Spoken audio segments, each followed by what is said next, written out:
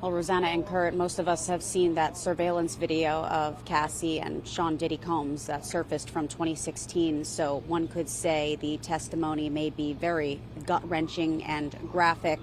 We'll certainly hear more later, though. But after prosecutors wrapped up their opening statements yesterday, they told jurors to expect to hear about nearly 3 decades of the defendant's crimes and more about his inner circle, too, who allegedly enabled him. We also heard from a publicist who told us that Sean Diddy Combs was feeling optimistic considering his family has been here to support him.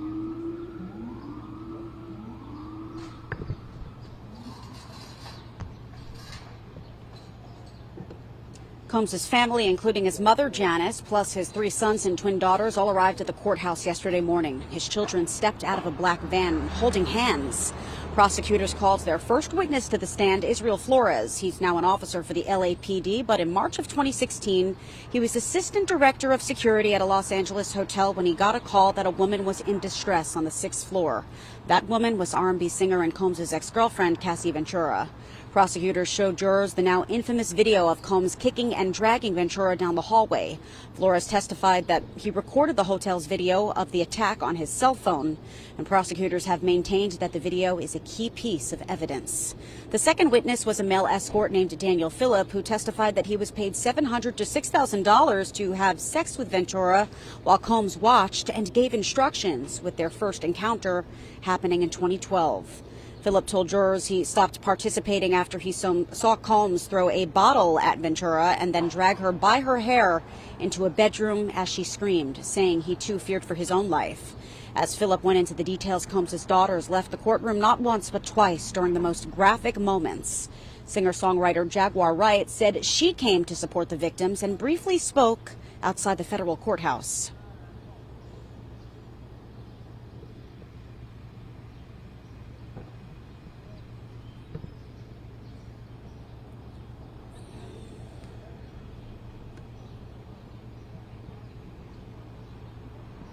Before court finished for the day, the judge reminded those jurors, 8 men and 4 women who will all remain anonymous, to not speak about the case after they left the courtroom.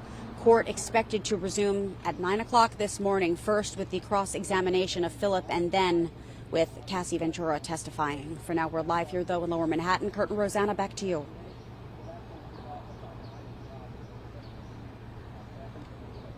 Getting really good at these live shots now because I've done so many of them. Bro. What's the next one? 8. We have a minute. Just chill. Shall I get coffee? Let's try decaf again. Let's try to keep you up. Skin? Can you do that? Yeah, I think so. Hold on. Do you want to? But I can only do a splash. I know how light it's like. Not light. So now what I'm investigating. Hold on a sec. Tomorrow's we have to do all these things with rain.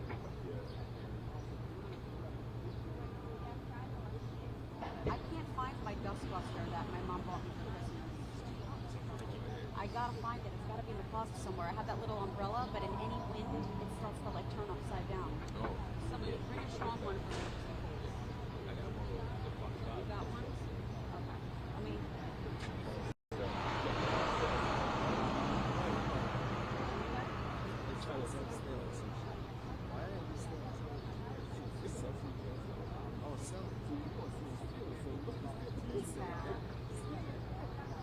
What you gotta do alone?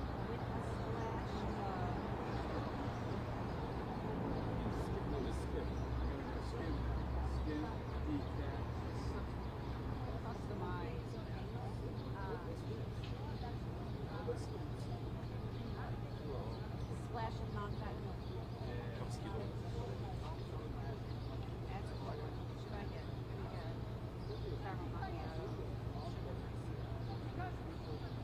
I watched the guy make that. Is it magical? What do you want? One cup of honey. Look, it's already on my usuals. I'll just put quickly.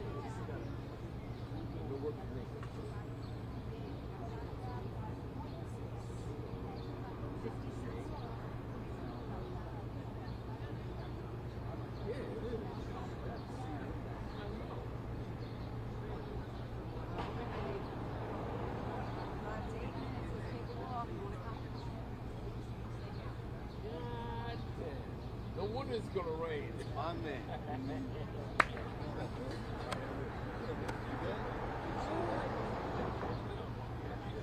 Hi, Riella. Nice to meet you.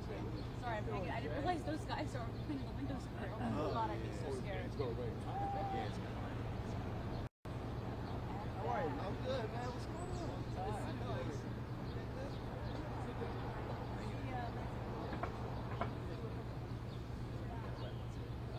Yeah, it's gonna be later on. Get the duration.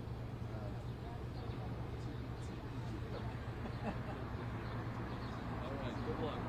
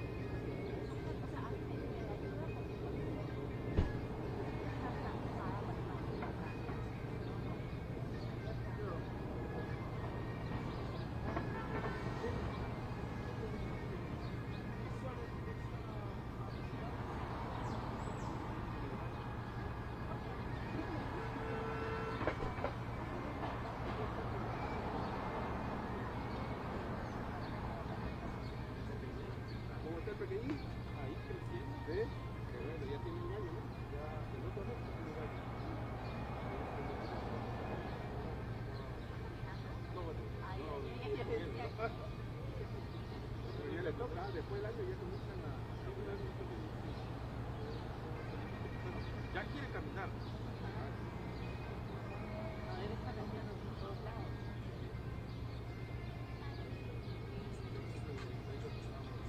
Eso fue el domingo. Mira qué bonito está. Oye, qué tranquilo. La seguridad que tiene. Con él, de protectores. Qué bueno. Qué bacán que ese chico feo. ¿Te gustó? Dejarle de un tipo chiquito, ¿no? No, con el teléfono, sí. Lo que pasa es que los perros me hacen caso. O sea, yo qué ya bueno. digo, pues aquí, Este se aprieta. Ya no se perdió, ¿cierto? Ya no se perdió de nuevo. ay, ya no sé, pero ya no sé. Mira, ahí van casi sueltos, pero no me van a jalar. Ya tiene educado. Qué bueno, está bonito, está bonito.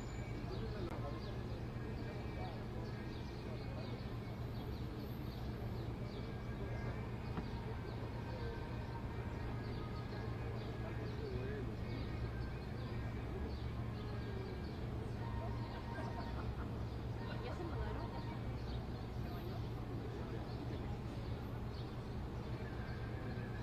Pero todos o solo... Nosotros que nos quedamos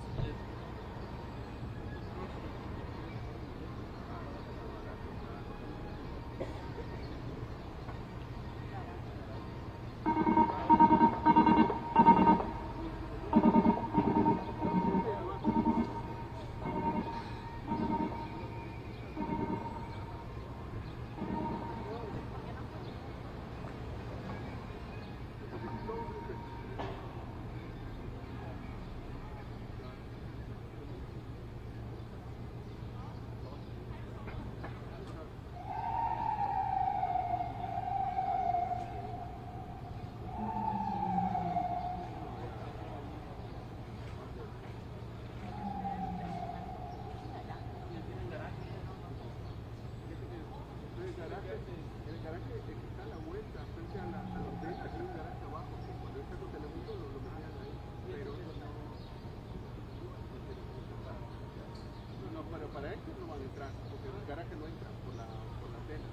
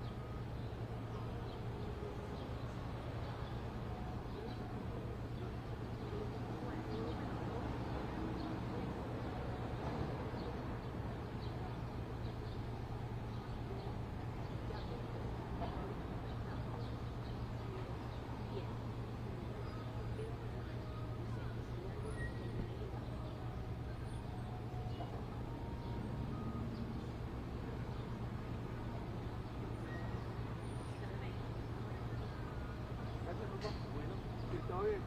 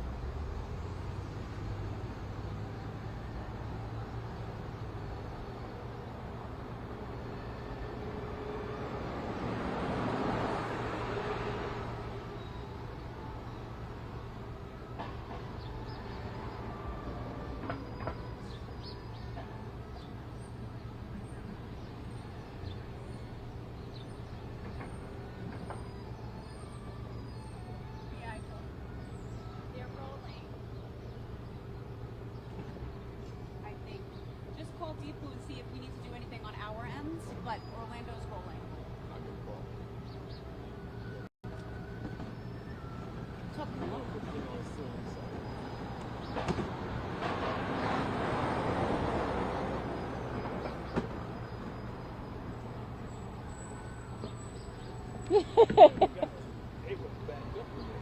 Yeah.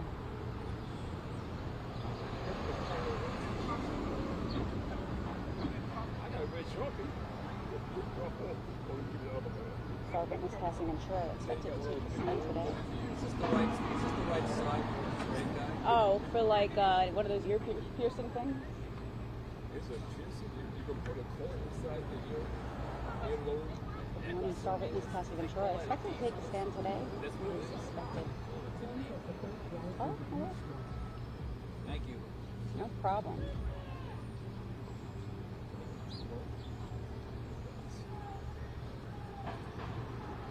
Did you call Deepu? I'll call. You want me to call her? I'll call her.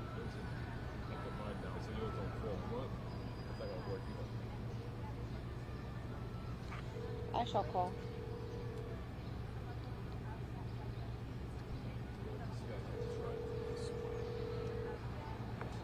Box 5. Hey, it's Briella. Can you just send me to Deepu for a second? Sure. Thanks. This photographer is coming back. We talked to her yesterday. Hey, so they're rolling. Do you need anything from us on our end, or just can go? Let's go. Okay, sounds good.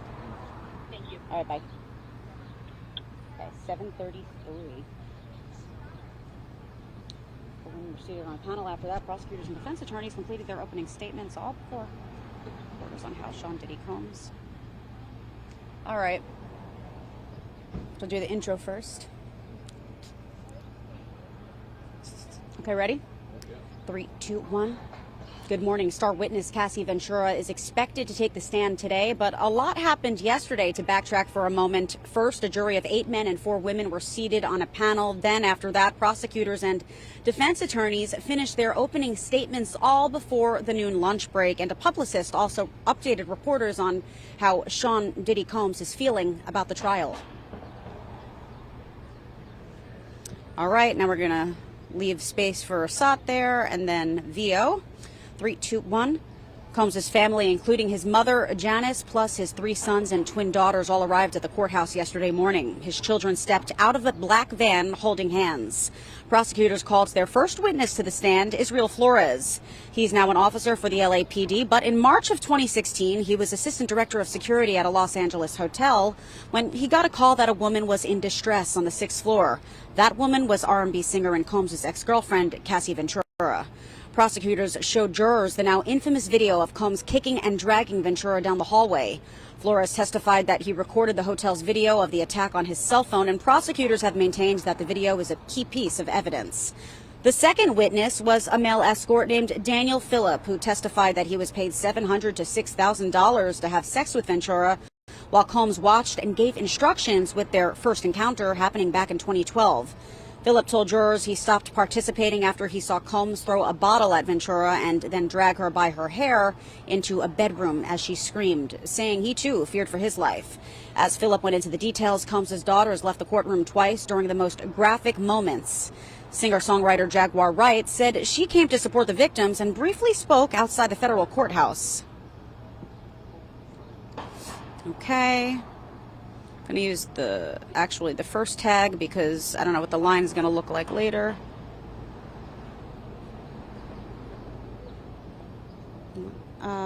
Resumes at 9 o'clock this morning. Okay, going to do the tag now. 3, 2, 1. And yesterday, before court finished for the day, the judge reminded 3, 2, 1. And yesterday, before court wrapped up for the day, the judge reminded those jurors to not speak about this case. All of them will remain anonymous throughout the trial. Court resuming at 9 o'clock this morning. Briella Tomasetti, Fox 35.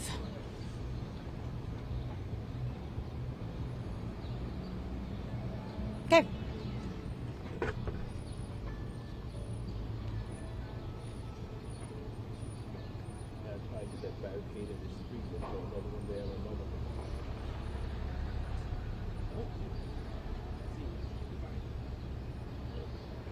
Executive Grant is too nice. He's not gonna make a move. Tony, although maybe Tony might say, I give up. I don't understand. All I'm right. tired of these guys All right. fucking illegally and Woohoo! Breaking time. yeah, me too. Yeah, you Like gonna it. come out? Huh? Yeah.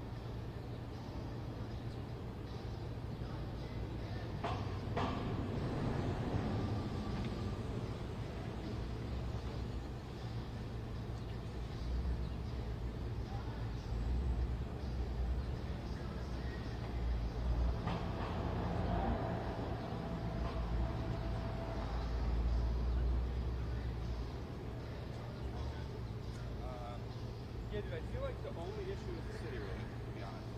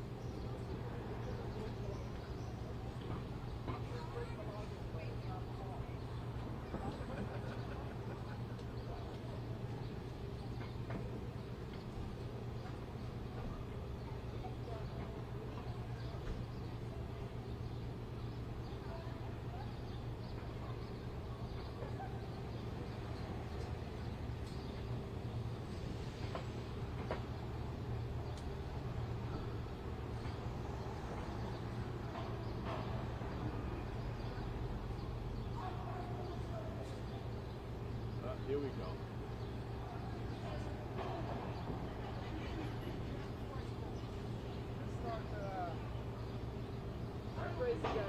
He's back, huh?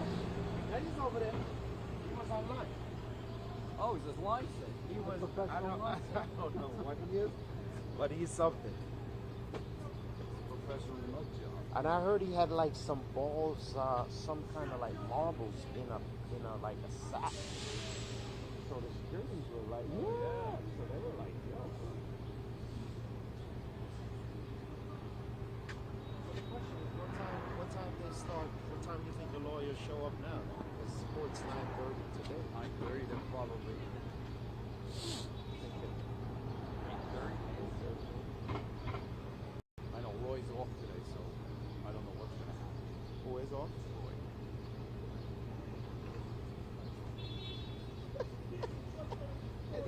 Eddie yesterday was like, keep him away.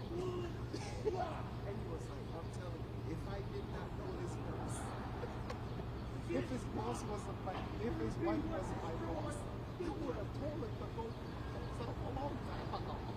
Because he's driving me nuts.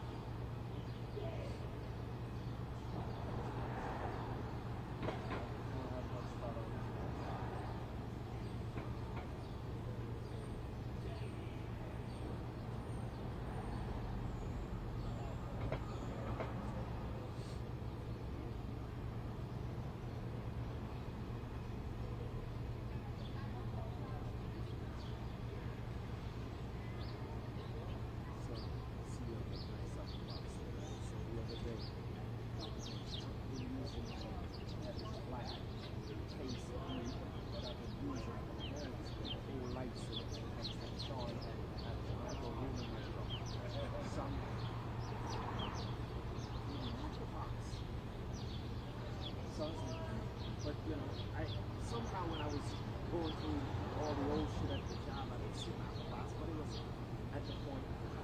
Just shoulder, or Kelly and you and Mark shoulder. We all down to the little bit of yeah, everybody. So we all under the same umbrella. So, bro, I go, stop by the store, still didn't see. He still didn't. I do work, I go in. Box, I'm looking around. I heard Phil. Phil was behind me. He goes, Mark, you know, an box like this one?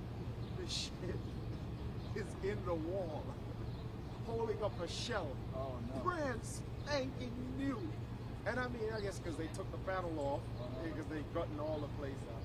Here goes the damn umbrella. I said, thank you. Took it out of there. It's like, I got my Apple box. Them shits is not cheap. Then look at Amazon, it's over $100 for them shits. Yes. Yeah. You know I had one of them shit that fucking disappeared a couple days ago with these guys? Out of my truck. And you just hang it on little things. I would put it on like this thing here to hold it down. This to my throat, pushed on his And elbow. they're not cheap. None of that. It's like a choke. You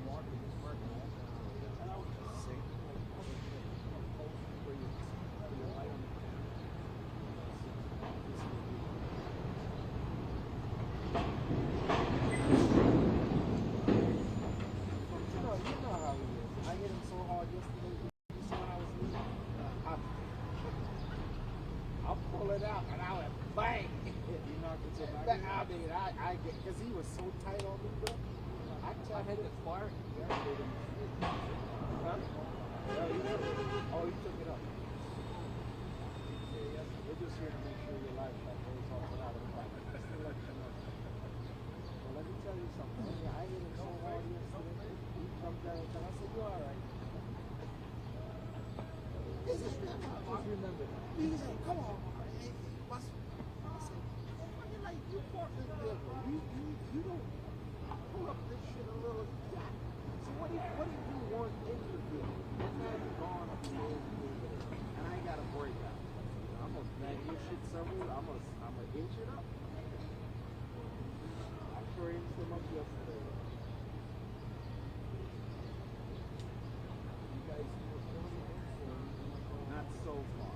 Not so far. Occasionally, they ask for them, but you know, as this trial goes along. Oh, wow. You do better. Wait, it's coming. All right, Mark. Wait till closer to the break. I guarantee a week out from this bad boy.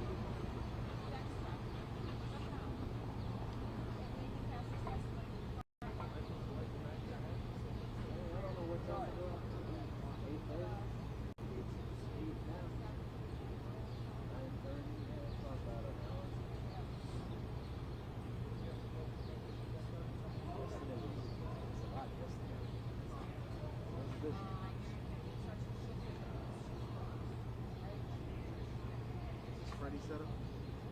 Tell him.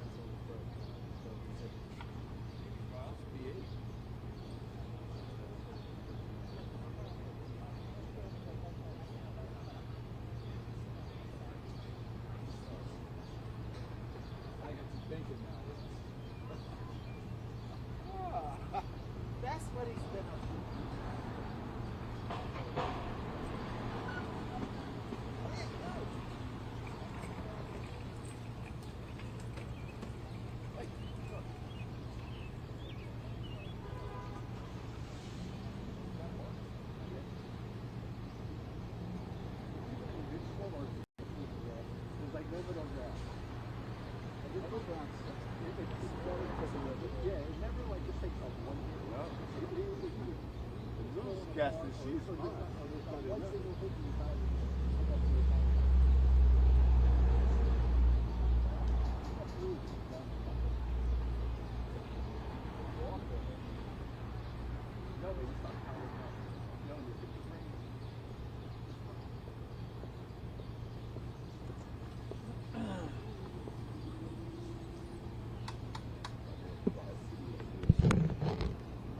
Silks on the crystal.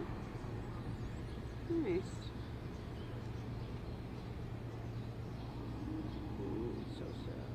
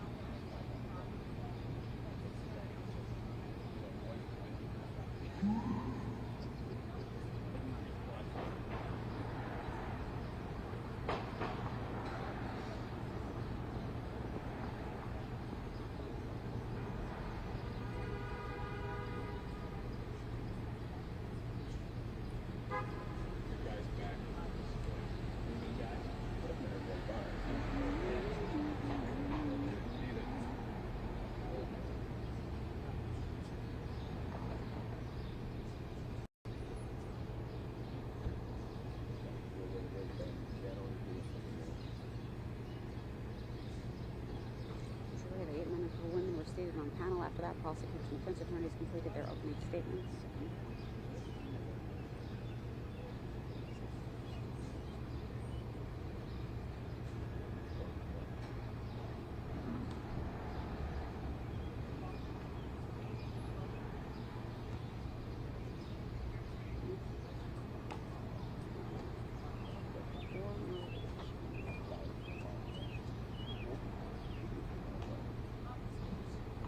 Okie dokes. Next, yay.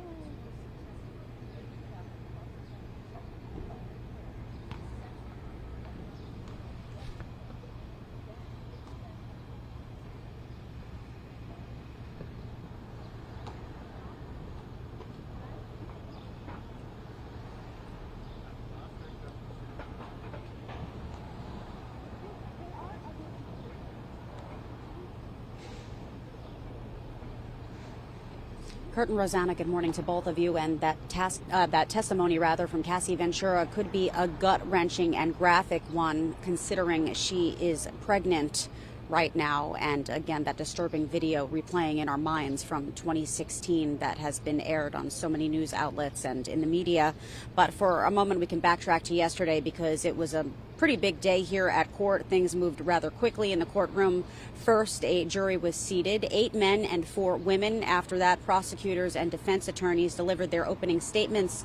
All of that wrapping up before noon. And we also heard from a publicist for Sean Diddy Combs, who explained how he was feeling, saying that he is quite optimistic going into this trial.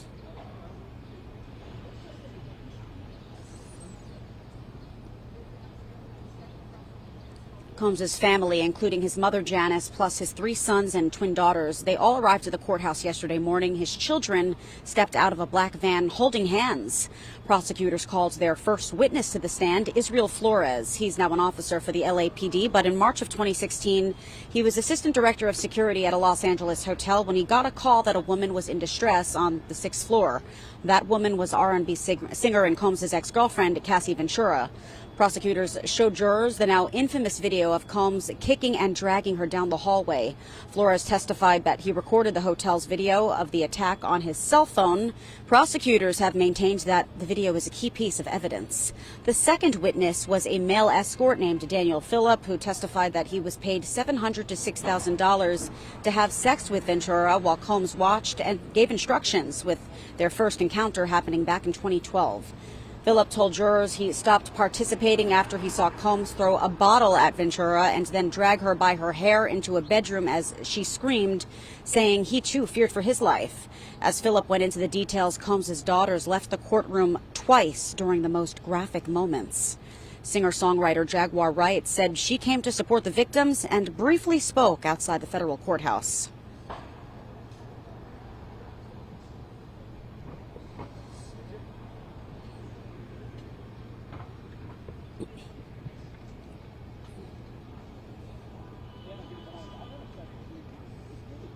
Another thing to note, as people were leaving the courthouse yesterday evening, others were already waiting to snag a spot for today. And over my shoulder right now, the line outside this federal courthouse in Lower Manhattan is still long, all the way down the block. Typically, the doors open momentarily and people start to be allowed in to the courtroom. Again, though, no phones, so the only images we are really getting from inside are sketches from artists. But Kurt and Rosanna, that's the latest. We'll send it back to you.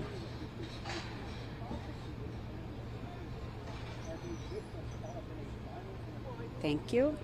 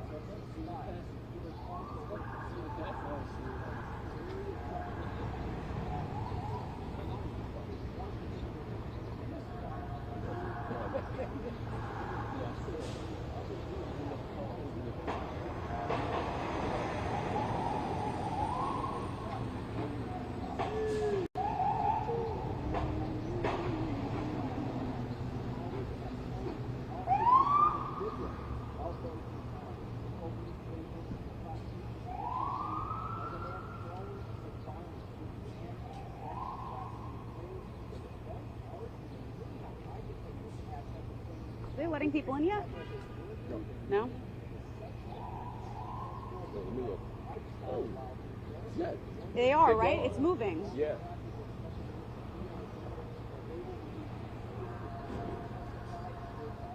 I go check on that ladder, make sure nobody moves it. So who's outside right now? Just supporters? Just people standing? I don't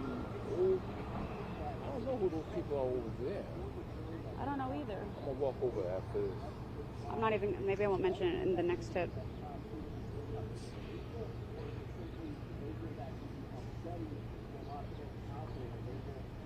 All right, I'll just use this intro and tag instead.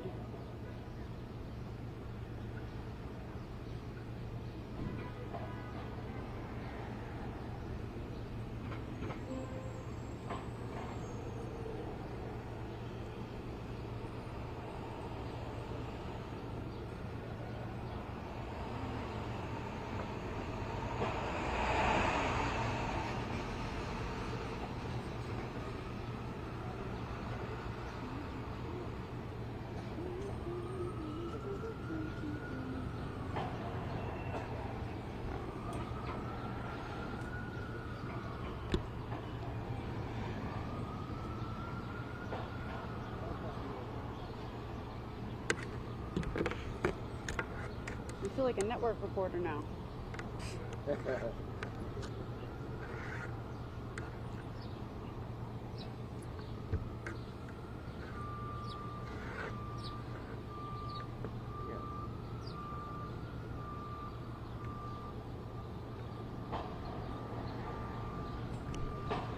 Hi, what's up?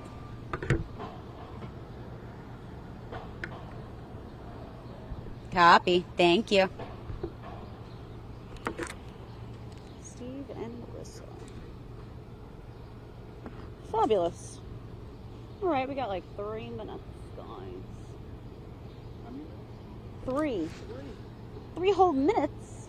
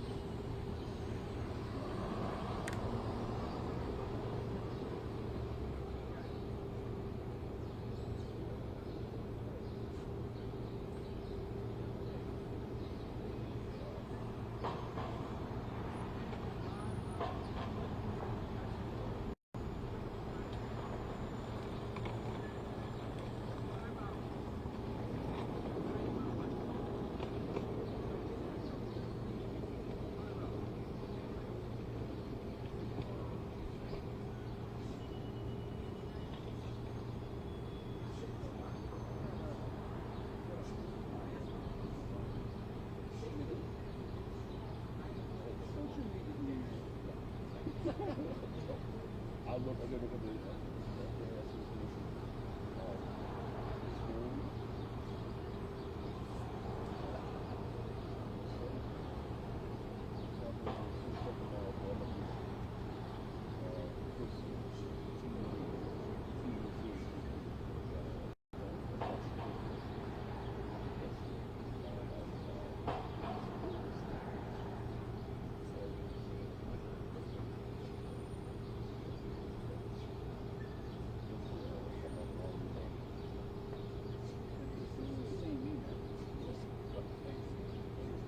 Minute away. I'll pick up my hangnail here. No picking up nails. The prosecutors wrapped up their opening statements. They told jurors to prepare to hear about nearly 3 decades of defendant's crimes, and this could be also key, learning more about his inner circle, which prosecutors say more about his inner circle, who allegedly enabled him. Diddy Combs' publicist said he's been staying positive, very optimistic, considering his family has been here.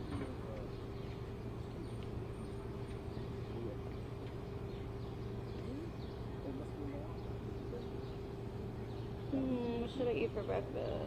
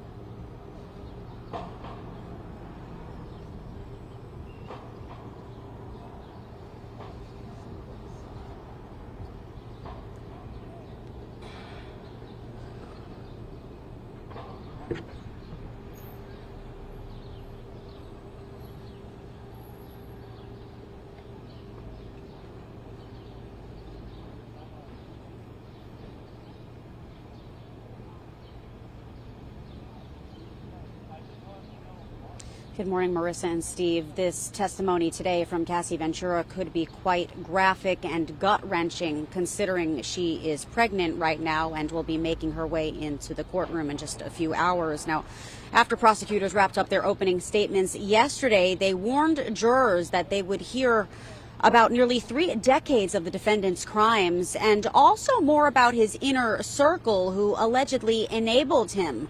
We also heard from Diddy Combs' publicist yesterday, who said that he is feeling quite positive and optimistic considering his family is here to support him.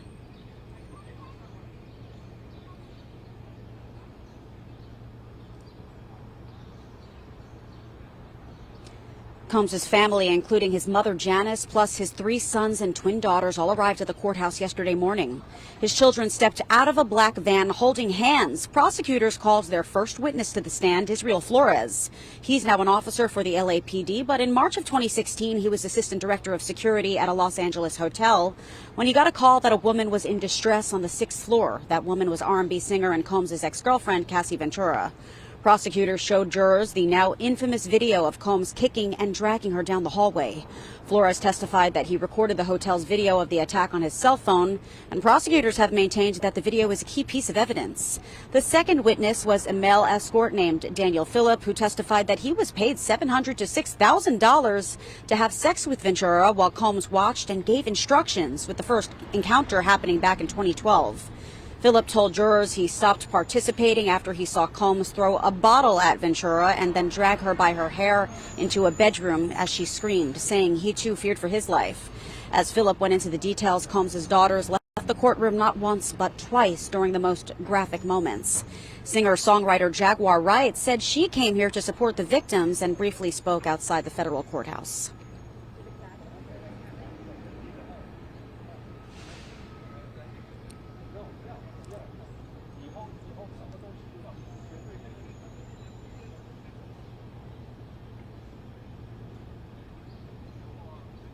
And yesterday, before court wrapped up for the day, the judge reminded all of the jurors that they could not speak about the case to anyone.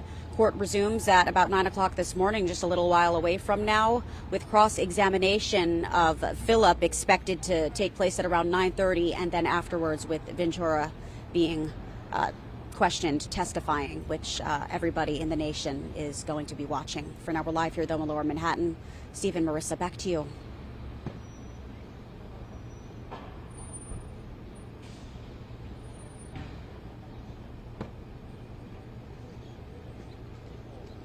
Thank you. All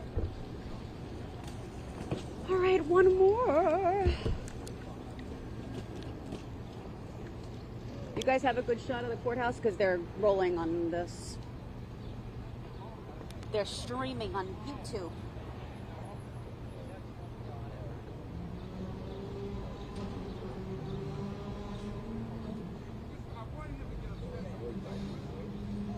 Nobody else came in? Somebody be here in this place?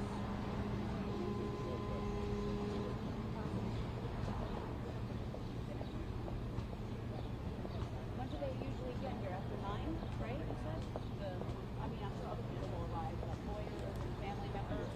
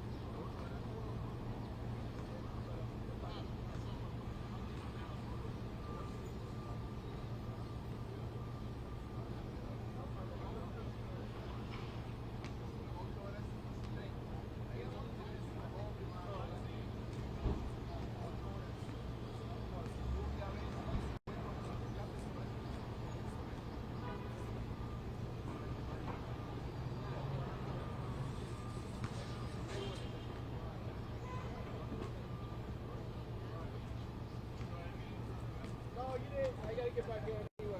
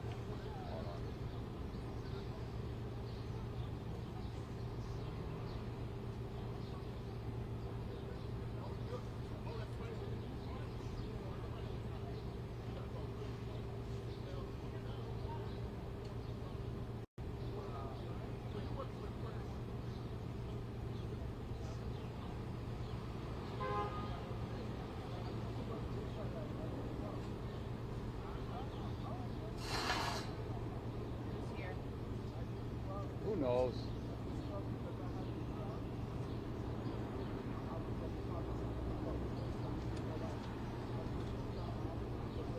Wow, somebody's ready to go. Yeah. Long day. But You know, this is where they fail with these kind of things. We're keeping the press back. I know. It really should. Everybody should be behind barricades and no excuses. I don't know who is here.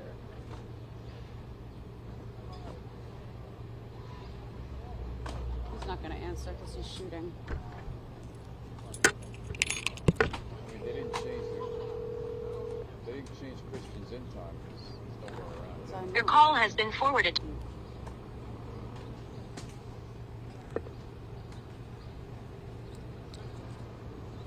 All right.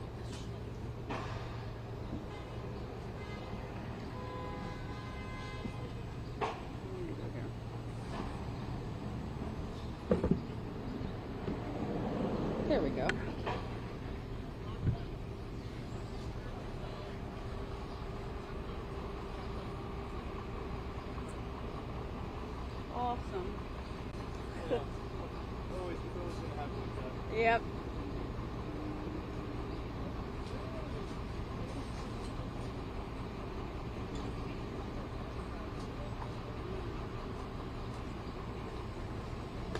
Do we know who just arrived? Who just got here? I will in a second. There's someone over there. The cell phone there, so.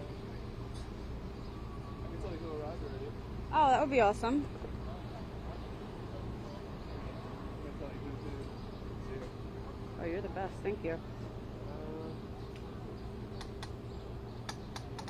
Flora Aller, she's always there. Here, let's see here. Emma. Diddy's lawyers. The lawyers. Last name's Steele. Cassie's attorney. Okay.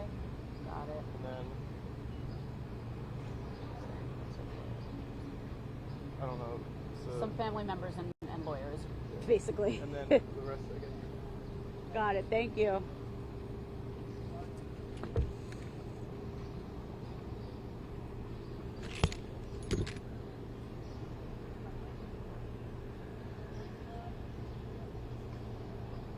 What do you call that? A black SUV? Yes. Yes.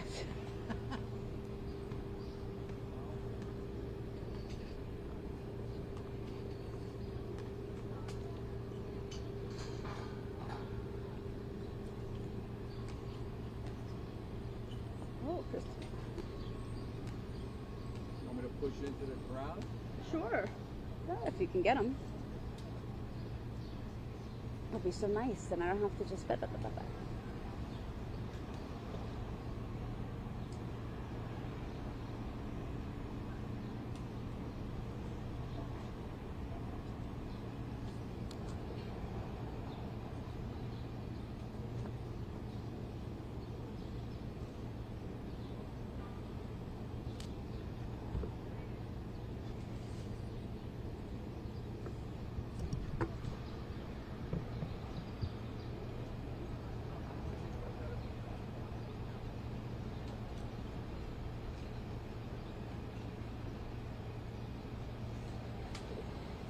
Yeah, Rosanna and Kurt, good morning to both of you. This could be a very gut-wrenching testimony from Cassie Ventura, who is currently pregnant. But to backtrack into yesterday for a moment, prosecutors told jurors to prepare to hear about nearly 3 decades of the defendant's crimes. And also, they plan to give jurors a look into Sean Diddy Combs' inner circle, who allegedly enabled him. Now, we'll give you a look right now what's going on at the courthouse, because it is 9 o'clock and court is expected to start any moment. We know some attorneys have arrived already, some family members. There is a black SUV right now in front. I'm not sure if you can see, but there is a swarm of media with cameras ready to capture whoever steps out of that vehicle. And that is what it's going to be like during the duration of the whole trial. It's what it was like yesterday when things got underway. But we also heard from Sean Diddy Combs' publicist, who gave us a look into how he's feeling right now. She said he has been staying positive and optimistic, especially because his family has been here to support him. Take a listen.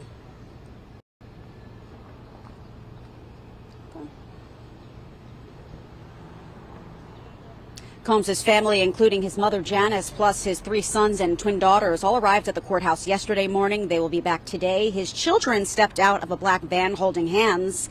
Prosecutors called their first witness to the stand, Israel Flores. He's now an officer for the LAPD, but in March of 2016, he was assistant director of security at a Los Angeles hotel when he got a call that a woman was in distress on the 6th floor. That woman was R&B singer and Combs' ex-girlfriend, Cassie Ventura. Prosecutors showed jurors the now infamous video of Combs kicking and dragging her down the hallway. Flores testified that he recorded the hotel's video of the attack on his cell phone, and prosecutors have maintained that the video is a key piece of evidence. The second witness was a male escort named Daniel Phillip, who testified that he was paid $700 to $6,000 to have sex with Ventura while Combs watched and gave instructions, with their first encounter happening back in 2012. Phillip told jurors he stopped participating after he saw Combs throw a bottle at Ventura and then drag her by her hair into a bedroom as she screamed, saying he too feared for his life. As Phillip went into the details, Combs' daughters left the courtroom not once but twice during the most graphic moments. Singer-songwriter Jaguar Wright said she came here to support the victims and briefly spoke outside the federal courthouse yesterday.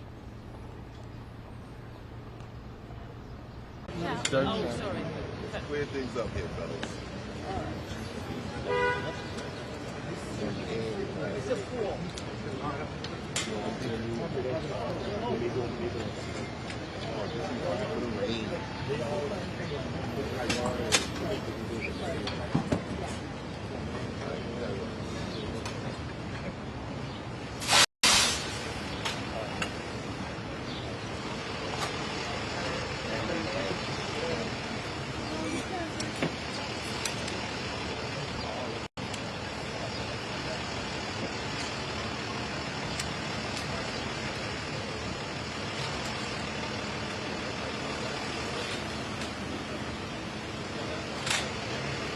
Sharp today, brother.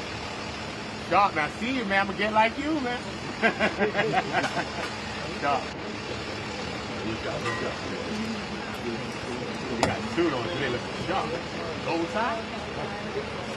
You gotta be Midas to bring out the time. Old side.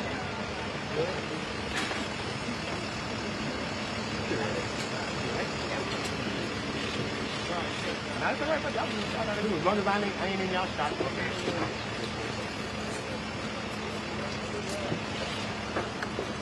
Is there any message for the alleged victims? Do you still apologize believe on your behalf dad's of your innocent? father? Do you believe your father's innocent?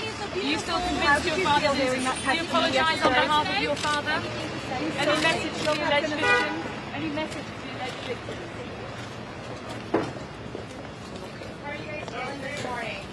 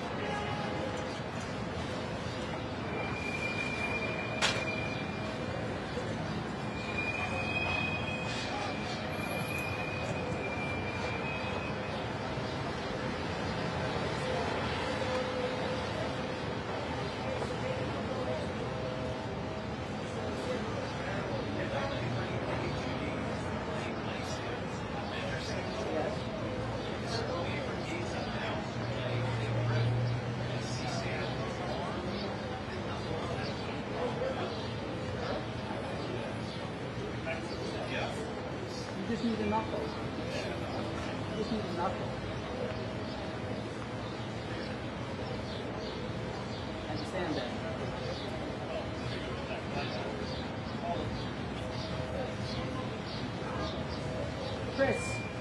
Chris, did I spy Peter Z? You did. Wow. Is he? I thought he was. I thought he owns a shop. I thought he owns a shop now.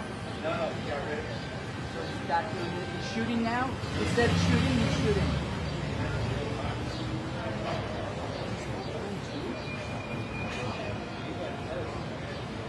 And he still live out in Long Beach? Or?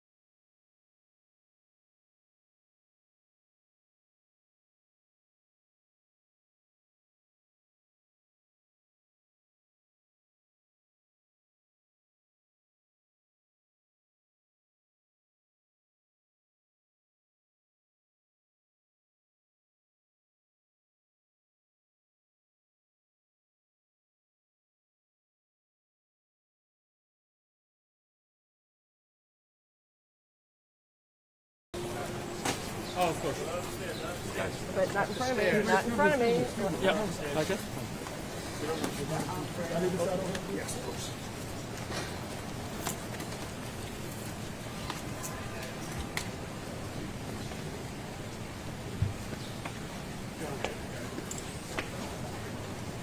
Let's go.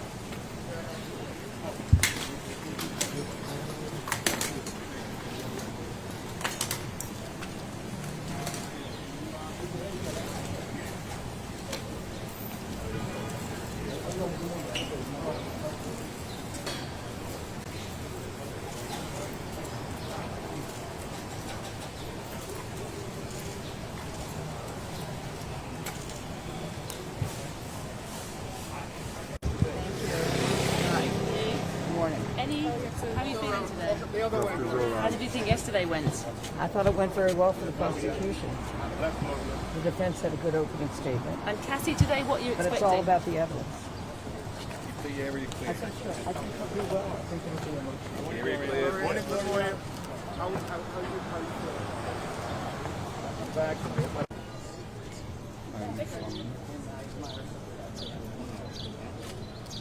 Thank you, Gloria. Have a good one. Gloria. Wenn Sie das hier auf dem Rücken schläft.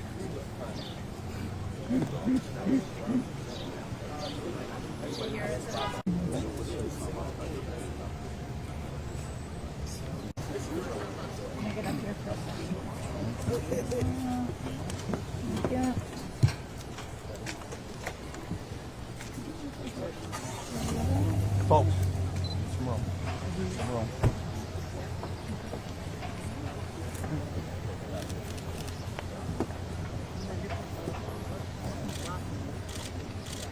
Mrs. Combs, would you apologise on behalf of your son? Mom, are you Jana? still convinced of your son's innocence? Is there a message for Cassie?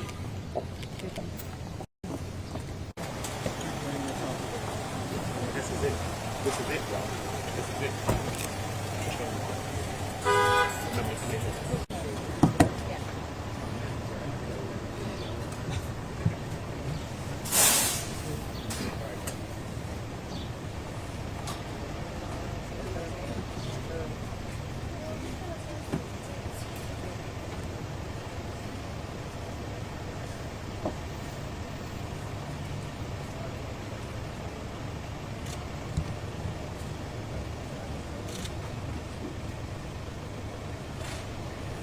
Sharp today, brother. Sharp, man. I see you, man. I'm gonna get like you, man. Sharp. Yeah, I know. Long time.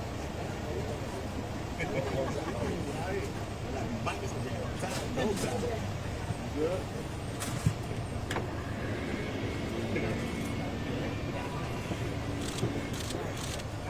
As long as I ain't in y'all shot, okay. Is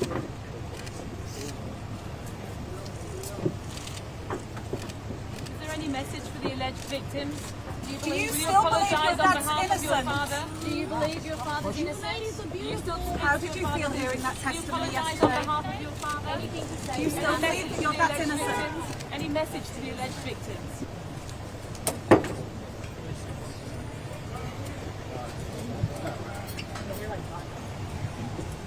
So do you still believe that Sean Combs is innocent? Any message to the alleged victims, sir?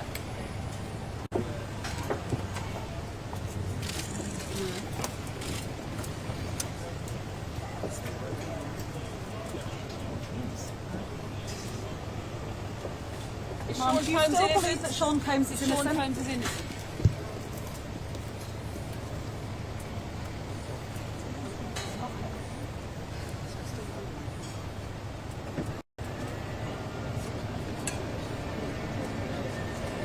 Just watch your feet. You good?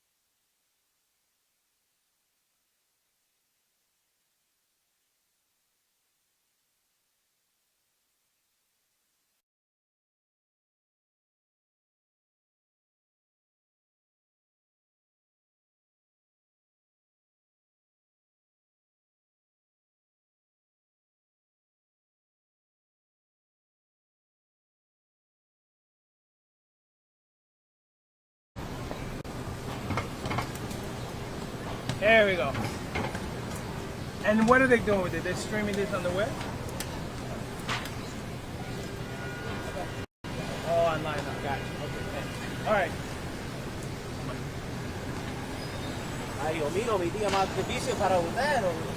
¿Cómo está, señor Phil? Oh, todo bien, gracias. ¿Usted? Aquí usted sabe.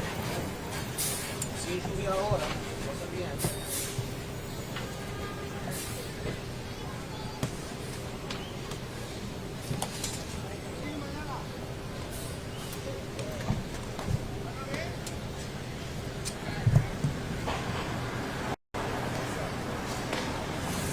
Yo, what's up, brother?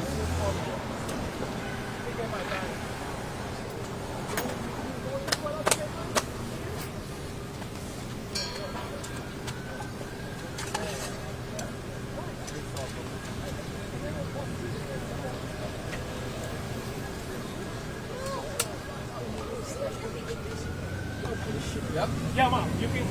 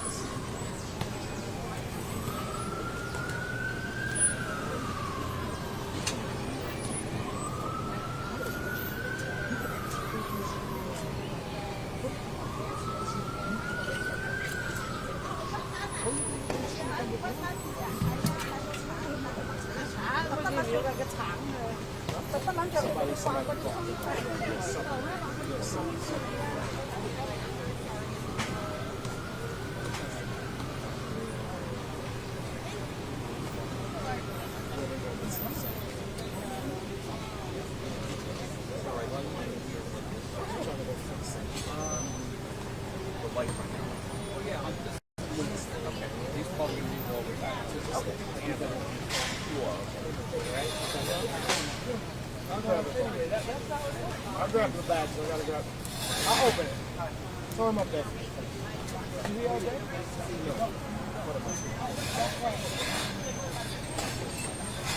No, bro. Never, bro. And I broke that fat. Never, bro. Never. We got these jackets. Of course we got these. Let me go. I want to bring all my battery and I don't have power. And what's that? Oh, this fucking guy again?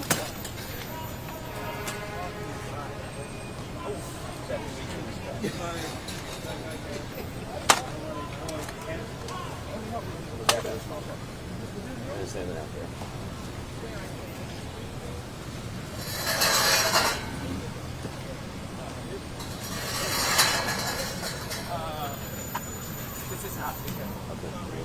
Where you set up? I'm set up behind you. These fucking over here, these nation, they fucking take over our spot. Yeah, those guys take over our spot. So I showed Roy yesterday. You all saw the robbery on TV. What kind of people are you? We put the tape there, and they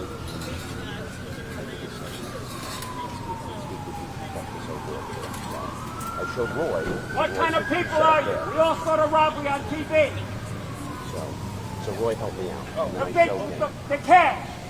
All right, let me get more battery. Hold on. We want the diamond tape. We saw the bitch, the cash. I'm going to stay like this. So you're fine there.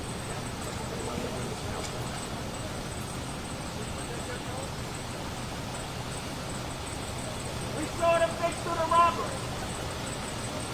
Now he goes to jail. Up, here comes. We saw the bitch through the robbery. The cash. The diamonds. The drugs.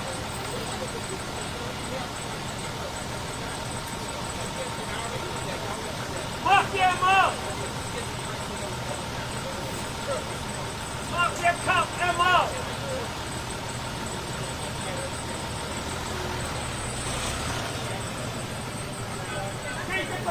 He goes to jail. Yeah, we all saw it on TV. Think it's a robbery. He goes to jail.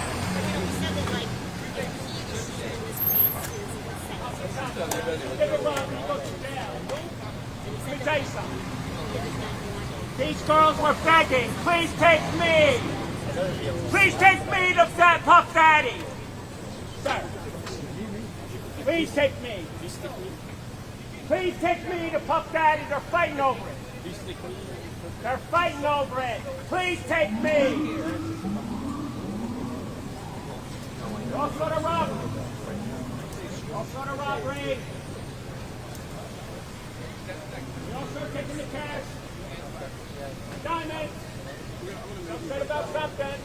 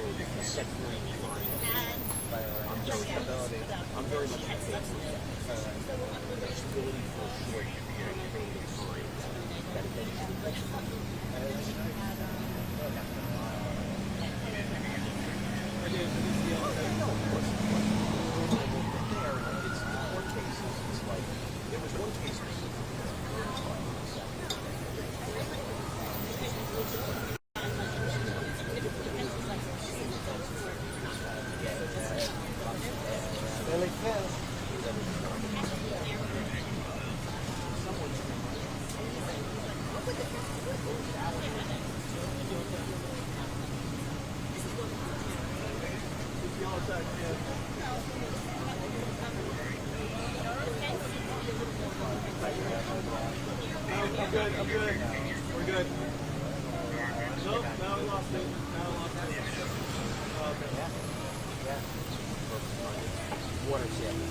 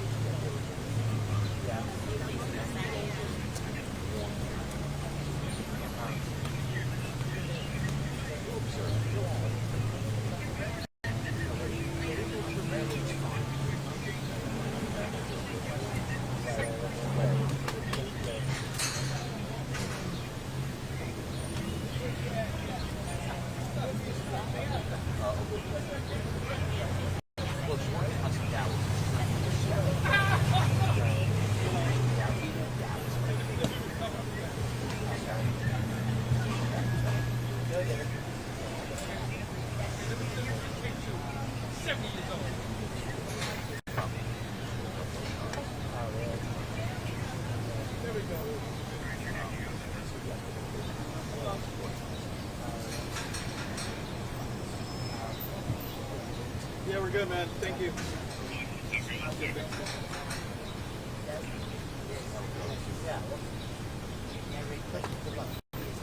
They're not going to hire anyone. That's the problem. They're not going to hire anyone.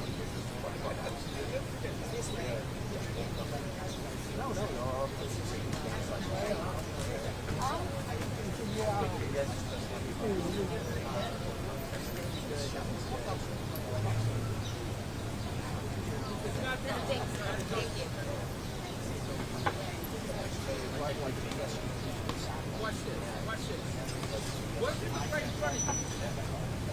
Hey!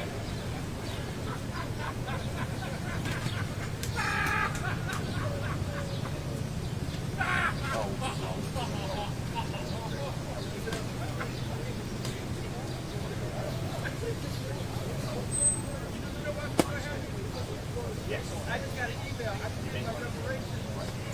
Yeah, exactly.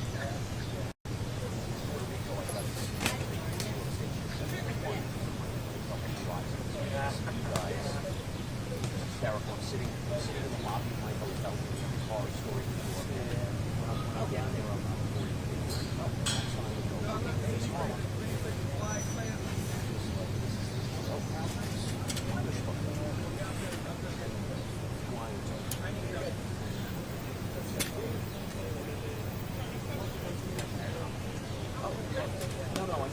I had it turned off when I was down there.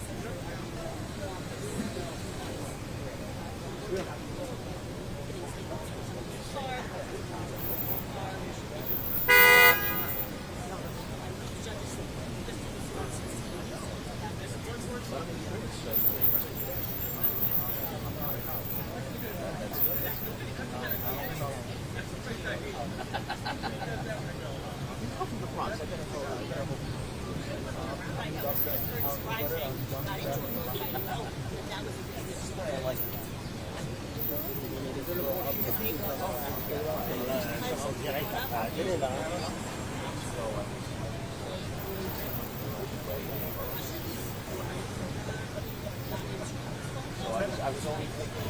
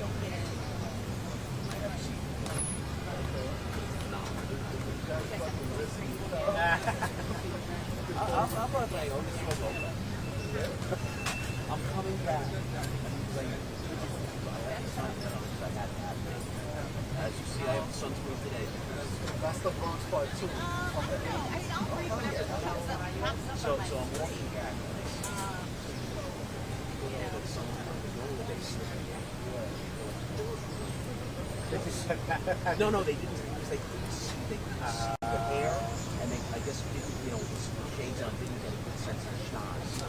So I'm just walking past them like,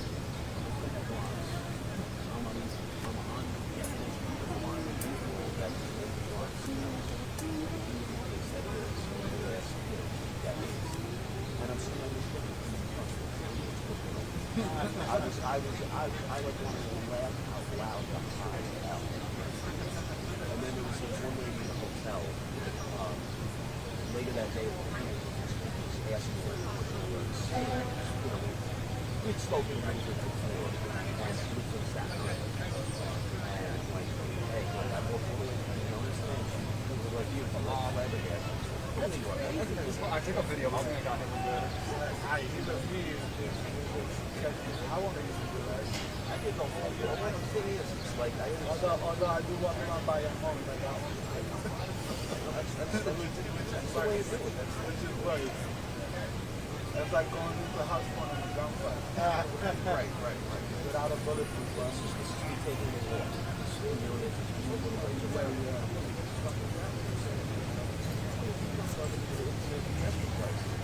It took us long for them to drive.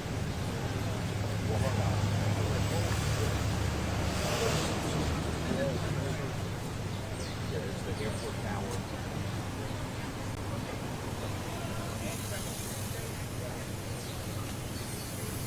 One of the best places.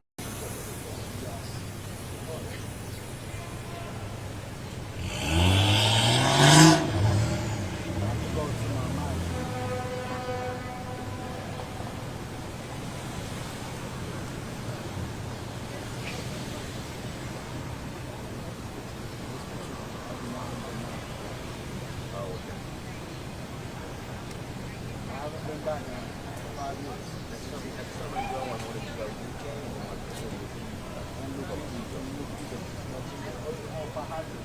Fajardo must be. Yeah.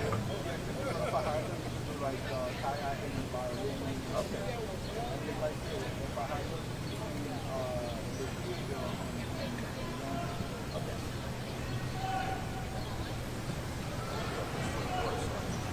Yeah, and they do zip lining.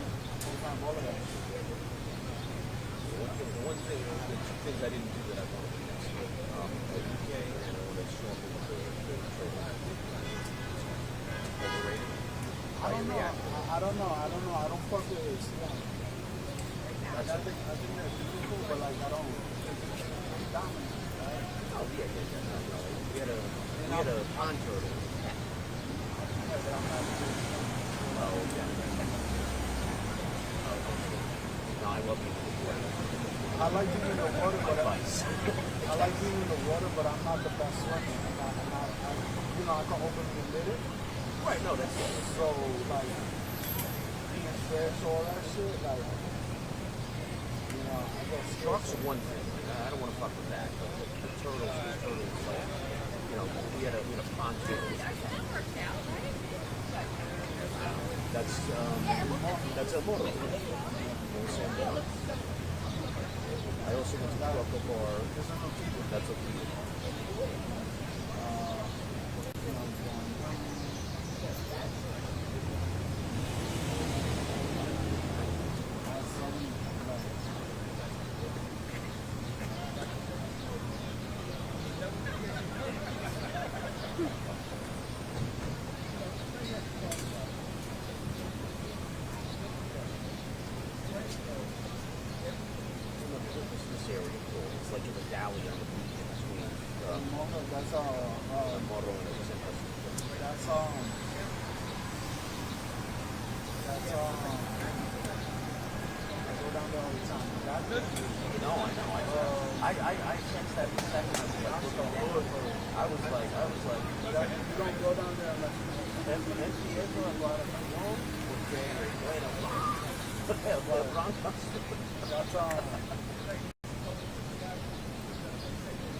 I saw it from above. I said, I'm going to walk. I'm over for taking snaps. I forgot the name.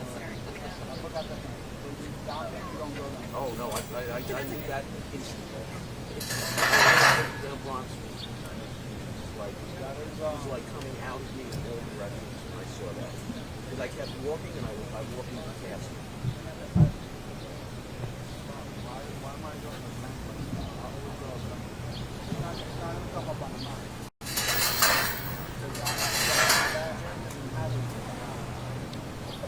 La Perla. La Perla. La Perla. Yeah, you don't go there. Oh, hell no. I was like looking, I'm like, I ain't even Normally, you can see, like, when you look down, there's the basketball court. Right. When I was younger, I used to play ball when I was like street ball, and I was outside.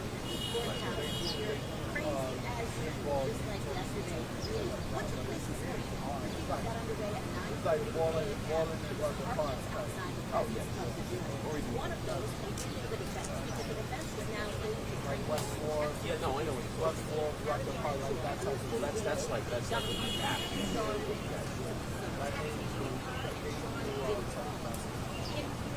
She was telling Holmes about a bar fight that she had gone into while she was in Connecticut visiting her family, so Holmes was not present.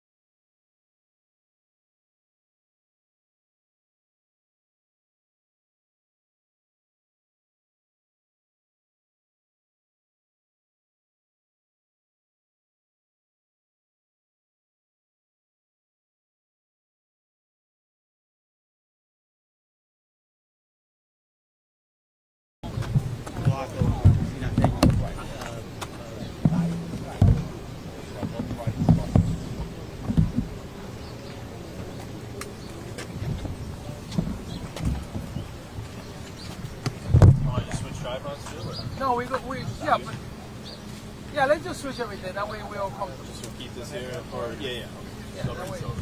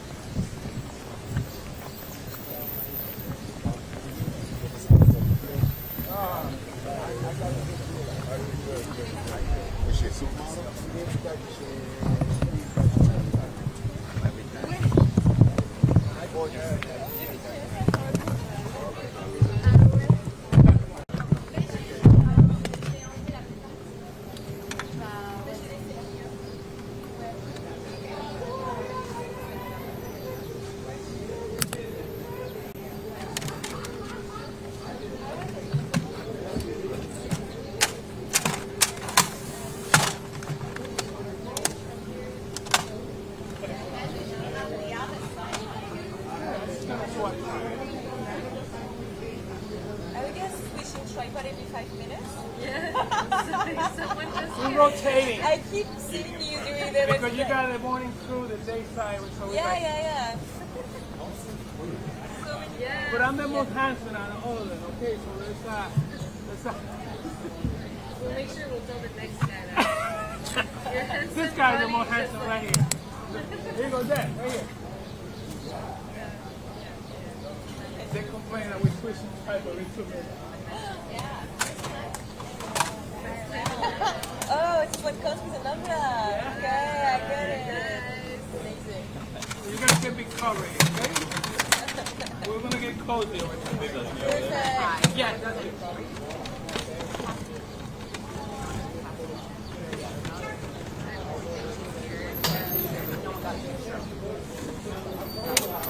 I'm just making sure.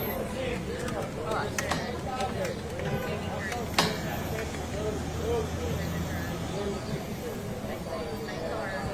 There's so many instances that she can just bring this case back somehow. There's no reason why.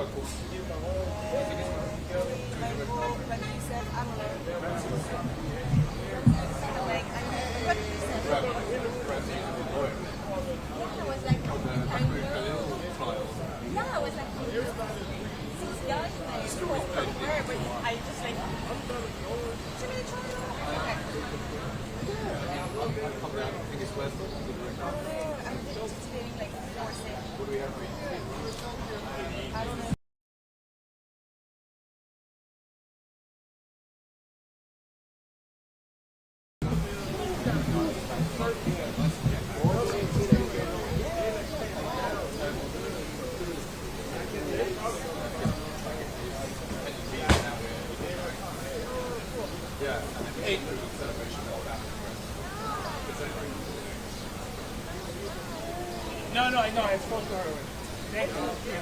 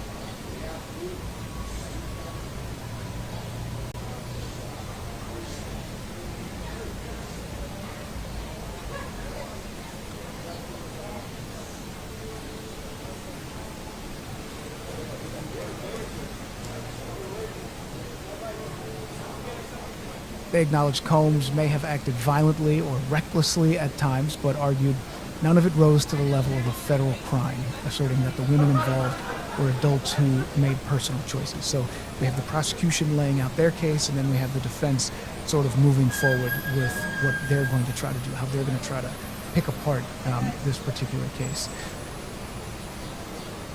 Yeah. All right. So it is, again, it is Tuesday, the 13th, Lower Manhattan. We are checking out the Diddy trial here. It is 10:31 on this morning. If you were paying attention yesterday, you know that this case got underway after a really lengthy process to figure out who the jury would be. They did get that jury seated. 12 members of the jury, additional alternates who have to be sworn in. Once they were sworn in, we got the opening statements from the prosecutors as well as from the defense. If we can, I just want to sort of lay out a little bit about what the prosecution said here, that they're alleging Sean Combs led 2-decade criminal enterprise, coerced women, including his ex-girlfriend Cassie Ventura, into drug-fueled sex acts. Those were referred to as freak-offs. You've probably heard that term at this point if you've been paying attention to this case. They say that these acts were filmed, used for blackmail. The government framed Combs' music empire as a cover for organized abuse and exploitation. I mean, we need to stop and sort of think about what they're saying there. His music empire as a cover for organized abuse and exploitation. So here we have Sean Combs, who is one of the most influential music figures of the last 30 years, to say the least, from the mid-1990s until maybe a little closer to today. And we know that they're saying that a lot of this was a cover for a criminal organization, which, when you really think about it, is a serious allegation. Their defense, Diddy's defense, they claim that all relationships were consensual, and they acknowledge that maybe Combs did have a domestic violence situation here, did act recklessly at times, but they argued none of it rose to the level of federal crimes, asserting that the women involved were adults who made personal choices. So here we have the prosecution laying out their statements. They want to tell a story. They want to lay out this story in a narrative fashion, in a timeline. They're going to present this evidence. They're going to present this video. They're going to present some text messages, witness testimony, and they're going to tell a story. At the same time, the defense, they will have their opportunity to try and pick apart that story and insert their narrative here and there. Things started very, you could call it explosive testimony right off the very beginning. Witness testimony came from a man named Daniel Phillip. He testified that he was hired to engage in sex acts with Cassie while Combs watched and participated. He also recalled seeing Combs assault Cassie in a hotel hallway, an event recorded on surveillance video that was shown to the jury. Now, this is the video that a lot of people have seen at this point, and so it is going to be at the heart of the case, and it is something that was debated about whether or not it could actually be included. Now, the defense said, okay, well, we may acknowledge that there was a domestic incident here, but this domestic incident isn't this federal crime that you're saying, so that's part of what they're already sort of laying out. A man named Israel Flores also testified. Now, he's a former bodyguard who claimed Combs offered him money to keep quiet about that 2016 hotel incident. He said he offered him a stack of cash. And he described the culture of control and fear all surrounding Combs. So if we could talk a little bit about that key evidence, the hotel video. So the jury, they were actually shown that 2016 surveillance video of Combs. That video alleges to show him assaulting Cassie Ventura. The footage, the centerpiece of the prosecution's case. And really they showed it because they want to show it and demonstrate a pattern of abuse and control. Sort of setting the scene for what things looked like in the courtroom yesterday. Combs' appearance. He entered the court. His hair was graying, and he engaged with his defense team, and he turned around, exchanged smiles with family members who were seated behind him. We know that at some points during the testimony yesterday that his family members sort of became visibly upset. Some of them, his daughters, actually had to leave the courtroom because of the sexual acts that were being described involving their father. And so his mother, Diddy's mother, and his 6 children, all present in the courtroom, offering their support despite some of those disturbing allegations. That's just the first day.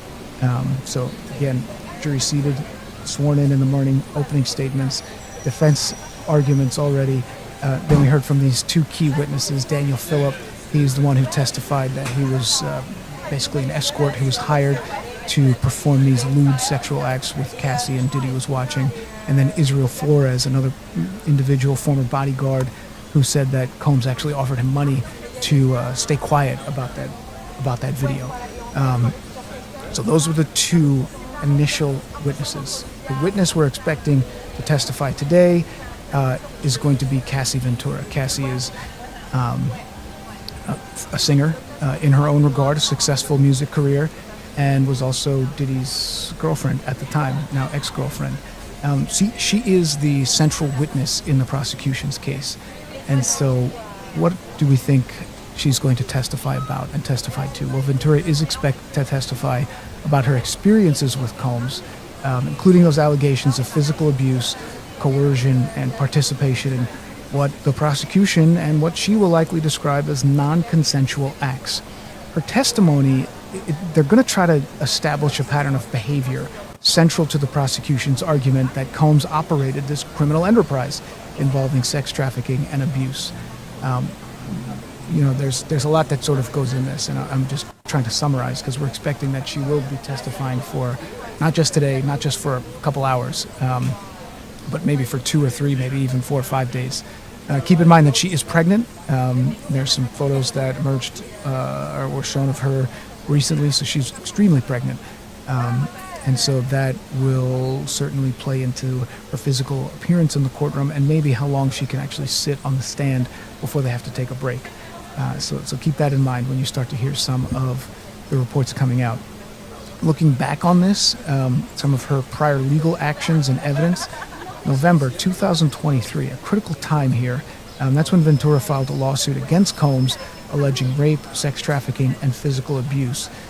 Understanding was that was settled shortly after, but that's significant because that is when some of these rumors that we were hearing, for years, actually really started to bubble up into something that could become more significant. And that 2016 surveillance video showing Combs allegedly assaulting Ventura in a hotel hallway was sort of first viewed by the public, and was a major headline.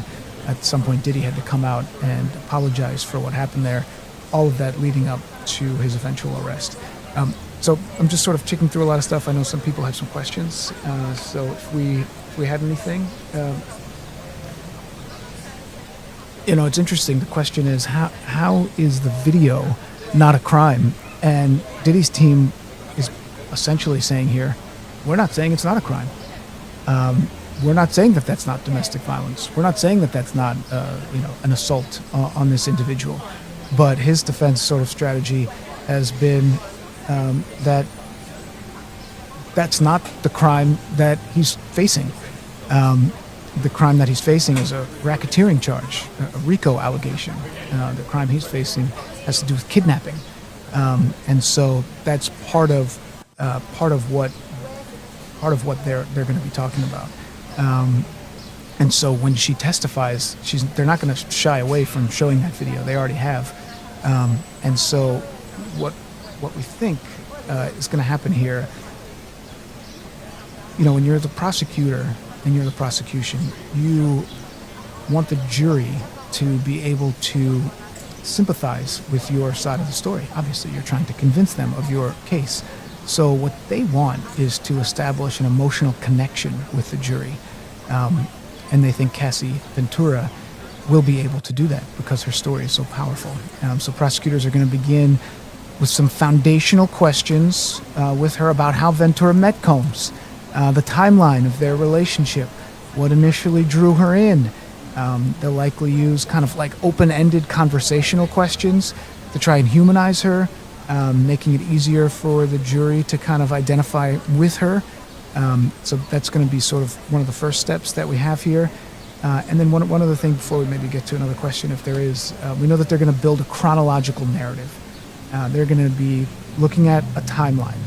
It's important in all these cases to establish a timeline. When was the first incident alleged to have occurred, and is it something that just sort of happened out of nowhere, or was it a part of a timeline of events that happened continuously over and over and over and over again? And that's the key part of the prosecution's case. So the questions will follow a timeline from the beginning of the relationship to its decline, emphasizing a pattern of escalating abuse and control. That's what the prosecution is going to say. Step-by-step account reinforcing the idea that the abuse wasn't isolated or accidental, but that it was systemic and calculated. So that's something to keep in mind. Yeah, I mean, the question that we saw is, what about Diddy's apology video? And that's true. Diddy did put out that apology video that came out directly afterward. And so, you know, sometimes in the news business, it's sometimes hard to, if you're not the one who obtained the video, right? So CNN is the one who initially had that video as their exclusive. And so for a lot of other news outlets, can you verify the authenticity of the video? You know, you have to sort of figure out a way to get your own way of making sure that that is Diddy in the video. Well, then Diddy comes out and he apologizes for the video and the actions that happen in the video. So in some ways, he is acknowledging that that's him in the video, you know, without some reporters having to check in with this and check in with that. I mean, Diddy is acknowledging that that's him in the video. He said he was disgusted with himself and disgusted with what happened there. So that was a significant moment in this entire investigation, because that was one of the first times that Diddy had publicly acknowledged just the wrongdoing involved here. I mean, and keep in mind that at this point for Diddy, it wasn't too long before that video had come out, right around the same time, but he was actually given the keys to New York City, you know, in a sort of symbolic gesture because of his influence. He had just opened up a charter school in the city. So this is someone who, of course, is, you know, not just a music icon, but a New York City icon.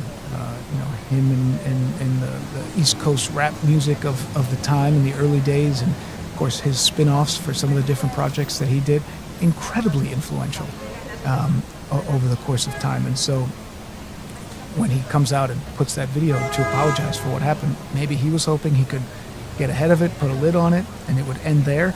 Turns out that was just part of the escalation before the FBI and everyone else raided his house, took away all that evidence, the boxes of evidence that they took from his homes in Florida and Los Angeles, or Florida and California, and now here we are at this moment where we are right now. So okay, so let's keep moving forward with some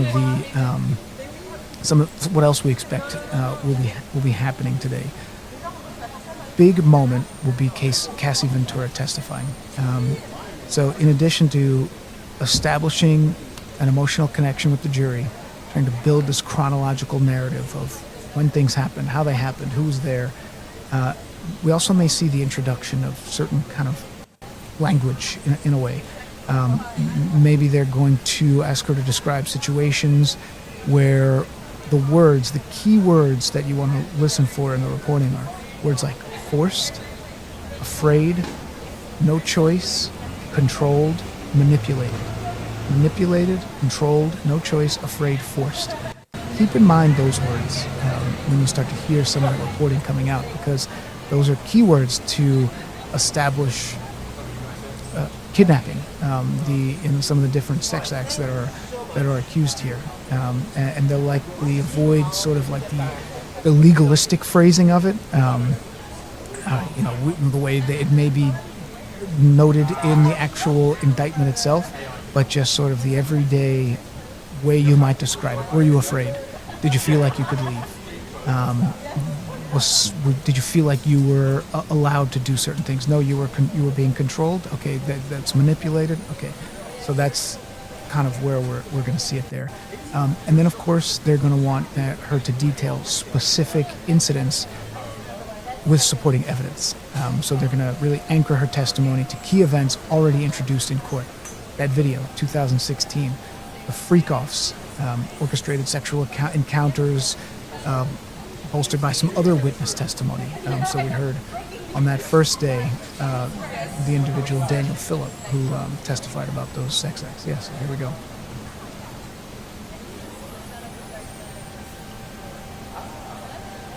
And that's a good point. Why did Cassie not take him to court? Not sue him sooner. So that's a good point, because that's something that I wanted to get to here, because the defense, well, of course, they'll have their chance to respond, and so after the prosecution will lay out their case, the prosecution wants the jury to take away a couple key factors. That Cassie Ventura didn't consent, she complied out of fear. Sean Combs wasn't just a bad partner, he was manipulative and abusive, an orchestrator of criminal operation. This was not a broken relationship, it was about power, profit, and exploitation. That's what the prosecution wants to get across.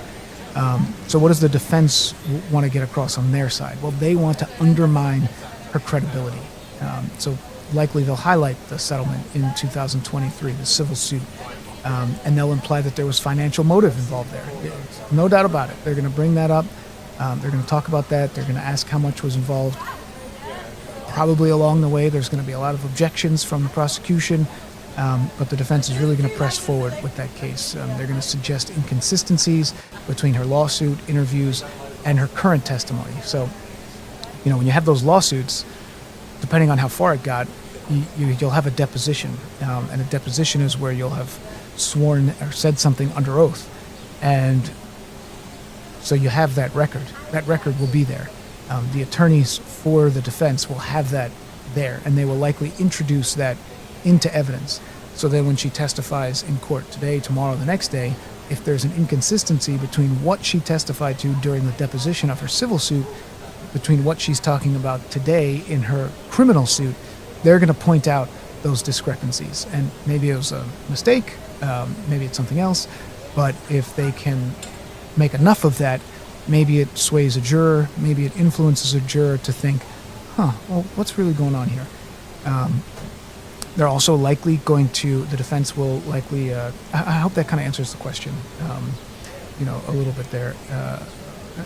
Anything else we want to kind of hit on there? I got another key point I was going to try to test out. And of course, I mean, if you're a defense attorney and you have a situation like this, which is so sensitive and so unique in a sense, given who Diddy is, who Cassie is, and the nature of their high-profile relationship. I mean, this isn't just sort of like a boyfriend and a girlfriend. These were people who were photographed every time they went outside. And so the defense is also going to try to reframe the relationship as consensual. They're going to ask about instances where she stayed with Combs voluntarily. Maybe they went on a vacation. Maybe she got a gift. Maybe they were in a public appearance together. And so they're going to be able to cite these examples without a doubt. If that did happen, there's going to be receipts of a vacation that was maybe taken, a gift that was given, and certainly if an alleged incident is supposed to have happened on this date and 2 months later there's a public appearance together, the defense will say, well, this is a consensual relationship. You weren't forced to stay there. And they're going to suggest that there was coaching or manipulation maybe by the prosecution. Did you meet with the prosecutors before? Have you had a chance to do this? Have you had a chance to do that? Those kind of questions always come up. And then the question, how long she waited to report. So float the idea that her story had been shaped or encouraged by outside influences. So whether it's true or not, that's what they're going to do. And really part of what they're going to do, and it's a very sensitive situation when you have someone who's a victim of domestic violence, who really by both sides, nobody is not arguing that Cassie in that video wasn't the victim of domestic violence. I mean, even Diddy acknowledged it. But they're going to try to paint Diddy as a victim here. That he's the alleged incidents where Combs was harmed or controlled by Ventura. They're going to try to flip the script a little bit. And they're going to suggest that the dynamic was mutual and not one-sided. They're going to try to downplay those freak-offs. They're going to say, look, maybe that's not what you're into. Maybe you're not in a position to have something like that, but that doesn't make it a crime. So that's certainly going to be part of what they say. emphasize her age, the lifestyle that they live together, and they're going to say she was a willing participant in everything that happened. So the prosecution, they're going to try to make this connection. The defense is going to try to pick it apart.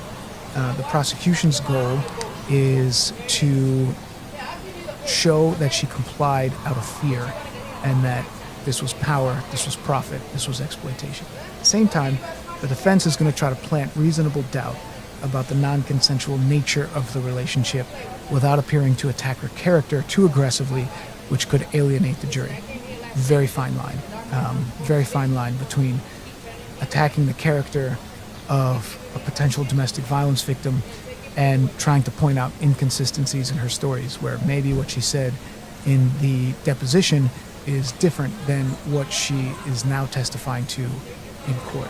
So those are some of the things that you really want to keep your eye on as you're watching some of the developments that come out today. So I just want to sort of reset the scene. It's 10:50. We know that the judge has said he's likely to approve media requests to view videos described as pornographic, which will be shown to the jury. He's giving both sides another day to submit arguments, aiming to balance privacy with public access to the trial. Okay, so what does that mean? A lot of times, the defense and the prosecutors will present different pieces of evidence to the judge while the jury is not in the box, and while the things that the jury is not allowed to hear, because they're not sure if it's going to be part of the case or not. They're not sure if this piece of evidence is going to be entered into testimony. There may be a video that the prosecutor wants to show that the defense is going to say, well, we didn't get a chance to view this video and authenticate that it's real yet, so you can't introduce this. And the prosecutor might make an argument, the judge is going to listen to that argument, and then the judge is going to decide one way or the other if that's going to be entered into evidence. That'll happen when the jury is not there. If it is entered into evidence, then what the judge is also saying is that at some point, maybe even soon, the day of the different testimony, that the public, you, me, the media, TV, all the web sleuths out there, everyone commenting on our YouTube page, and thank you for watching our YouTube page, you'll be able to see it too, analyze some of this stuff for yourself. So the headline, of course, that Cassie Ventura, who is Diddy's ex-girlfriend, really at the heart of the prosecution's case here, she is expected to testify today and potentially over the next few days. And it's that surveillance video that the jury did see yesterday on the first day of this trial that will be at the heart of some of what she testifies to.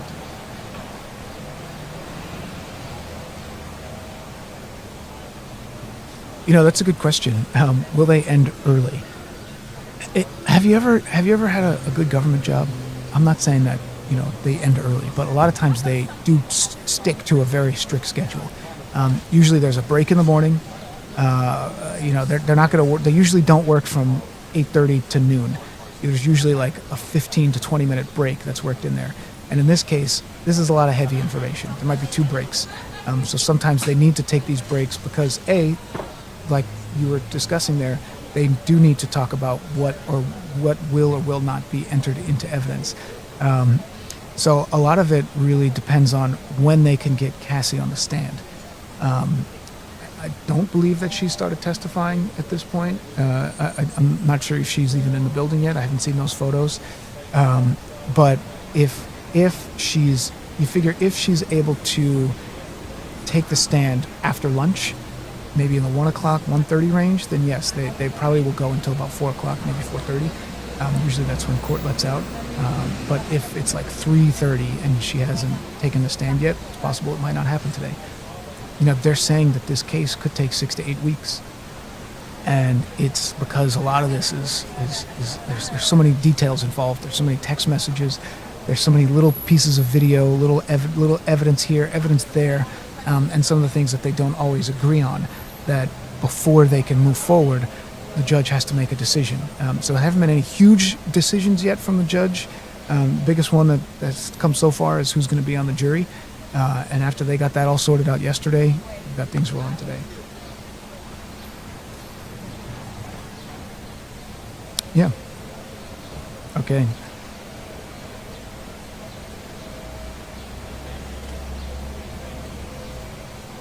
Yeah. So yesterday, one of the first witnesses to testify is a man named Daniel Phillip. So initially, when a witness like him testifies, the prosecution will ask the questions. So the prosecution goes first, and so they're going to lay out this initial timeline. What did you do? What were you doing back in 16? How did you know Diddy? How did you come in contact with him? And then after you did, was there ever a time that you did X? And what he testified to is that he was hired to engage in sexual acts with Cassie. And so that is a critical piece of information.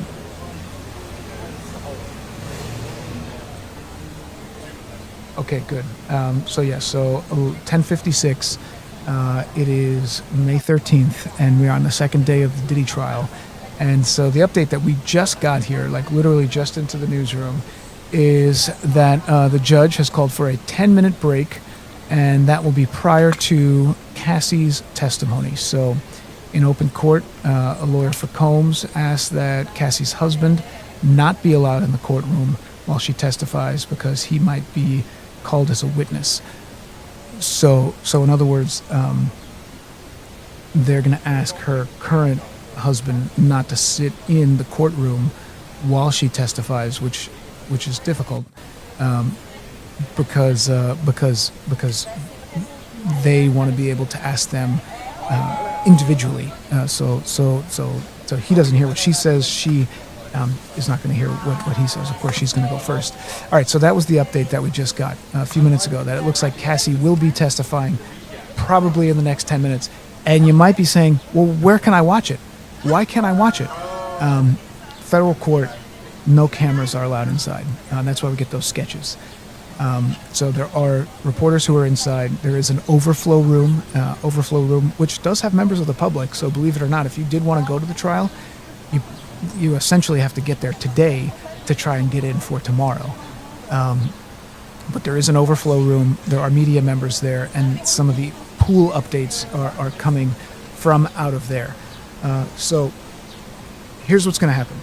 Cassie is going to testify. The prosecution will be asking her those questions first. What will the prosecution try to do? They're going to establish an emotional connection with the jury. They want the jury to believe Cassie. They want the jury to believe that this is a woman who's the victim of domestic violence, who's at the center of this criminal enterprise that Diddy was orchestrating. And the prosecution needs her to be believable. And so they're going to establish a timeline. When did she know Diddy? How did she meet Diddy?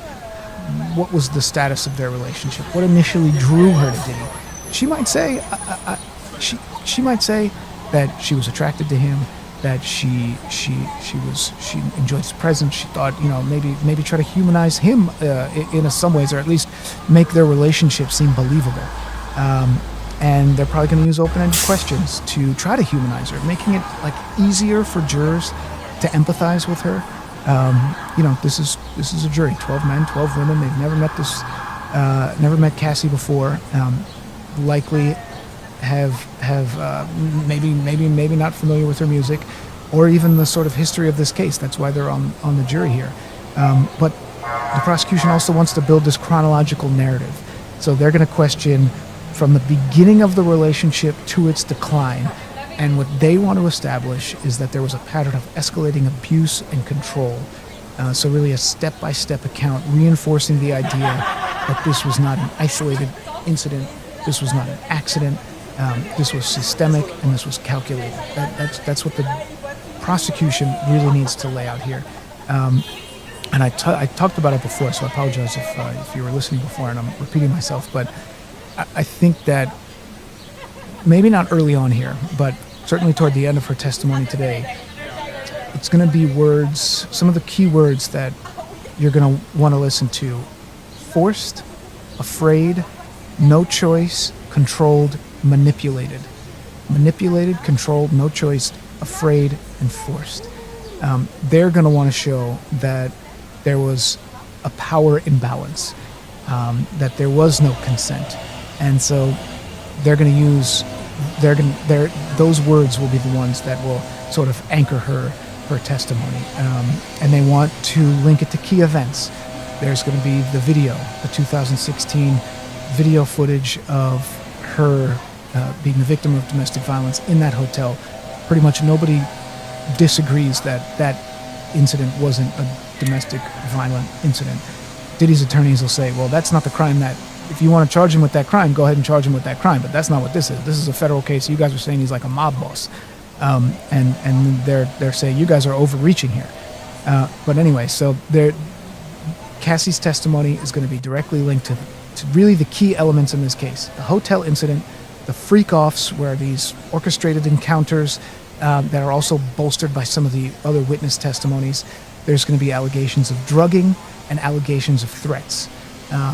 And the prosecutors are going to use all kinds of evidence. There's going to be text, there's going to be photos, there's going to be videos, all of it to sort of corroborate and reinforce the timeline. And okay, so the question was, can Cassie's husband be in the courtroom while she's testifying? One of the attorneys, the defense attorneys, did not want him to be in the courtroom. And so they argued about that, and the judge has just said that he is allowed to be in the courtroom. So he will be inside. Possibly that he will be called as a witness later on in the case, so they didn't want him in there while she was testifying. However, her testimony is so important that that they're going to allow that to go forward without sort of tripping up anything. Yeah, and we know that look, Cassie it's a difficult position for anybody, and certainly for someone who's the victim of domestic violence. And now she is pregnant with a new husband, and this is talking about essentially her ex-boyfriend. And when you make it that simple. So here we have Cassie, who I don't know how many months pregnant she is, but she looks like she's at least 8 months pregnant. Very much showing, very much pregnant. And our understanding is that there are going to be a little bit of restrictions where she may not have to sit on the stand for hours and hours and hours on end, that she will be allowed to be given breaks, maybe after 90 minutes or so, maybe even less, depending on what's happening. This is going to be the beginning of maybe 3 or 4 days of testimony when it comes to Cassie.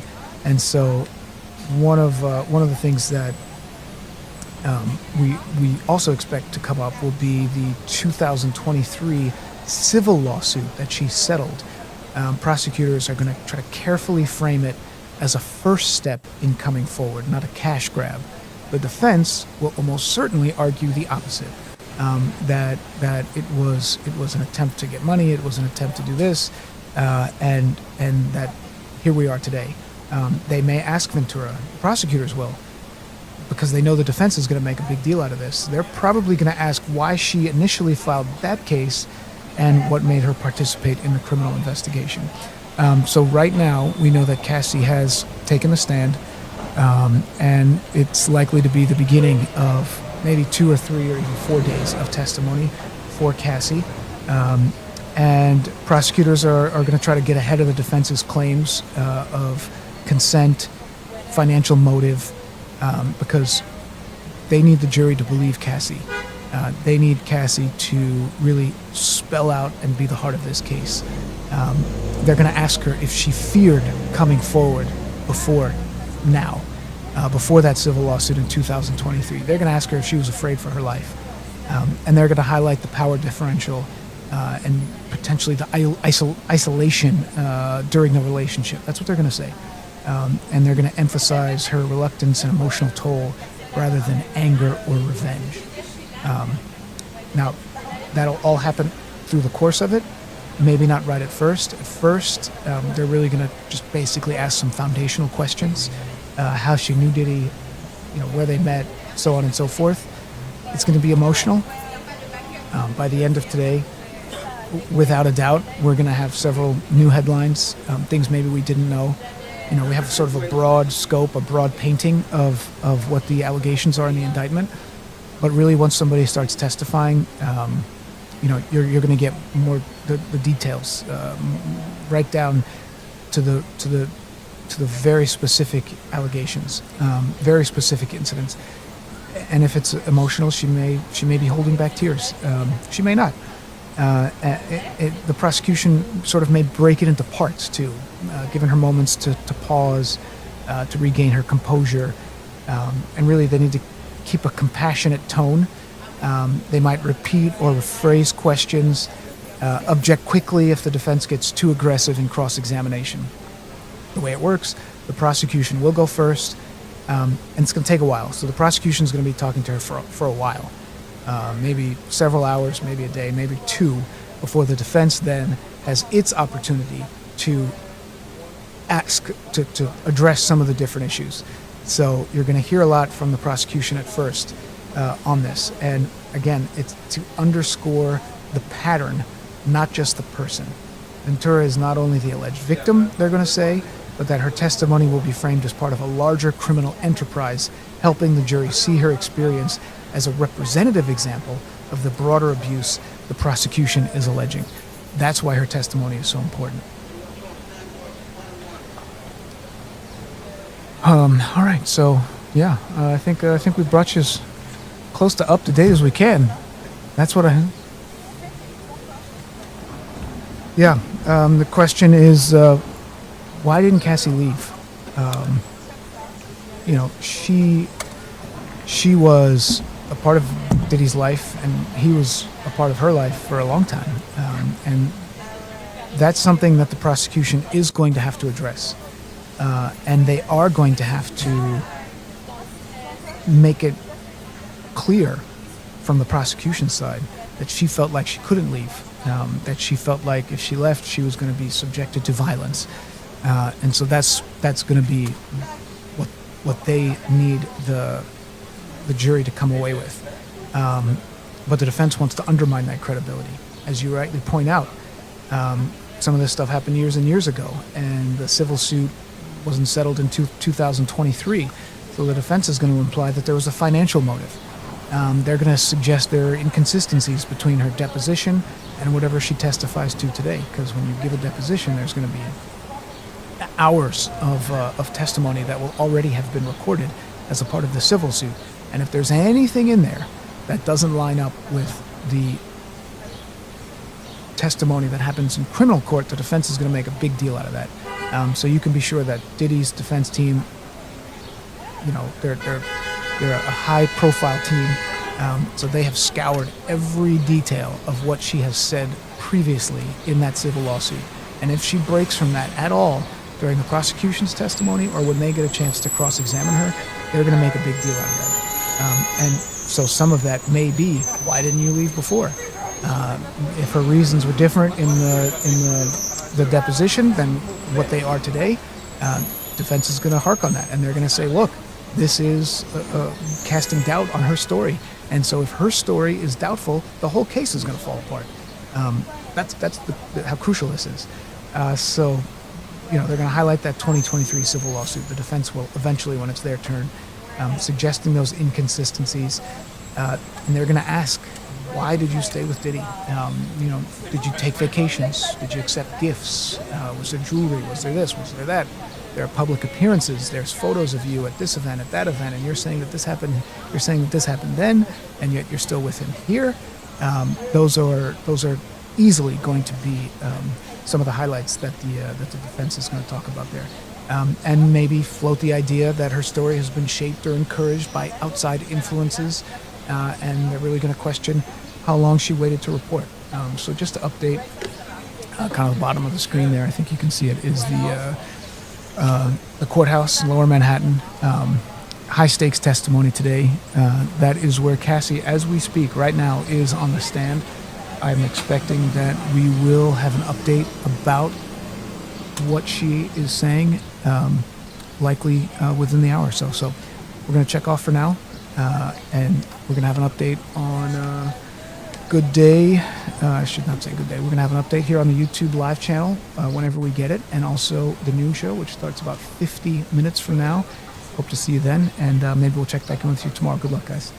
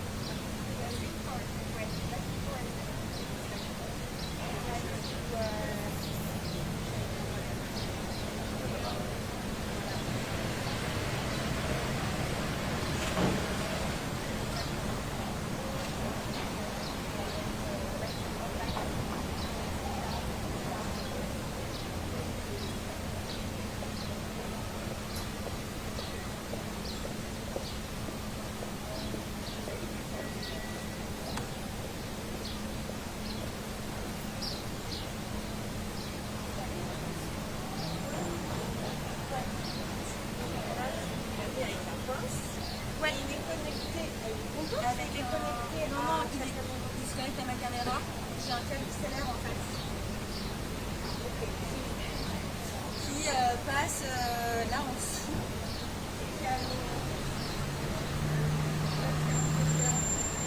Ah oui, il n'est pas branché. Non, non, parce qu'en fait, ouais. Ok, ok. Ouais, non, non. Ouais.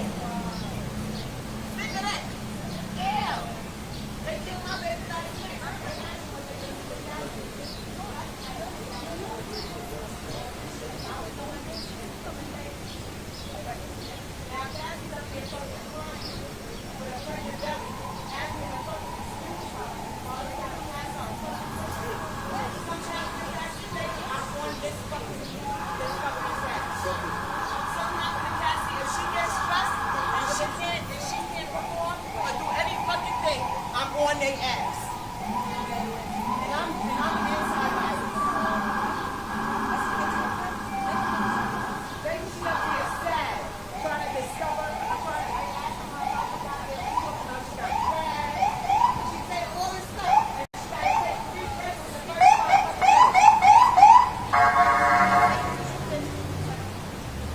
and then the bitch started telling me to shush. I said, yeah. I said, if I had nuts, something. With all due respect, bitch. And left.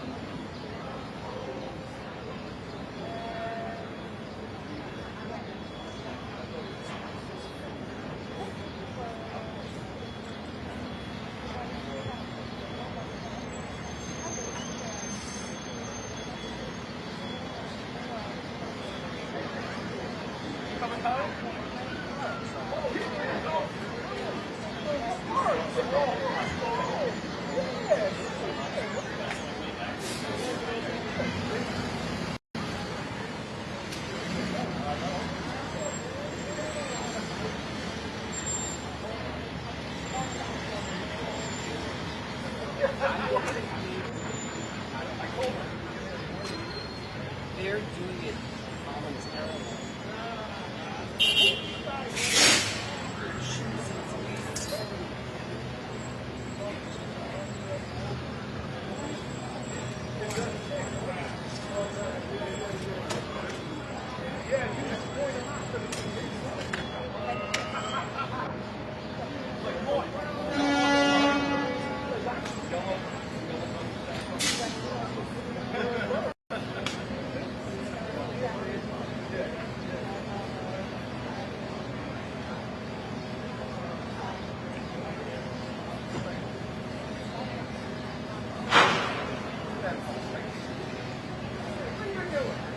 Staying away from the kids. I don't even know like those people. Like I don't know what.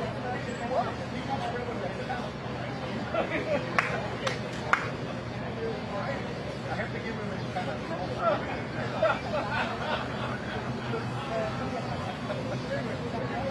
trial of waiting. Yes. Other guy. Number 8. Let's see how it'll do. All right. All right.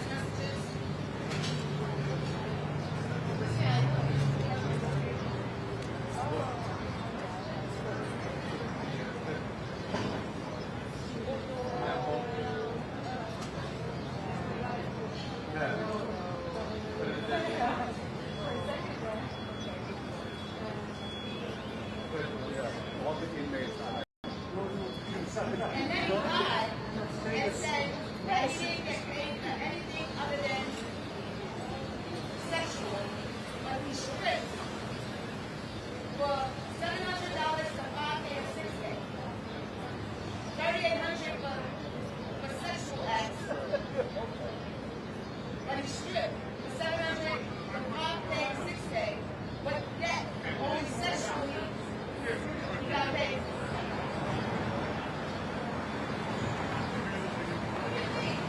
But you gotta pay the strip.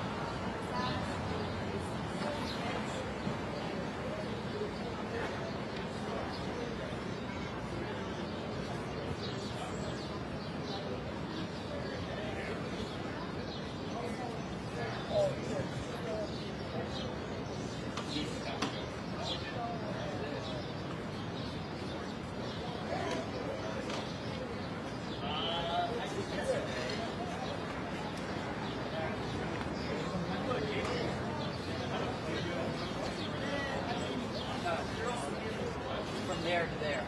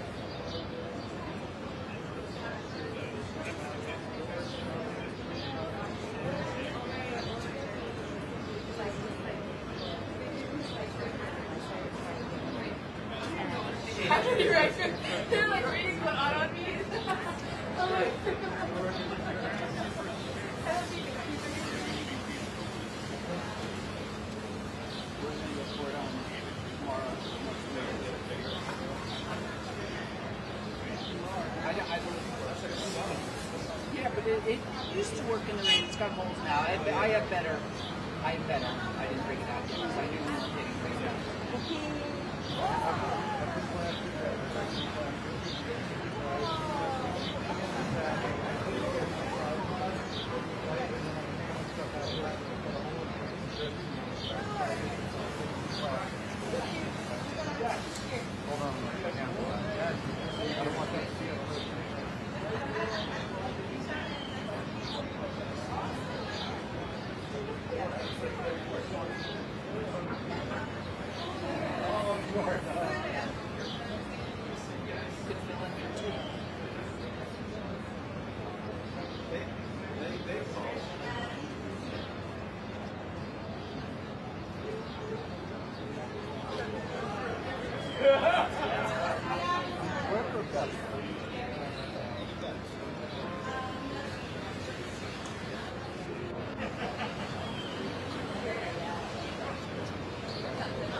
Hot off the press, the news.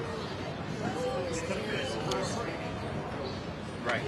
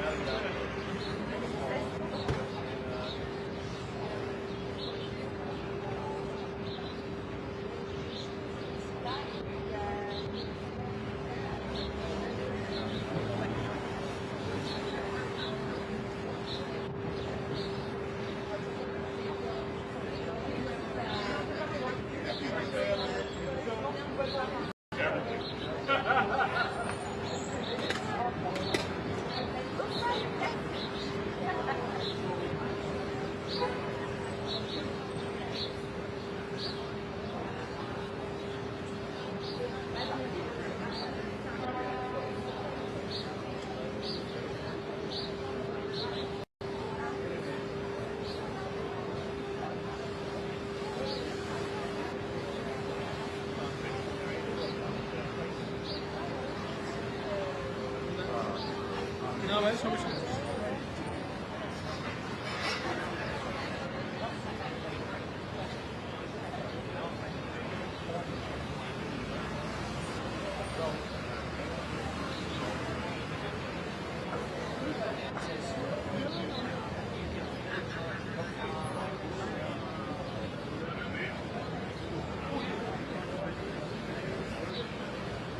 I think I can take this to you out.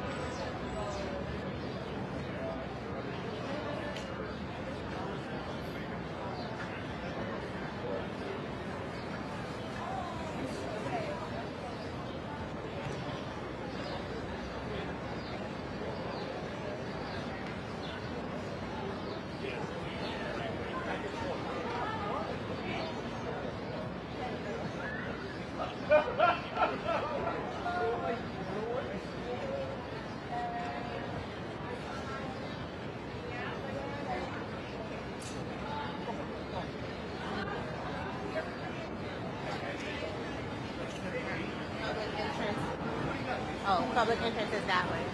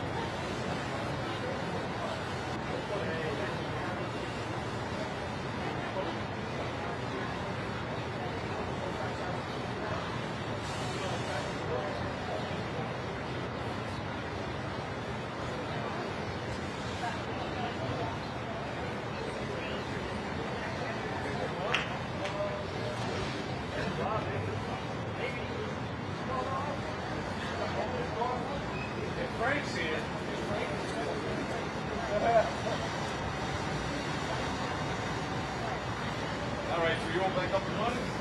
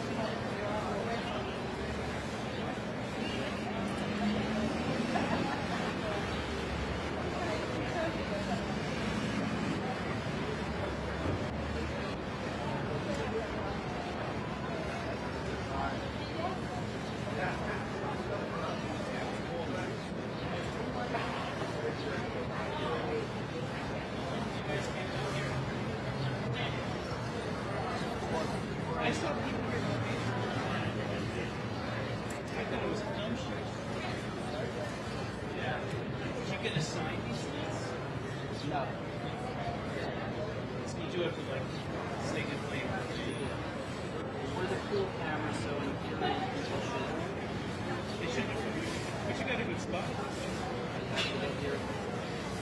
you went to bed? Has it gotten so sophisticated that there's a service? Like I know at Bryant Park they have this stars. You can pay somebody to wait for you to grab a spot. At 4 o'clock today, they're going to start lining up again. And it's a service. And I wouldn't say it's sophisticated. I would say it's arcane. So Yeah. Yeah, I mean, it's... Is it the fidget state press?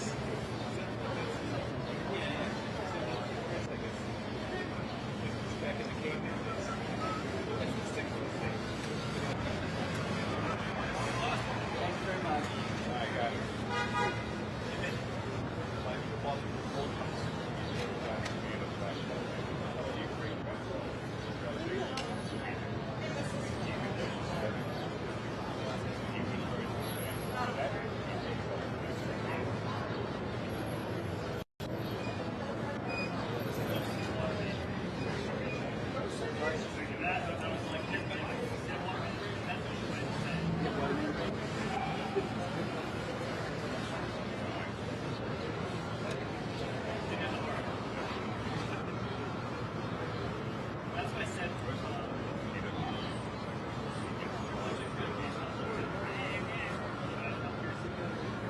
Yeah.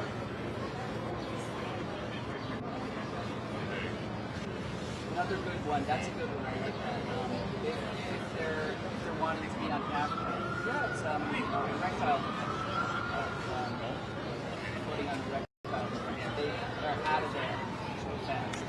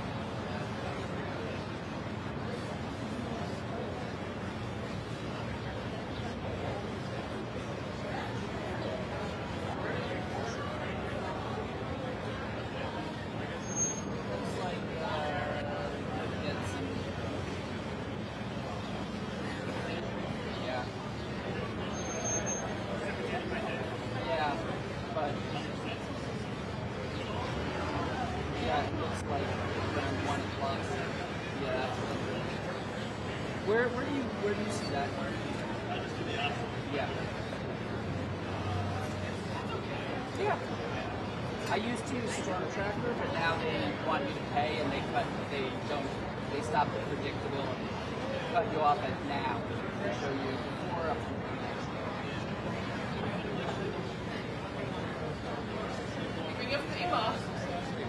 Come c'hai di doni?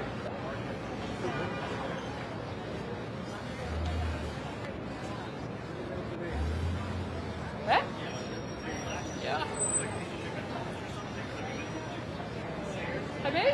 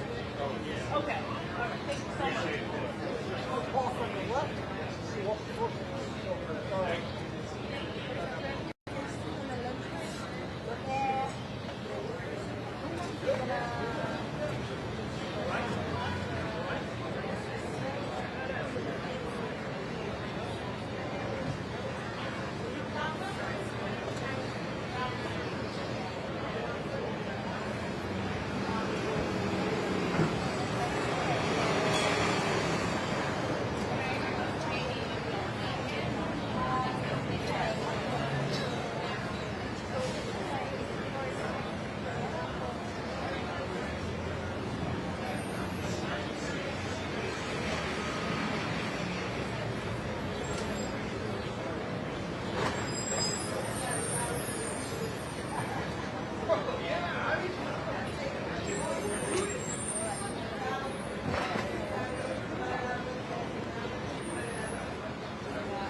right, you shoot me a text if you want me to grab you or anything. All right, peace. Hey, Alex.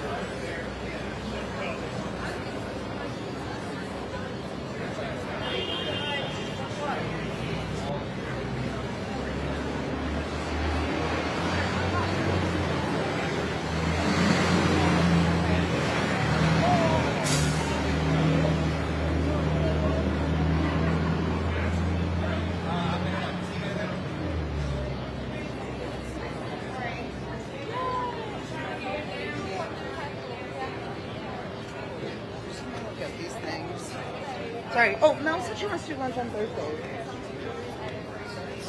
Yes.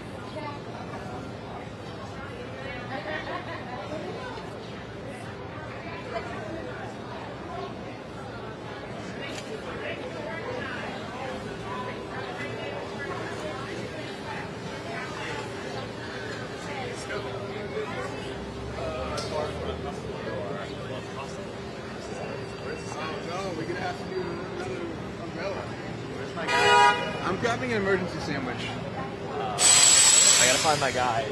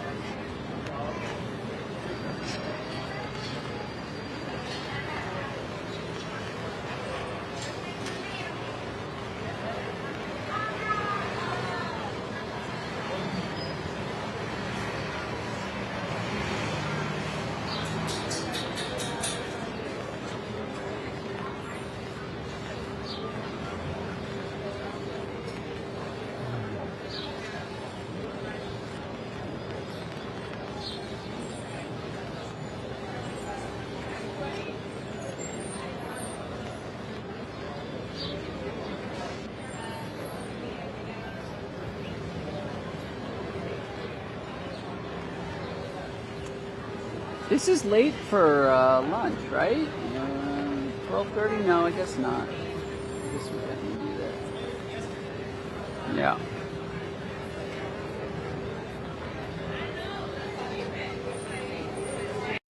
There are people voluntarily here. Many people voluntarily here. I don't understand that.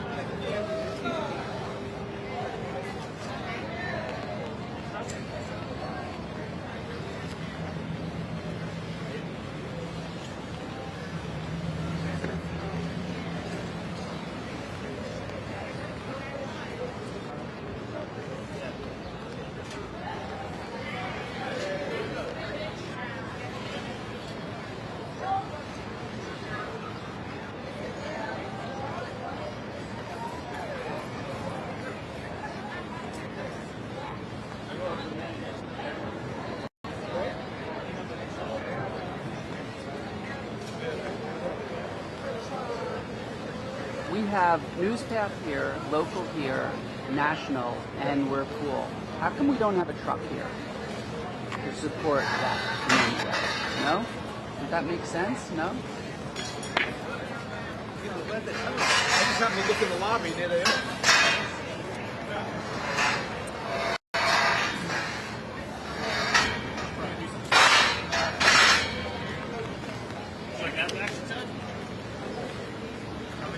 I didn't look in there. It just came out.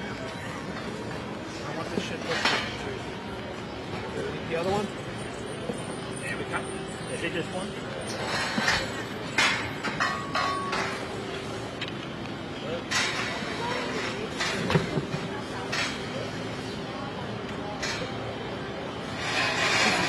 Sorry, not going to go.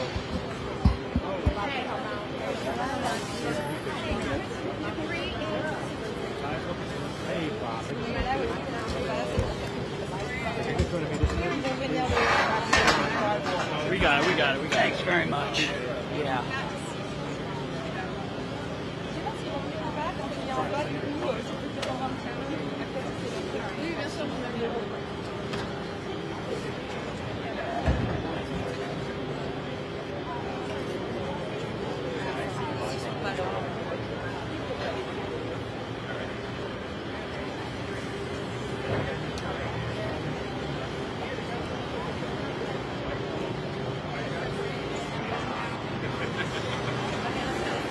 I'll walk through the aisle.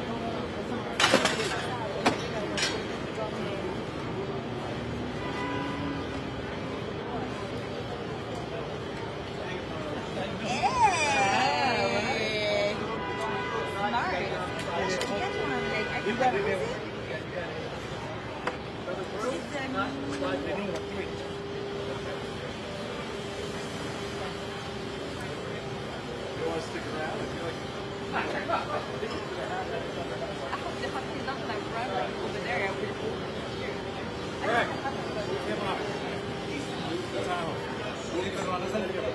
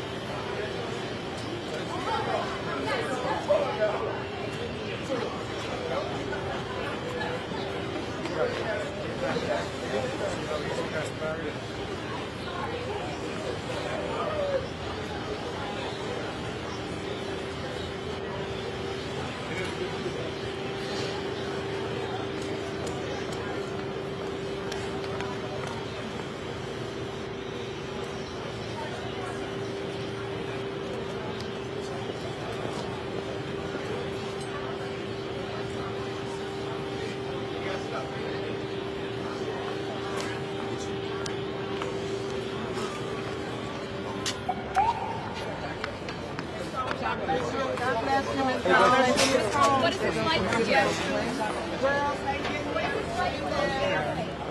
How is he doing? I see you, Diddy. I see you, Diddy. Any comment from his family? Any comment from the family?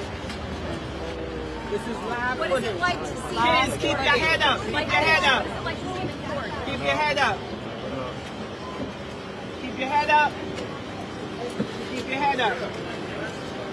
Keep your head up. It's hard, I'm sure. You know what I'm saying? But you gotta go through this. You gotta be media.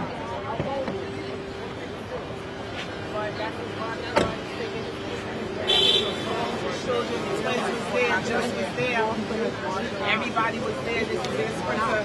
They leaving now. That was your family. Tap it up, tap it up, tap it up. This is live footage. Live footage.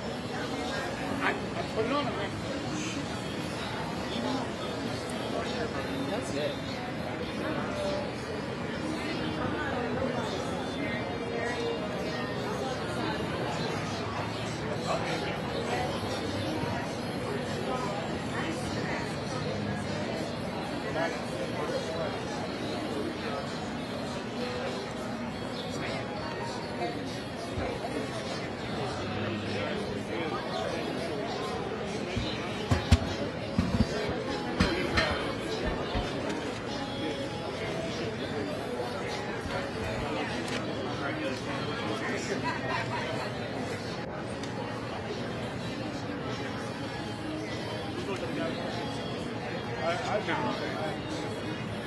That guy, Pancakes is broken.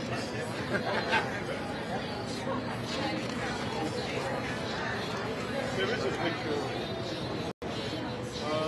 Let's see.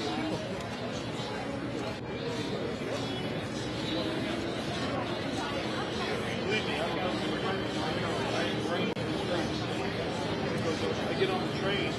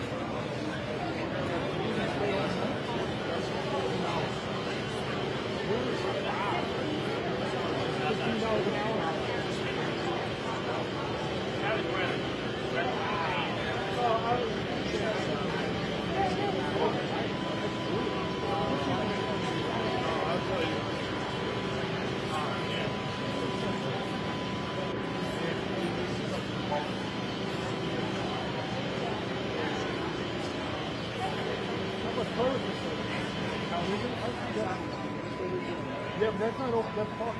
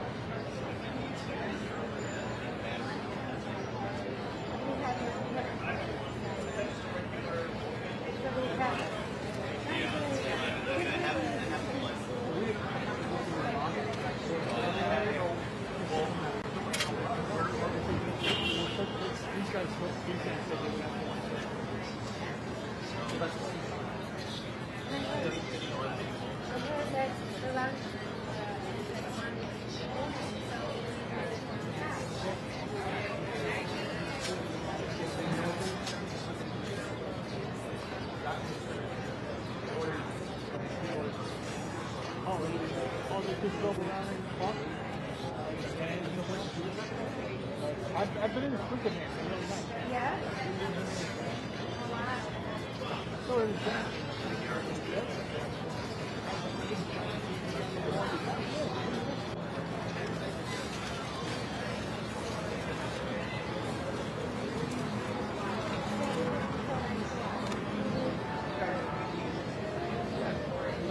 trouble with my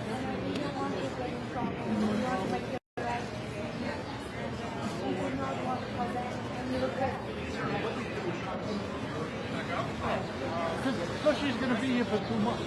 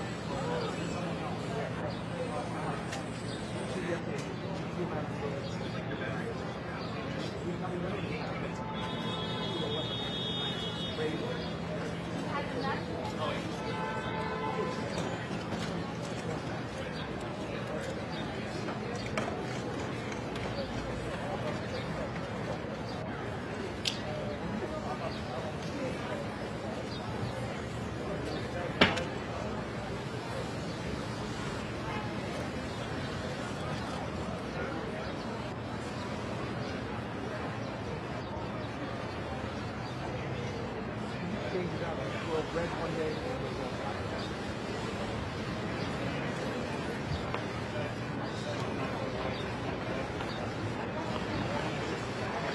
Well, I know Monday he what are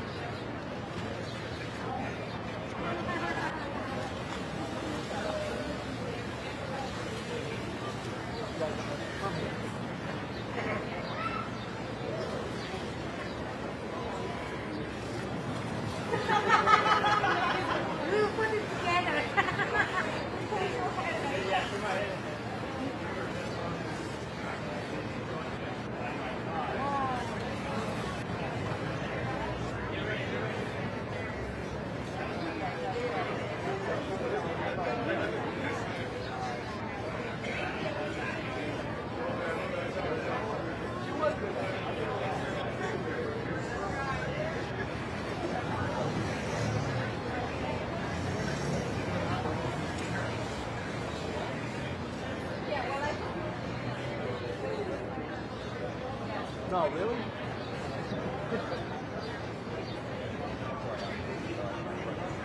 I'm cold.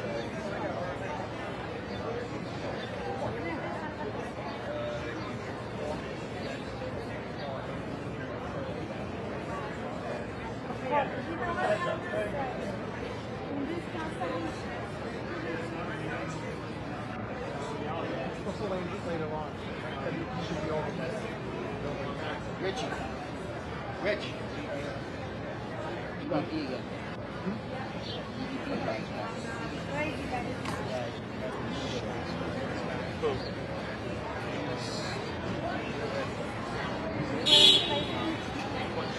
Like that.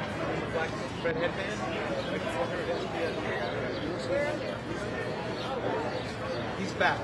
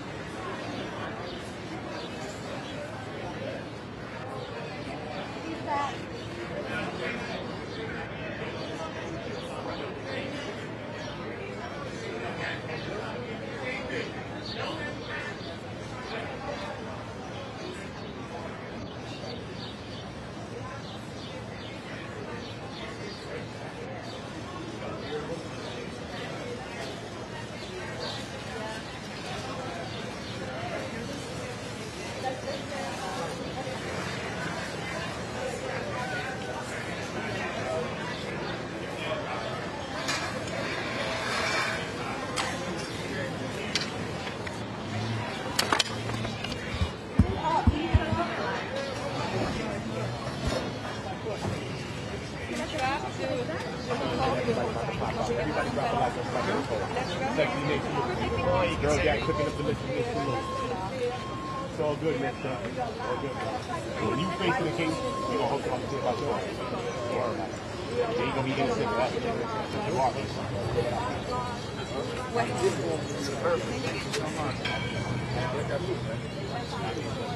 There you go. We are live. We are live. We are live in the federal building.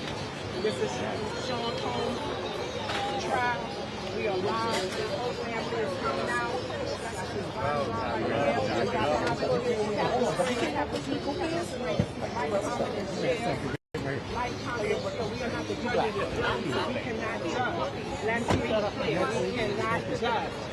We're the only people that judge our own people. Here we go. Like, comment, and share. Like, comment, and share.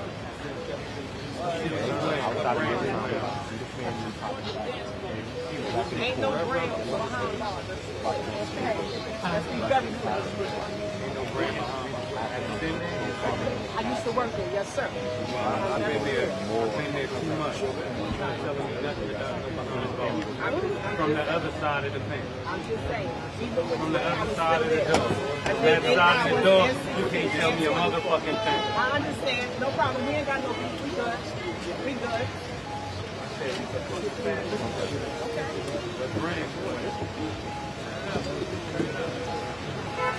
your head up. Keep your head up. Keep your head up. Keep your head up. Keep your head up.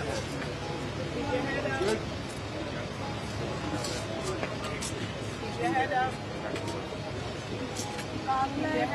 Keep your head up. Keep your head up. Keep your head up. Miss Combs, keep your head up. Miss Combs, keep your head up. Girls, keep your head up. Does Mr. Combs have any sympathy for Miss Ventura? Girls, keep your head up. Y'all should be wearing white. Keep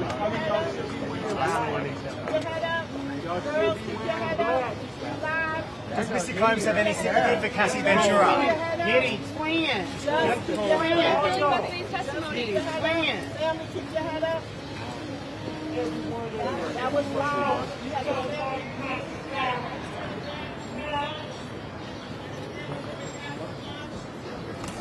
No white, no. Everything white, dark and dark. Even the snow.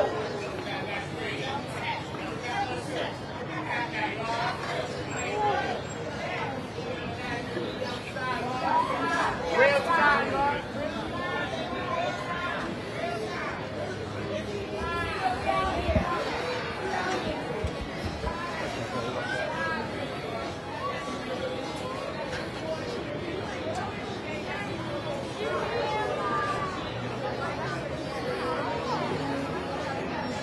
That's all this is a fashion show, because we all know that he's walking up out of here free man. We're going to see what their badges are worth. The badges ain't worth the metal that you ordered them from China on. Everything that these white boys got on is from China. Your badge, your bulletproof vest, everything came from China except the guns. The guns, you know, those are made in Idaho. West Virginia. Okay, now. Get the West Virginia. We got a problem, white boy. I am public enemy #1. And there ain't no #2. Unless it's Diddy. I'm the gorilla. He the Diddy Kong.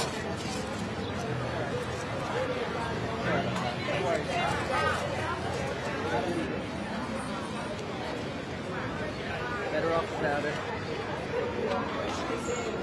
Ready, have it. Hey, get out of here.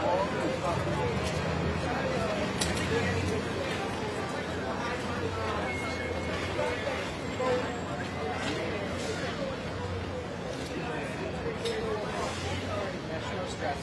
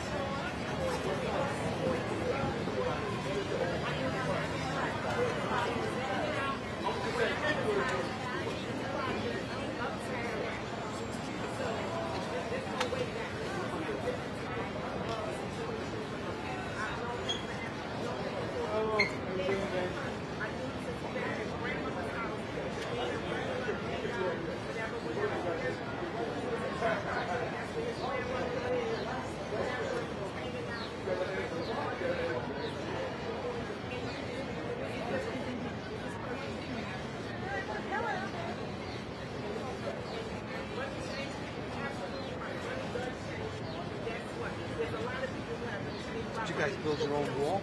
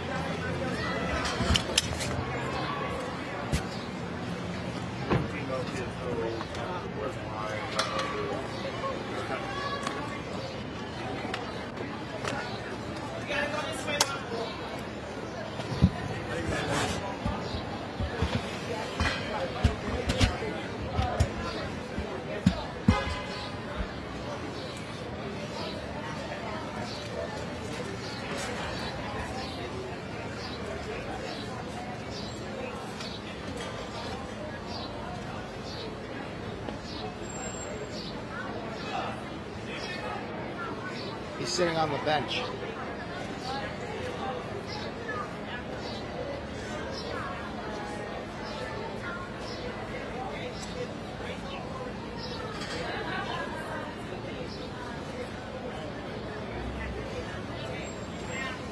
See that squirrel? Come across the street.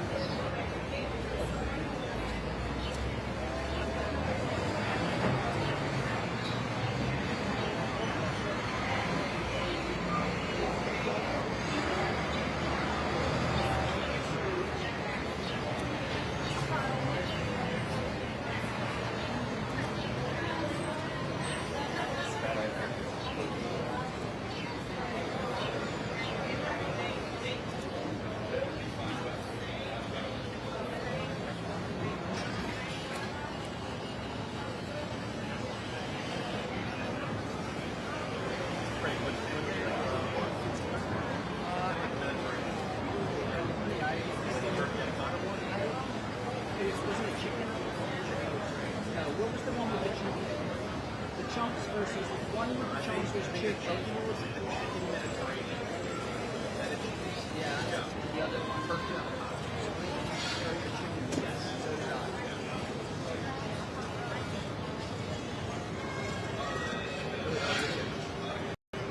But they were both good. I was glad to mix it up.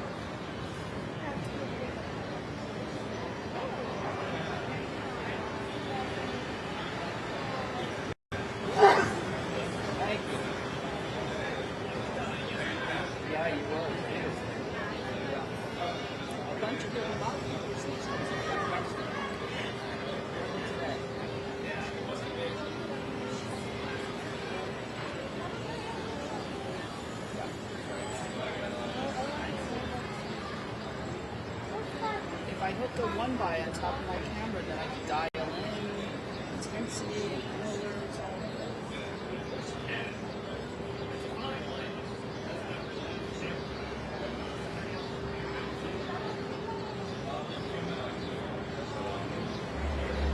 Rick will do it. But it's also water. Yeah. Water resistant. I don't know if it's waterproof, but it's not. My Stellas are waterproof. Literally. Yeah. They kick ass.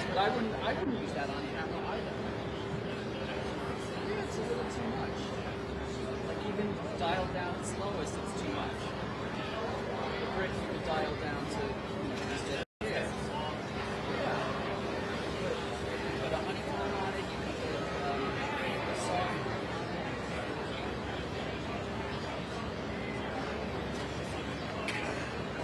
Picture of it?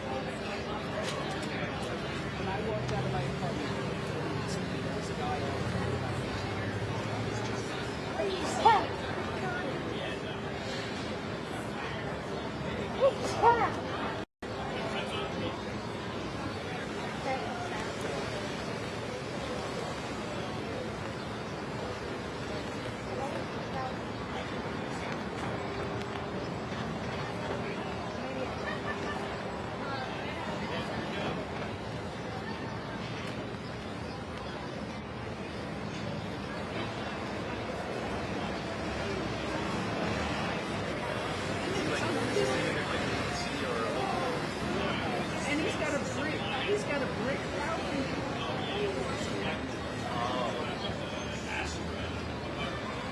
There's motion at your goose head. There's going to be something there. Is the dog loose?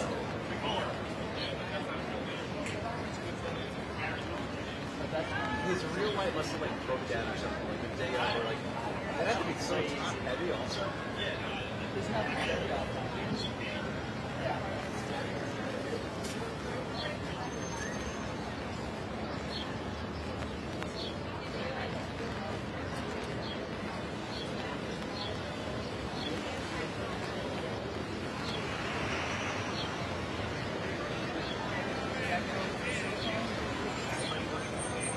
Like pre-COVID.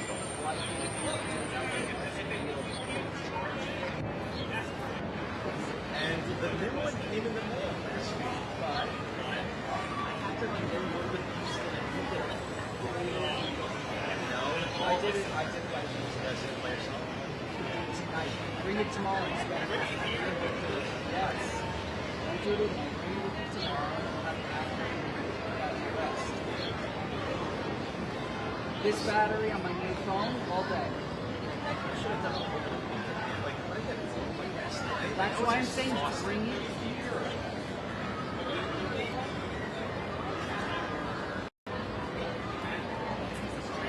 Yeah. Did you guys have to like hook up your CVS? I only did it for the first time, so I didn't know what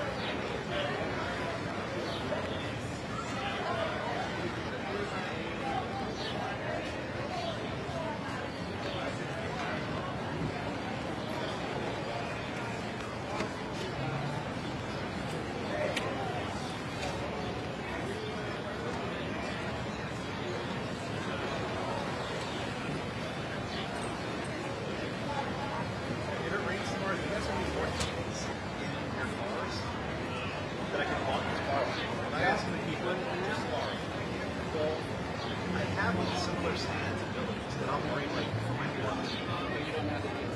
Correct. Today, They're gonna make like, you know, it's not boring. well, I was. They're gonna make a Royal like anytime soon. I'm good. If it was any heavier, I'd be like, this is the exact setup. It's pretty straightforward. Right? It's like the knuckle, like all knuckles come in. It's just like kind of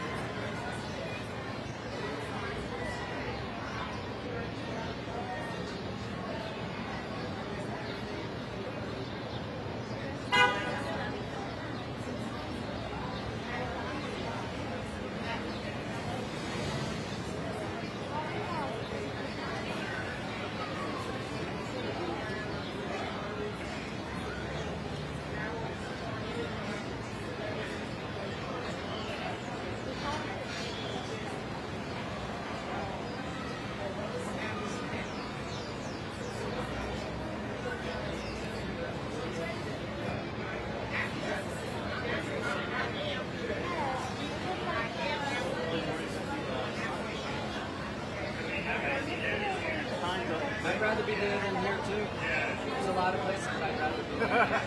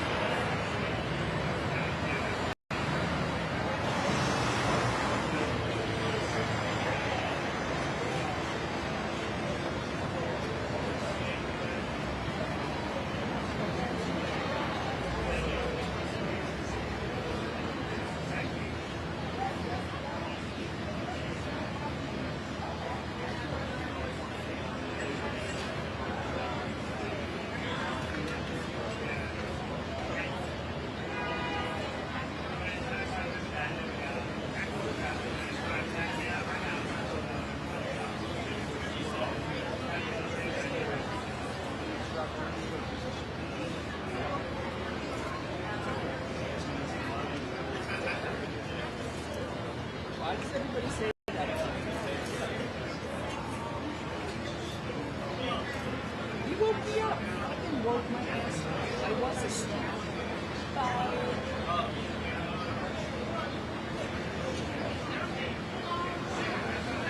Do you know what that says? That says that I'm smart. That's what that says. However you want to interpret it, it says I'm smart. That's what it says.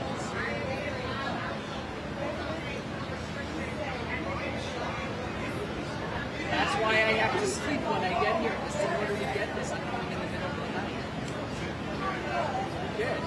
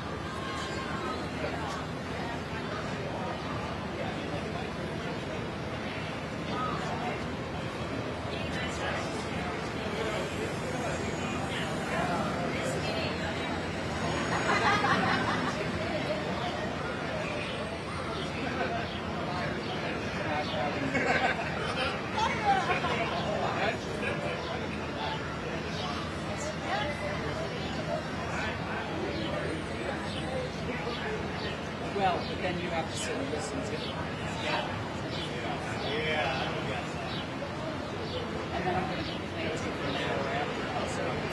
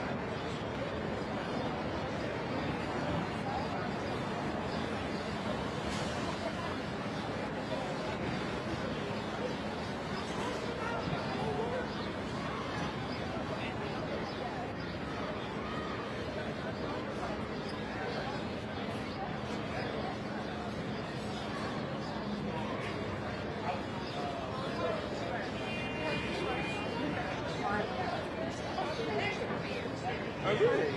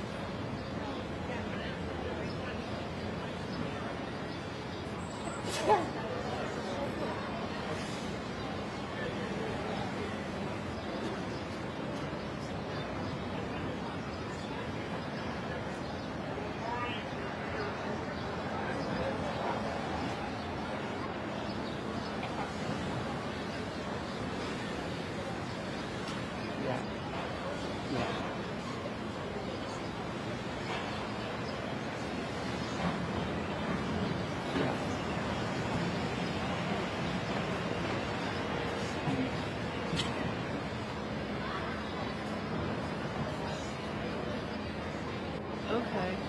Well, so what do you want to do? I mean, I feel like you got to draw a line in the sand for her and say the way you're speaking to me is unacceptable. I don't deserve this. I didn't do anything to you to warrant it. Okay, that. Yeah. I mean, I got to tell you, I really.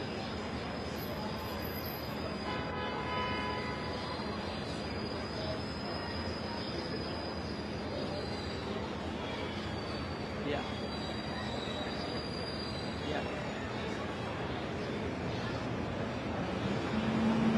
You suck? What do you mean you didn't hear it? So how do you know she said it? Oh, okay. Oh, well, that's good. That is only that's good that she owned that. Yeah. And that's worth.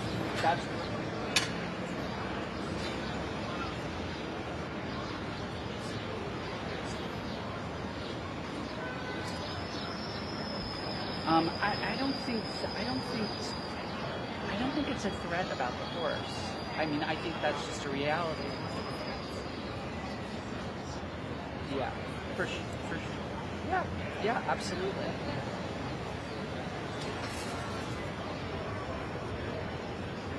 Mhm. Yeah. My feeling is they're not allowing each other to make that the permission of the other one. It's just that it's that simple.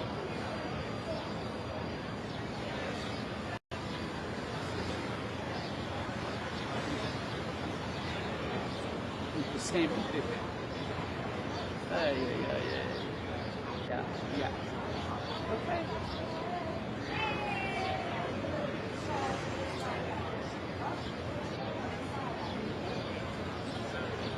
We're not. We are not. Yeah. They're not being reasonable.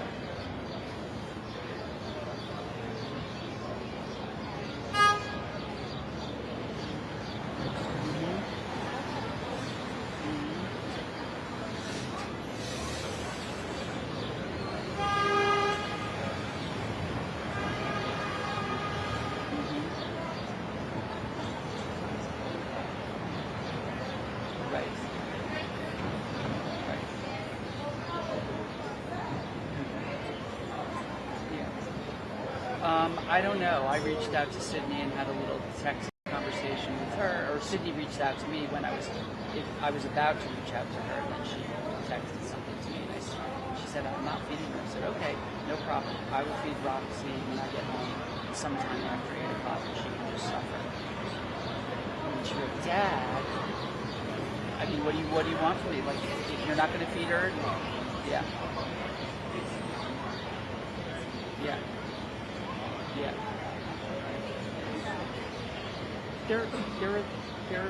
They're feeling a little entitled and just like on keeping score, and sometimes one does more than the other. That's it.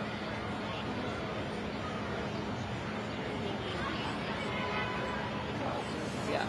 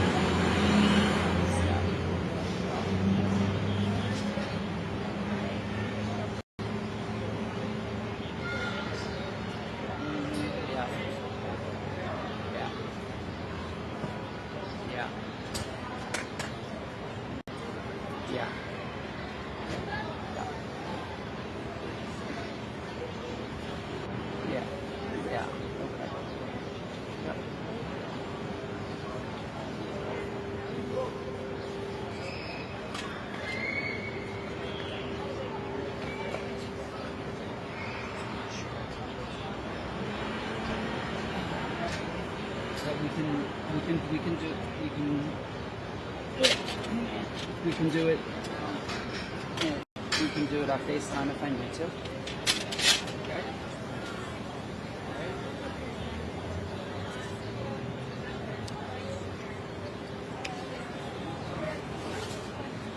So you can ask her what. Yeah.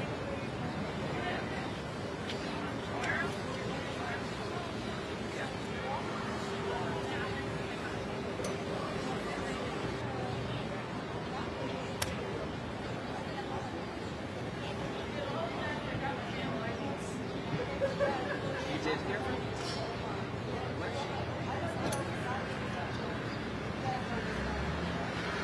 Are you talking to me? And you said you did hear it.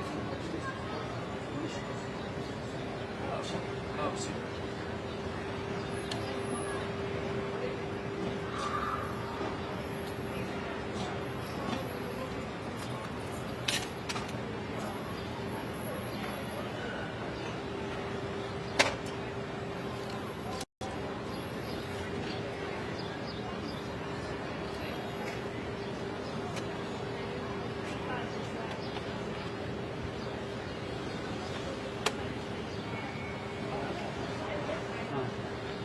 It's going. It's going. We're here. Okay. Are you repeating any of the reports of what's, I don't think I'm going to anymore, Oh, of what's happening in there? about Diddy? Yeah. No, I'm not. That's not a single thing. I don't have to give a shit. Yeah, right.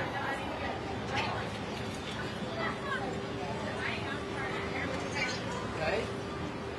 Alright, so keep in touch.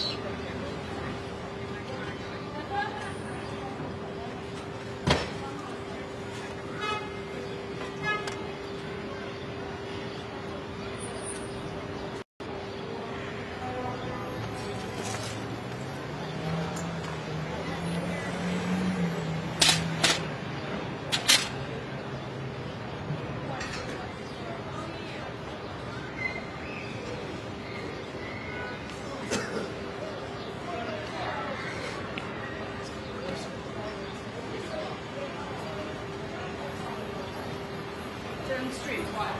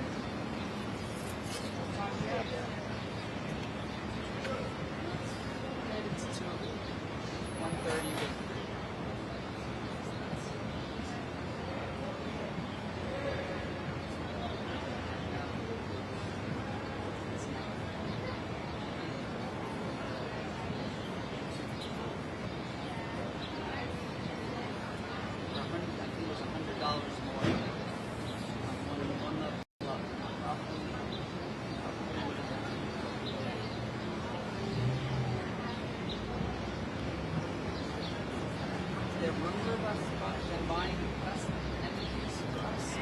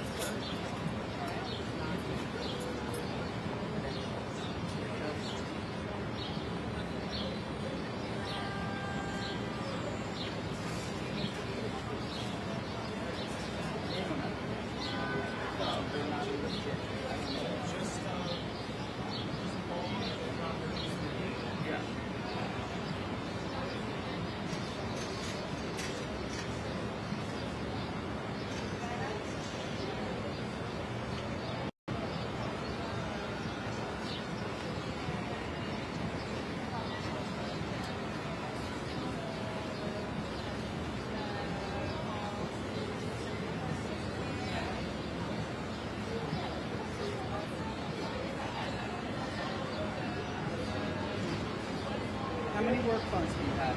2? So you're on your second? Today, approach you or do you approach them? Yeah. Yeah, one was like said something. And then the last one I fell on it.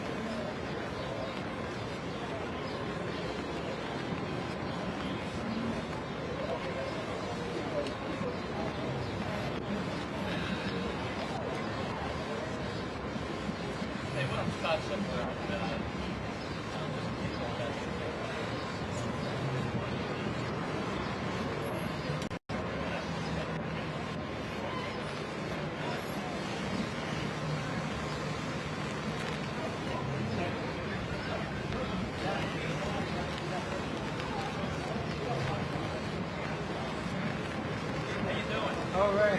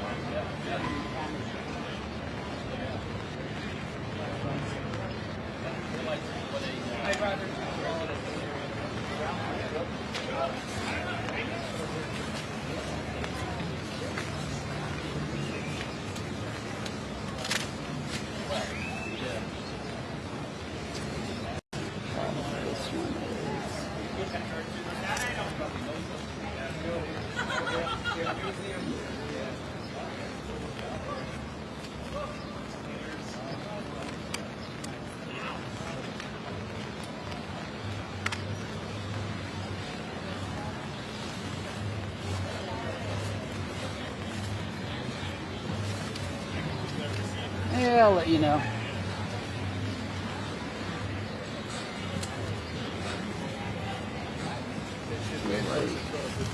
This goes here.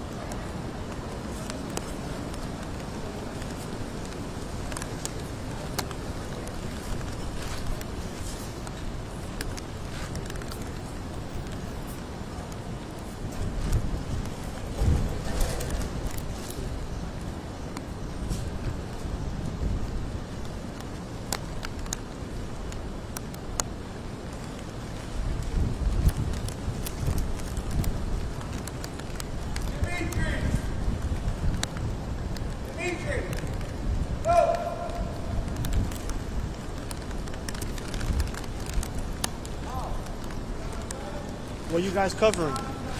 Diddy. Diddy? Diddy trial.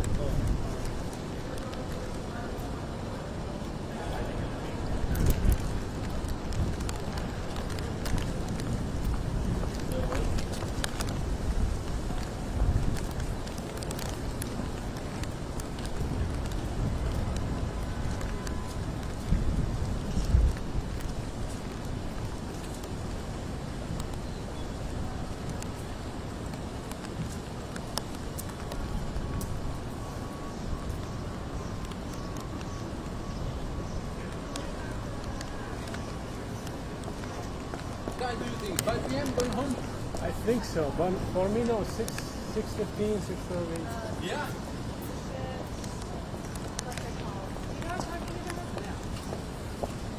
It was basically like.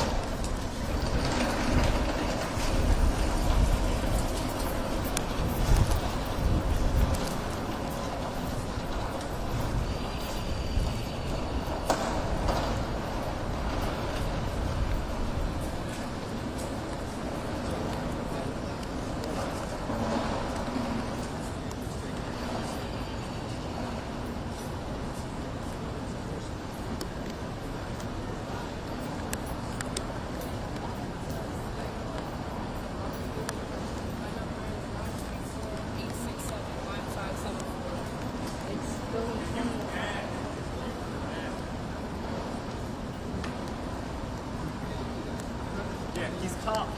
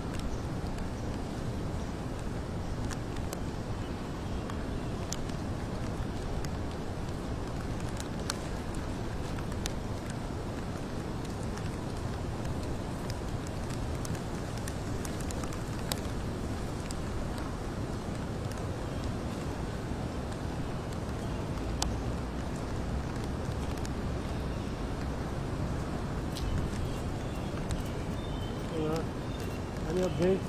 No, I'm going to grab my Oh. the case for this for the rain because it's going to Yeah. rain. It's going to rain all night.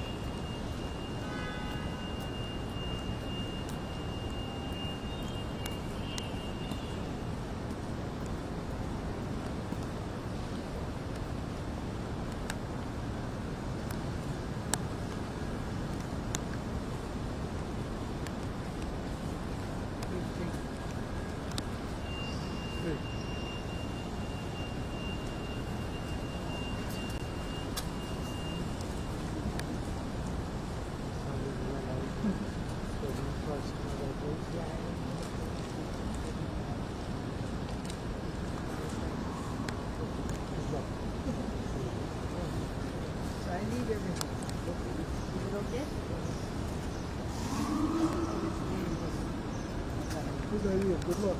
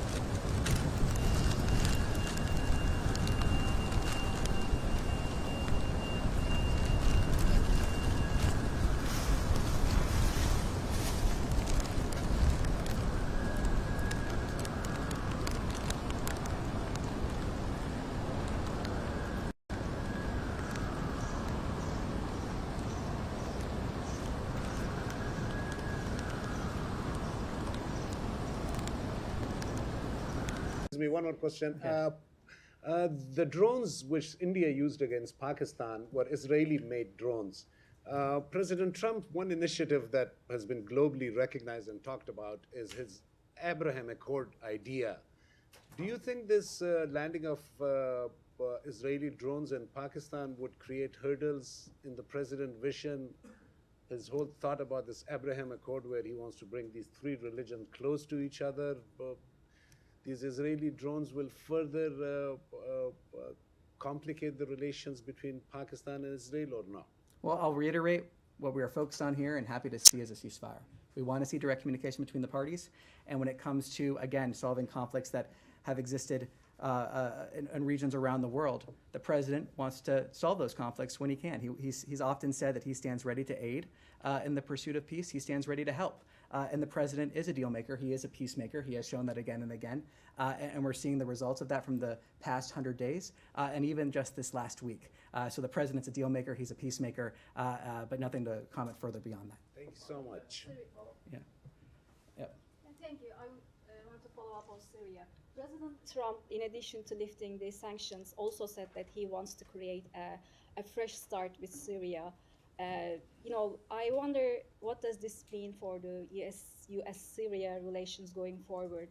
Does this move indicate a broader policy shift towards full normalization? I also wonder, President Trump also said today that Secretary Rubio will meet Syrian Foreign Minister Al-Shaiban in Turkey later this week. What are your expectations from this meeting? Well, the president spoke to this. He spoke to his reasoning. He spoke to the fact that he wants to see the entire region thrive. We want to see peace and prosperity. When it comes to Syrian interim authorities, from this podium and elsewhere, we've communicated with them some of the actions that they should take for peace and prosperity, and we hope that they do take those actions. But the president has spoken to this in that speech a few hours ago, saying that this is about making sure we have a region that can thrive, a region for long-term peace and prosperity. Yes? Yeah, I want to follow up about the Secretary Rubio's trip as well to the Middle East. So the importance, if you can elaborate a little more, although you did some, about the relationship between the U.S. and the Middle East and how important this relationship will be also to succeed through those countries like Saudi Arabia, the Emirates, to the peace talk in between Gaza and Israel, but also to stop Iran from nuclear weapons. The president has spoken to this issue as well just a few hours ago. And he was talking about the fact that we can have great partnership with the Middle East. And we have, in many ways, already pursuing those common interests. And we want to see those common interests continue. I mentioned at the top here the $600 billion investment commitment from Saudi Arabia that was announced today. So that's just one example of the many ways that we have partnership with the Middle East pursuing common interests. And the president has been clear, both from the time of the last administration, his first visit to the region, talking about the things that we want to see. So there's a lot of opportunities in the Middle East. And again, like I said earlier, this is about a golden age for America, but we also have an opportunity to see a golden age for the Middle East and the benefits that would bring both the American people and the people in the Middle East. Yes. Sorry, in front of you. Thank you. Yeah. Thank you so much. Two quick questions, if I may. The first on Secretary Rubio's trip to the Middle East and the second one in Latin America. In a recent past, Secretary Rubio said that the U.S. will not engage anymore with Russians and Ukrainians if both countries do not show real commitment with a permanent ceasefire. How do U.S. diplomacy describe this momentum when both sides are ready to meet in Turkey with alongside Secretary Rubio? Well, as the president has said, this is a critical opportunity to try to achieve that ceasefire and try to achieve that long peace. The president has been clear he wants to see those direct talks happen. And I think it's also important to remember that the president has brought us closer to peace when it comes to this conflict than in the years preceding him taking office. And that's a great credit to his leadership. So he wants to see those direct talks happen. This is a critical opportunity to achieve that ceasefire and then potentially achieve that long peace, ultimately with the goal of ending this conflict, as has been said so many times by President Trump, so many times by spokesperson Bruce. We want to see this conflict come to an end. That's what we want to see. On Latin America, very quickly, officials from the U.S. and Brazil, they convened here in Washington, D.C. yesterday to discuss disarmament, and according to the State Department, they discussed, for example, arms control with Russia and China. If you could address this matter. Nothing further to preview than what we've already said on this, so I refer you to those comments. And with that, thank you very much. I appreciate it, and see you on Thursday. Thank you. Thank you.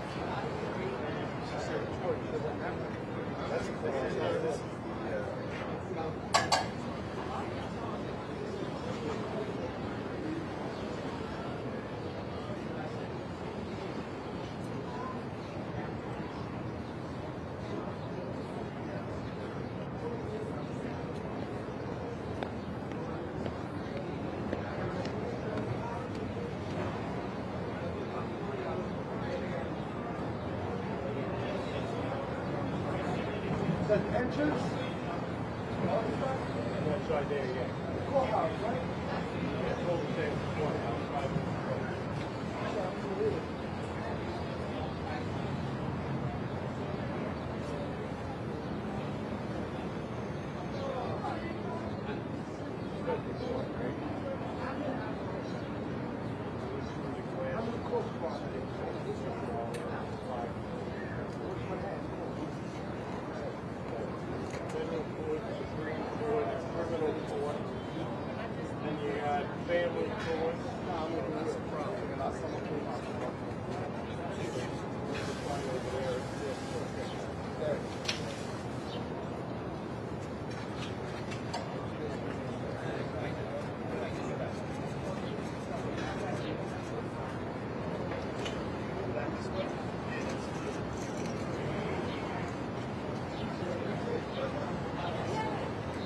I have things to say.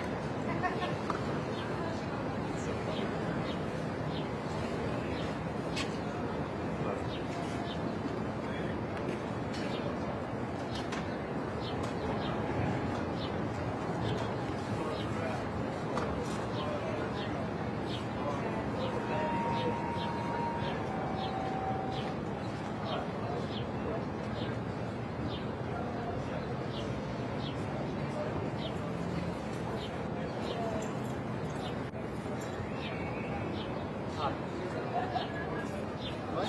Yours too? I mean, so this is a fan here blowing out, and they can put this over it. Just watch it.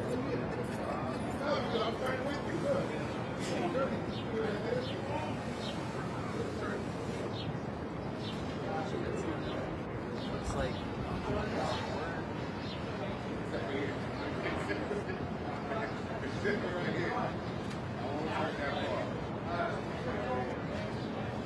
Dupuy, you get a good shot of me? Okay. You coming out?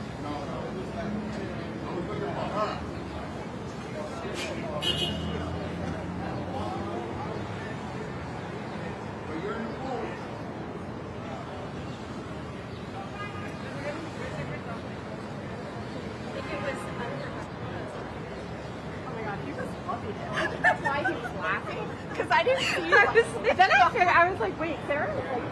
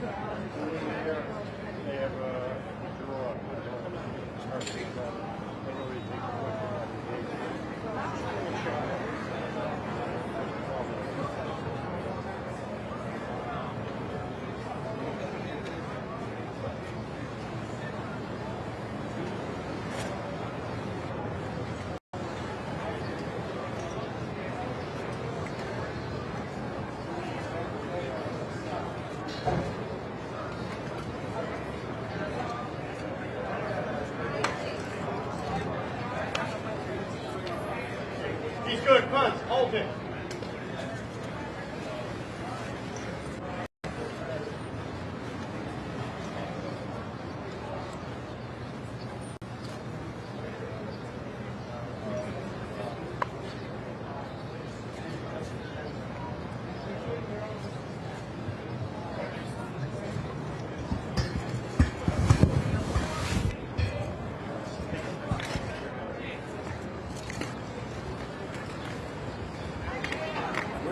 Where's our victims back?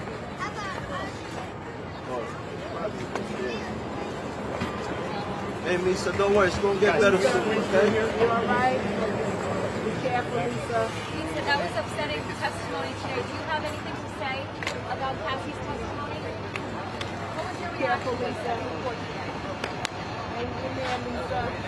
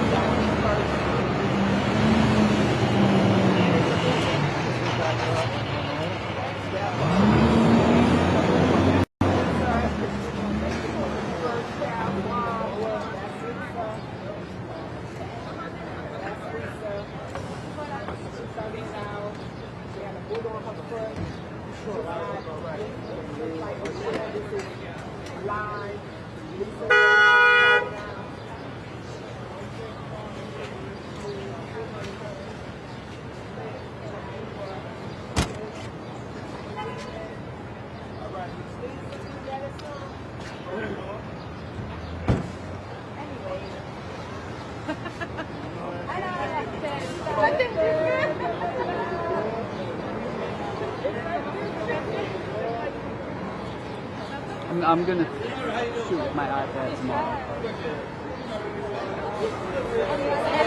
The way to get some.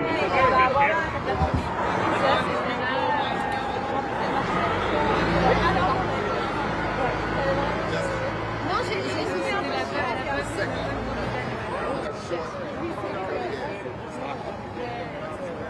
Je pense.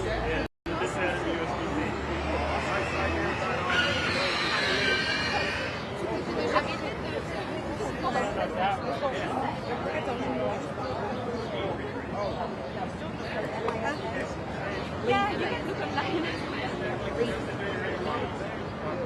You think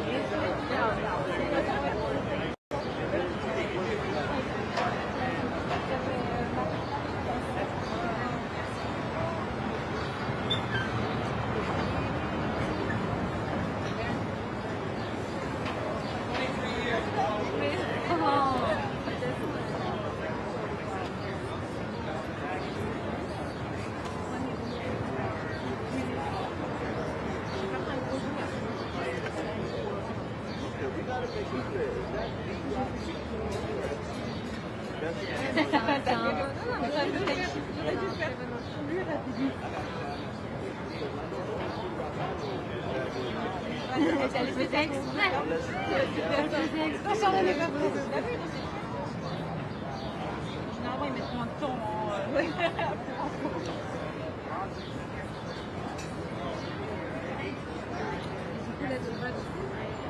Les zooms, ça rend.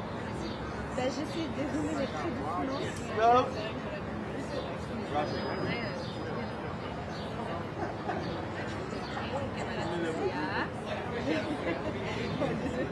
Là, t'es à la limite du surex. C'est express.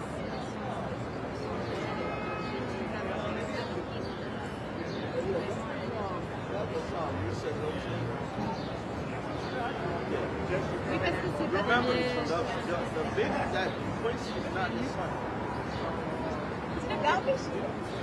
Et ça. Voilà.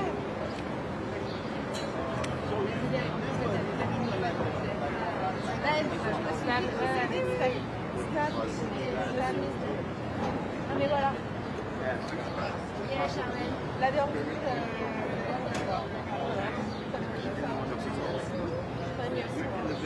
claim your spot, voilà, t'as claimé ton spot, c'est nul. Merci pour cette journée. Merci à toi. Should we bike?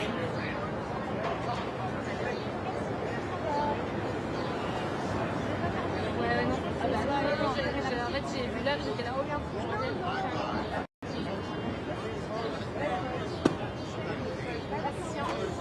Ouais. Pour le reste de la semaine. Ça va, comme tu pensais? Sauf si, après, si on voit qu'il y a une manif, par exemple, je sais pas si t'as envie de rester sur une manif, c'est bien, parce que je regarde souvent. Ouais, c'est pas mal, et puis en fait, ça fait des manifs, ça laisse aussi quand même le temps aux gens d'aller en live, voir un peu amplifier une manif en tant qu'événement, surveiller un peu ce qui se passe, et si tu vois qu'il y a un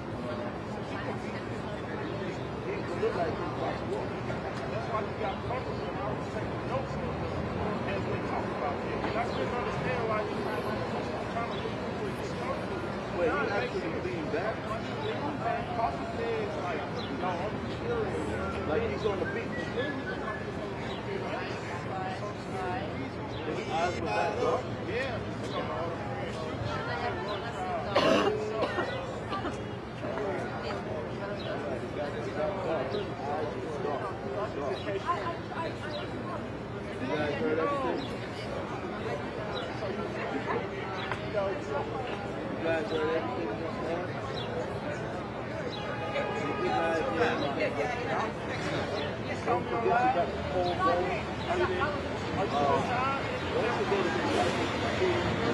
Now I got to let go. I'm a man.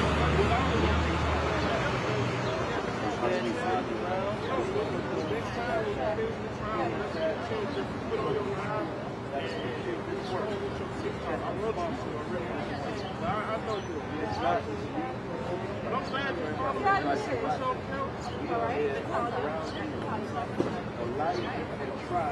I didn't want to bother you. I didn't see it. Have you ate anything? Video real head. All the inside is coming out. Thanks.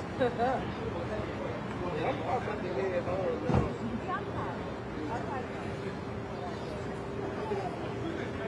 Kennst du das von diesem australischen Schwester? Okay. Oh ja?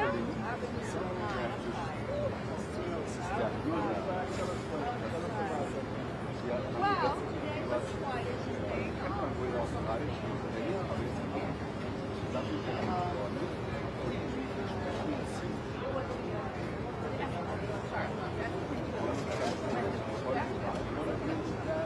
Yeah, that not only Diddy. Yeah, come on, because you could do that.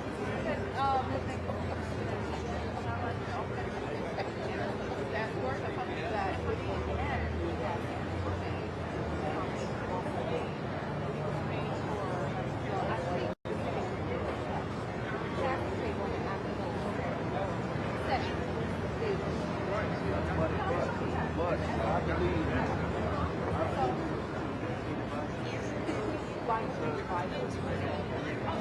it was definitely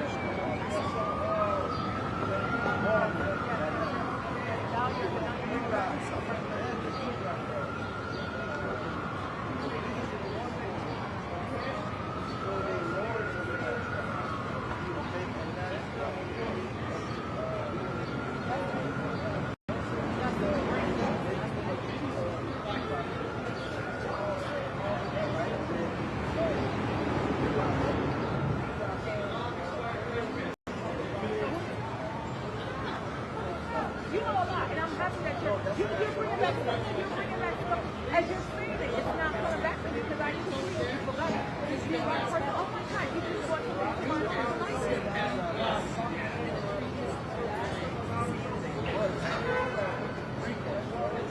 They said nothing about it. They're still right now.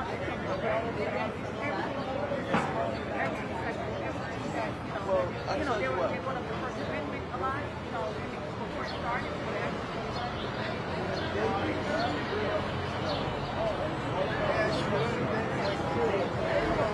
Yes, and I was speaking on the sex trafficking. He's going to get a lot because Cassie was he introduced another female. So that woman. I'm speaking as a woman.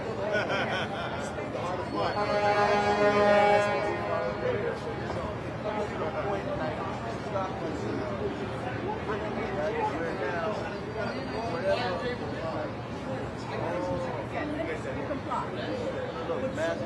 Yes, you comply. Right. Get with the program.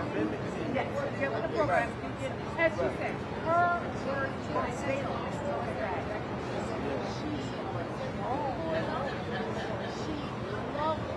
I remember years ago.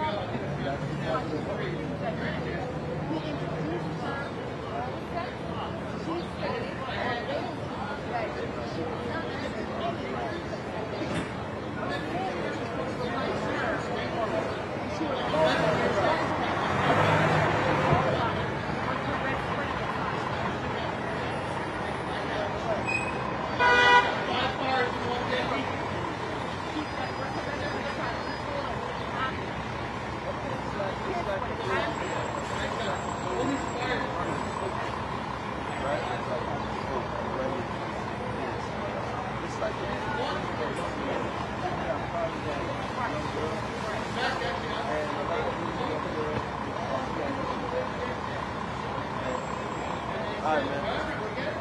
Well, he was here all day.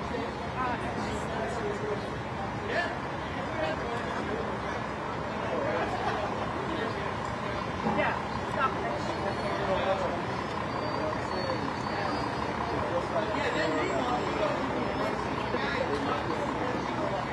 This I couldn't get out. They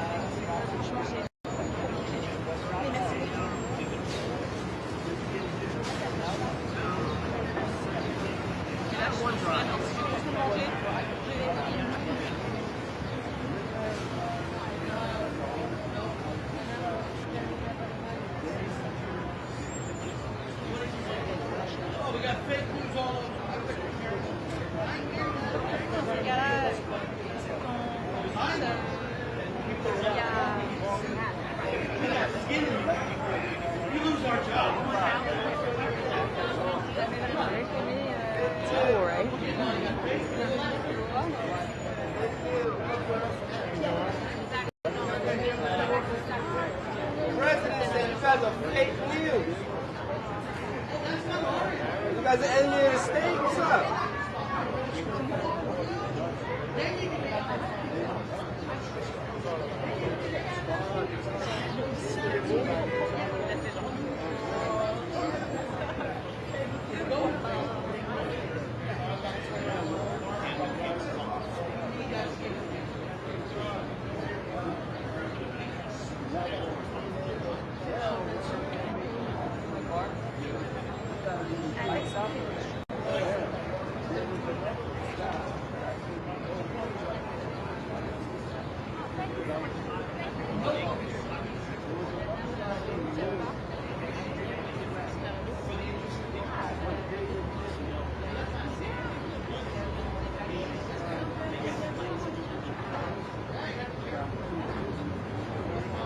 C'est comme passer la frontière et dire genre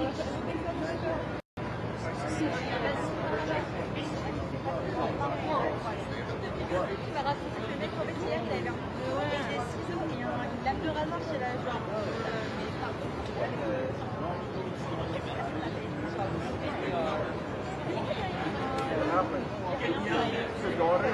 Your daughter's right back up.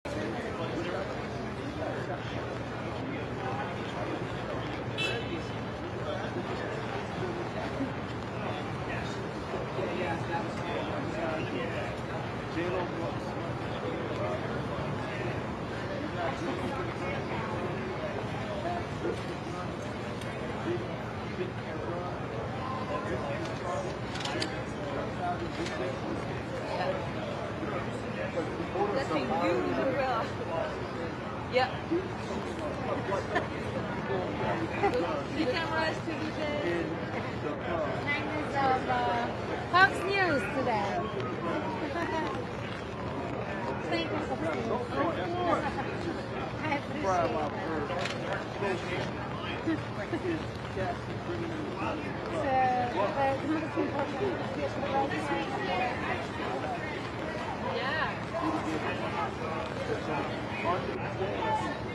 Yeah. But I hope it's over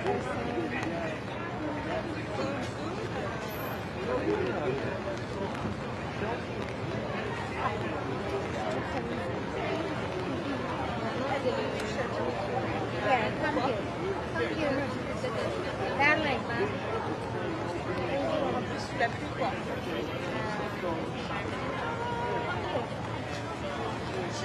Chez eux. J'ai allé me mettre ouais. Voilà.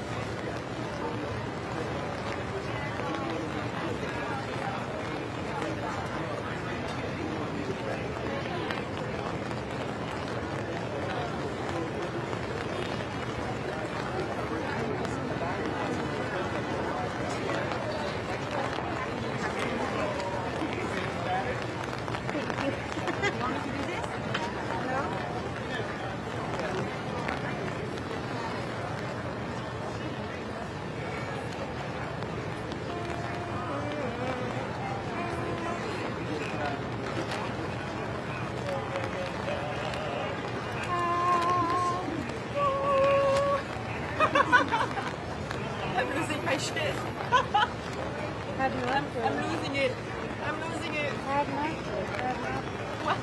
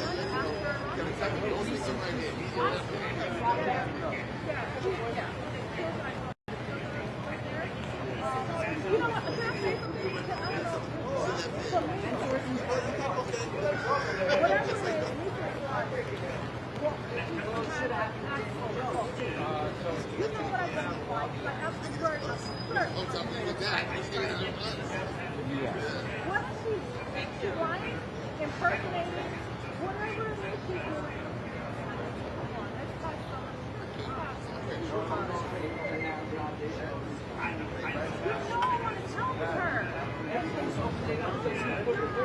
And no one's helping her. Like there's people walking and they're like driving stuff. Yeah, that's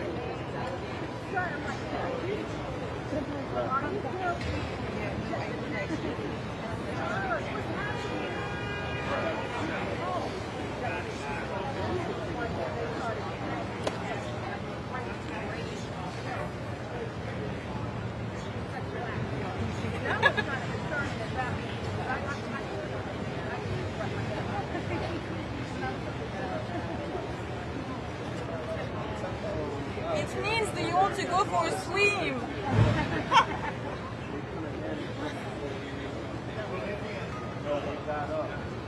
Buongiorno.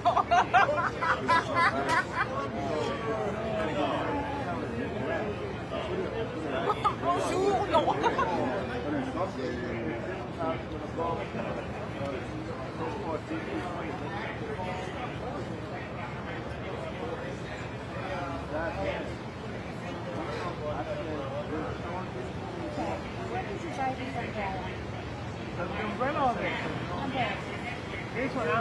Amazon. Amazon.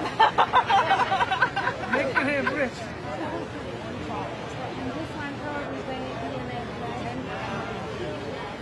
No, sadly, but DNA has it. The same company. Well, that didn't mean it has it. Yeah. I have one I can see that you touched and it has something to do. Oh yeah. Amazon. For you, when you use the monopoly card, they have like cheaper.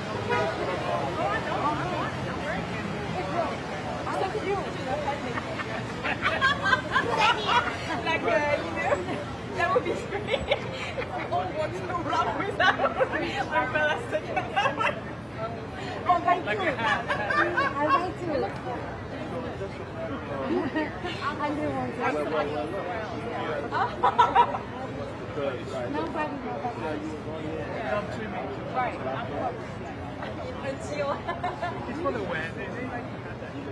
Okay, fine. Yeah, so the deal was,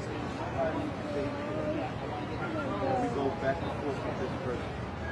It could be a close street. Understand? Getting that back. Right, yeah. And even record doing some interviews as well. Yeah.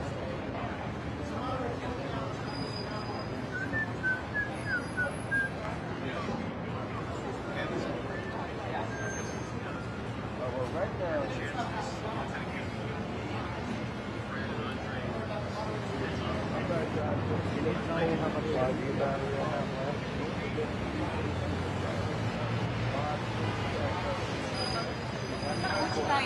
Huh? 49. Okay, thank you. 49. Thank you. 4.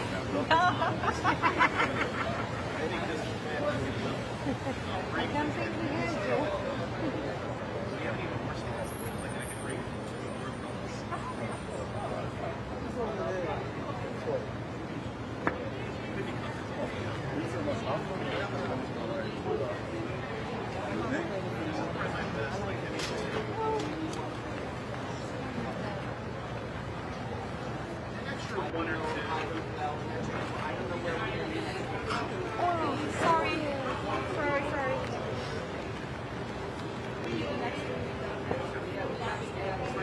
Yeah, what that would do.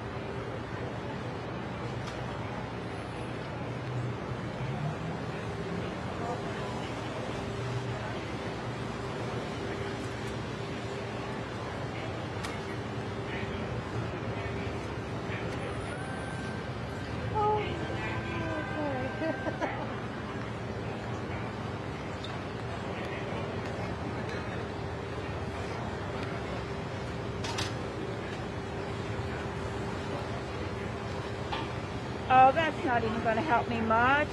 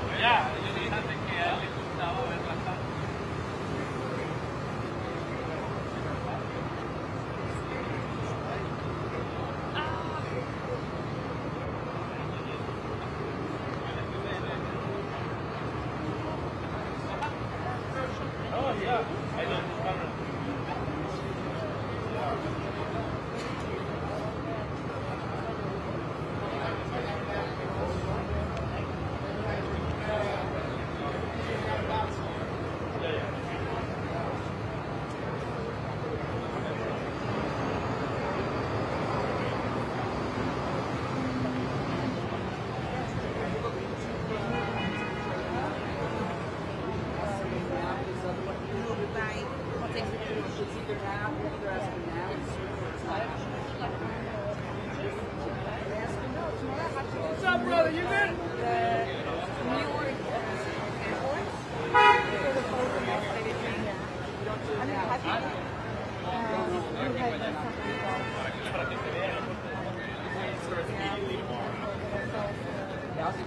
Yeah, it's like all day. It's like all day. Like by the time you get 5 a.m.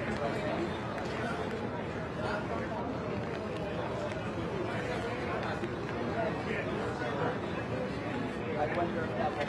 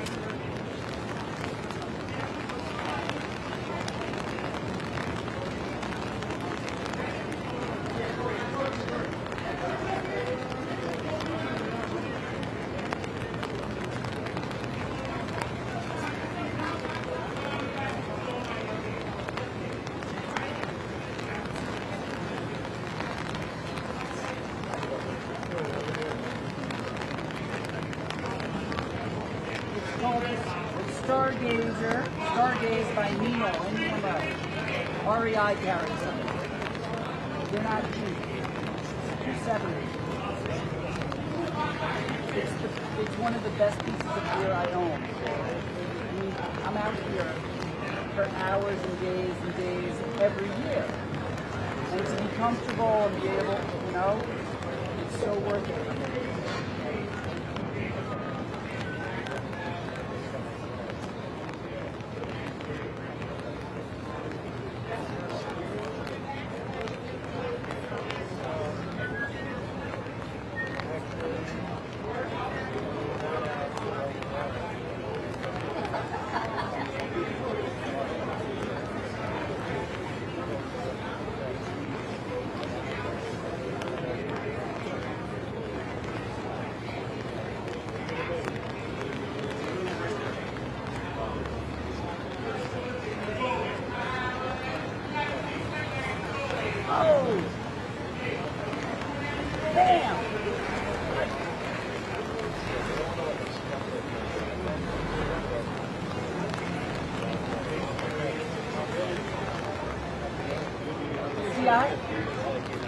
I didn't know that.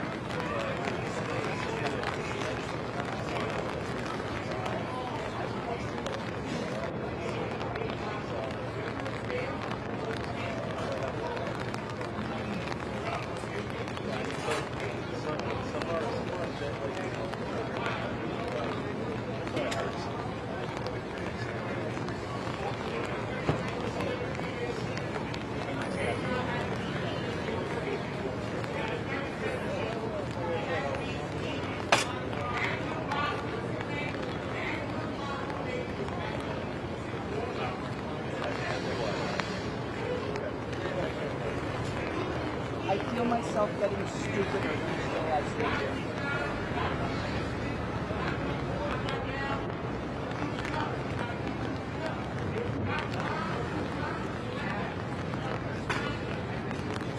No.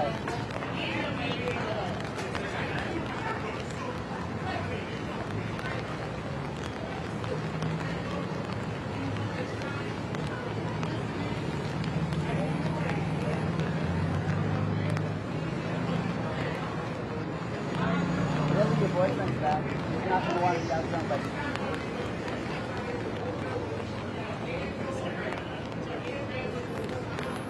Oh, today's our day. You got your turn.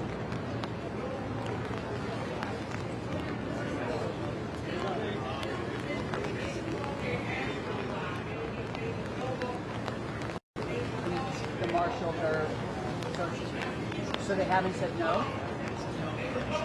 Okay. That is something, that is for sure.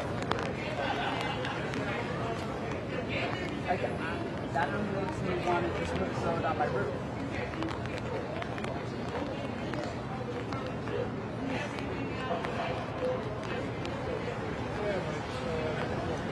That would be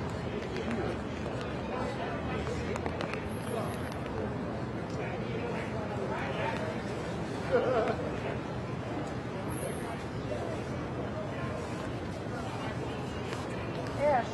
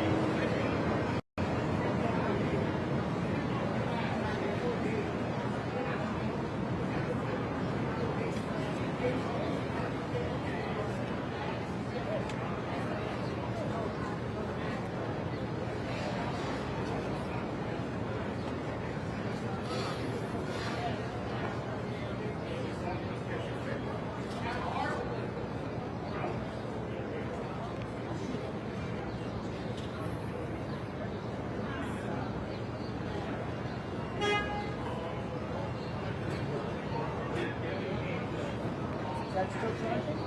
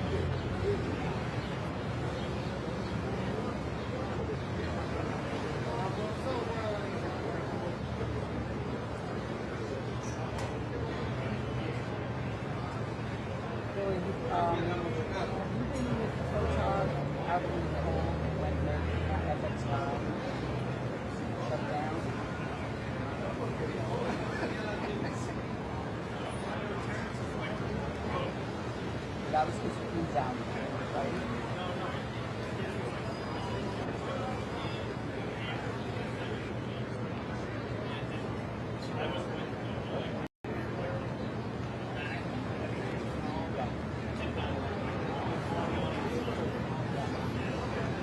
Did it come back to life?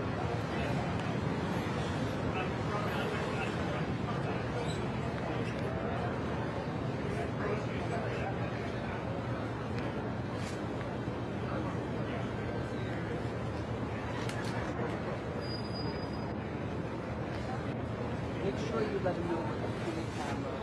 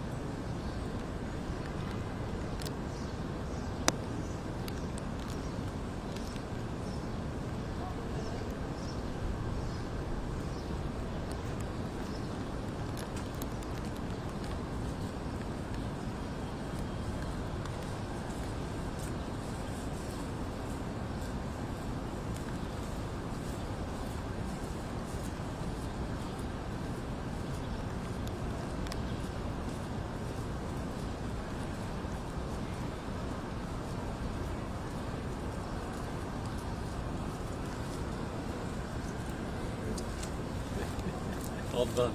Good to you.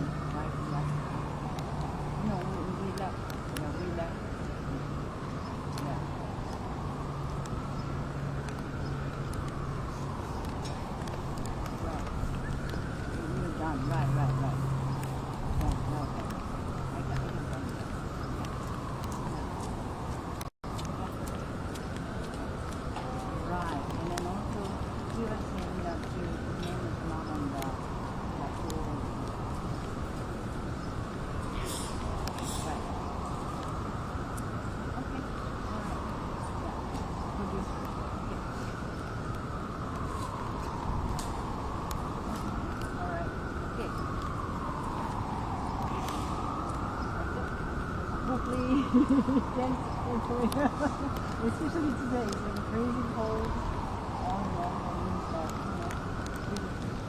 I'll tell you something very strange about when I get something. Yeah? Nothing. Okay, all right. Okay, that's it for me.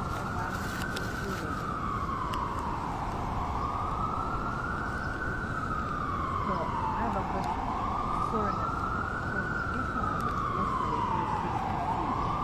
So, why do I ask this one around 7?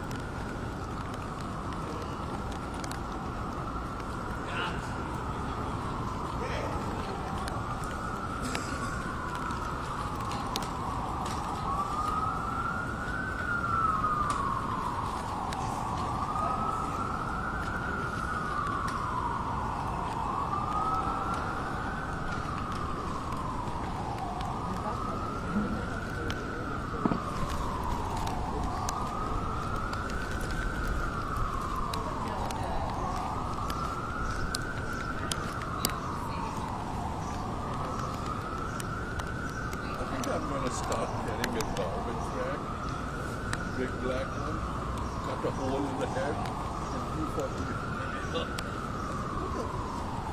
This is not basically green garbage bag. I don't mind getting wet.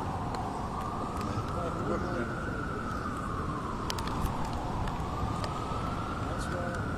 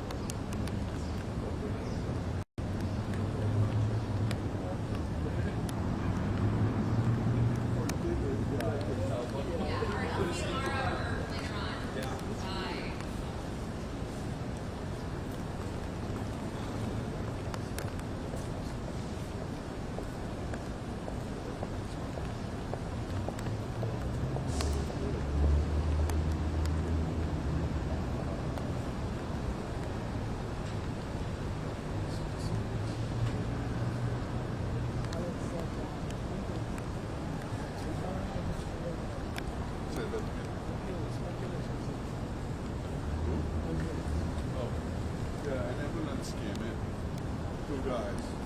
So I don't know whether her water broke or if somebody. I mean, there are many cases going on. Maybe somebody just.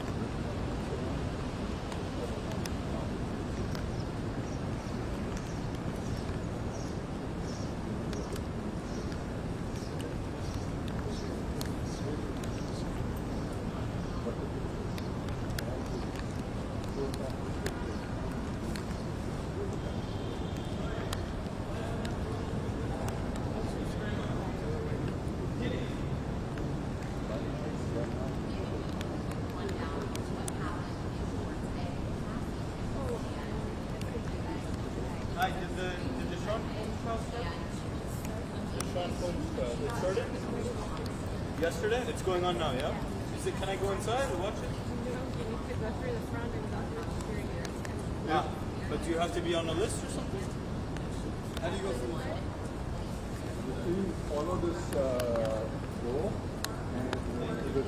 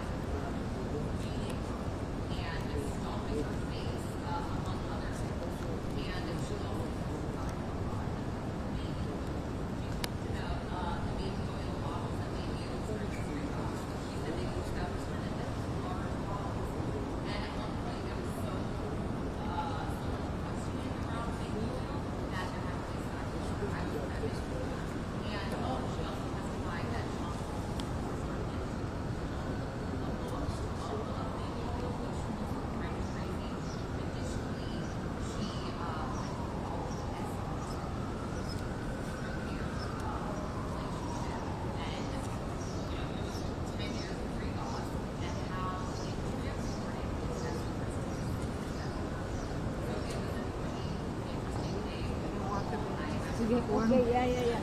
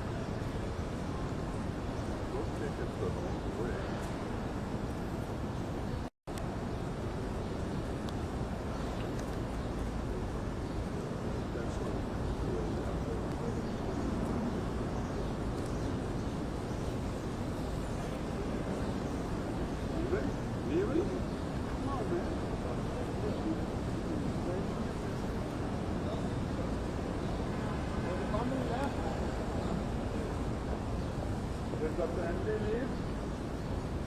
The family.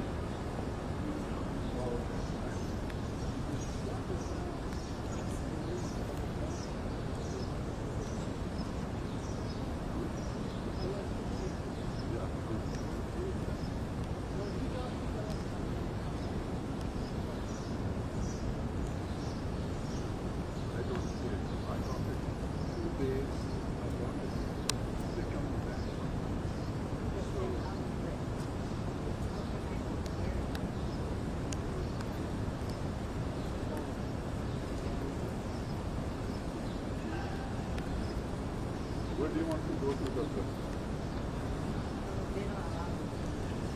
I have a suggestion for you. Take out all the metal phones and put it over there. Go from there. They will check you. Say where you want to use the bathroom and the press. They let you.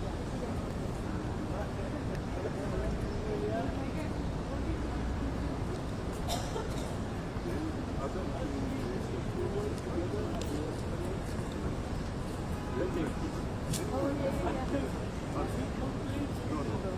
they didn't let you know.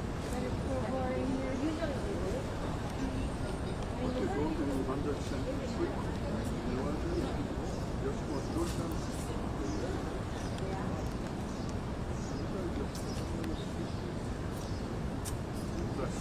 You have your press card? Yeah, show it to them. That's okay.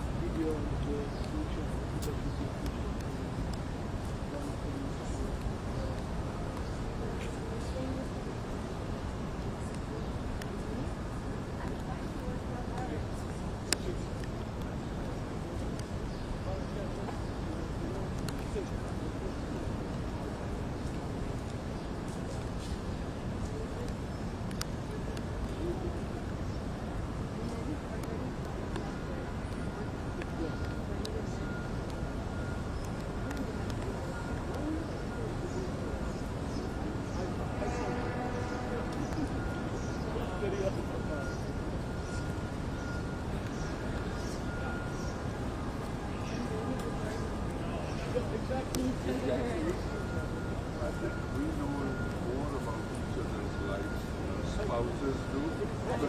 Not go that far. I'm sorry. I love you. In the sense that, we talk about not intimate stuff, but generally. Oh, yeah.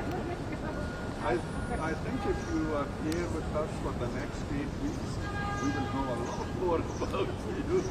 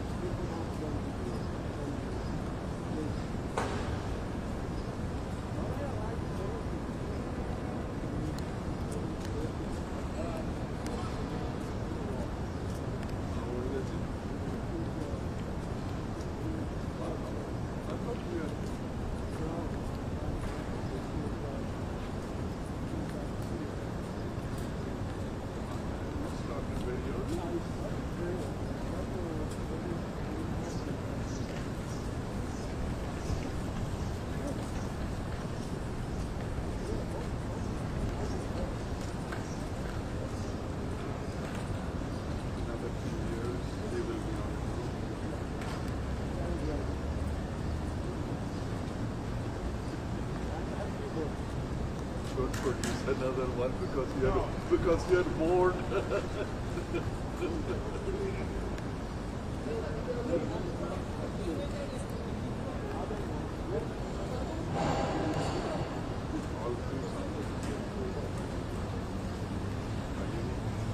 Try hard. You need a girl.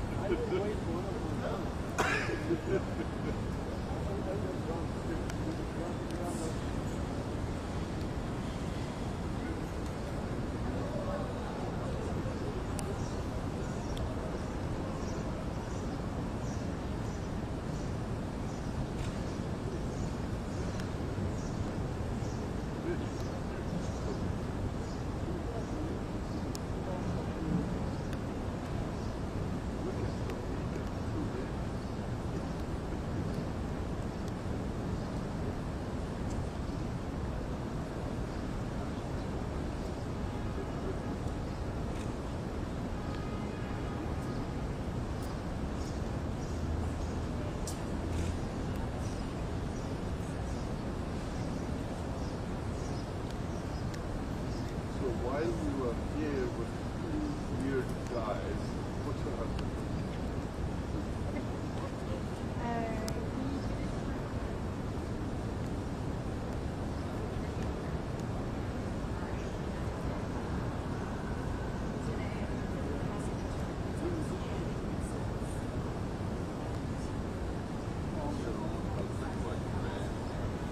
Throw the camera away.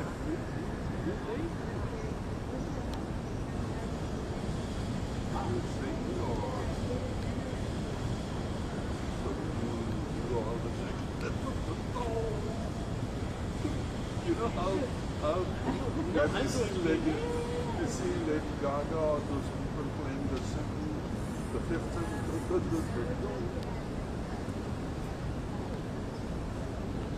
you sing? Okay. English or French?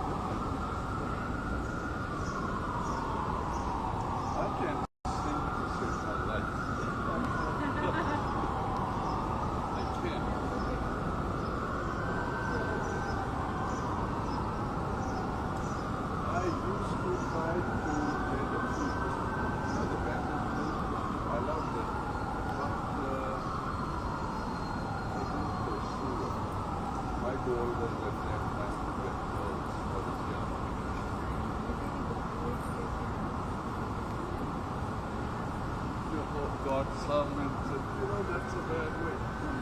Yeah, that's a wrong, you know what? A good way to be. That's the way with girls. That was very successful. You know, I number one or number two, I can cook Filipino, I can cook Thai dishes, or Indian, Pakistani dishes.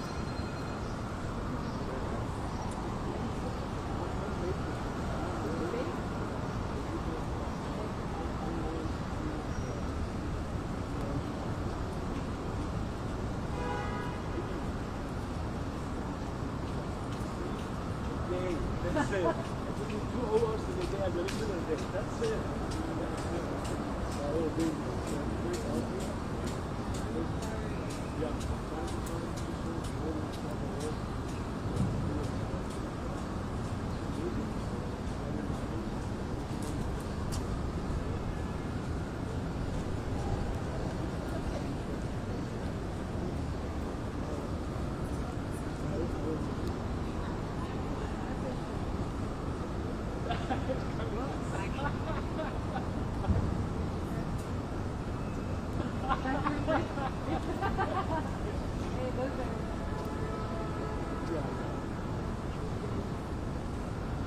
middle of nowhere.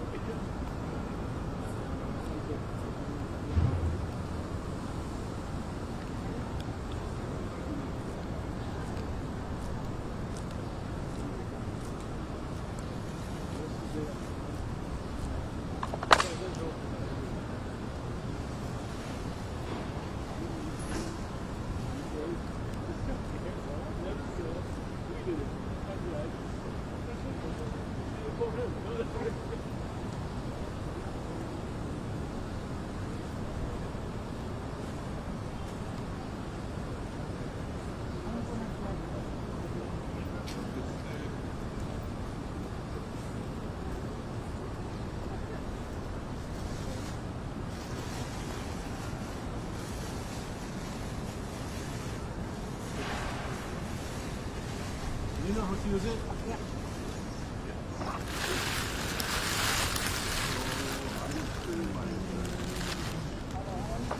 What time is it? Let me help you. Let me take Oh, it's okay. Because we need to do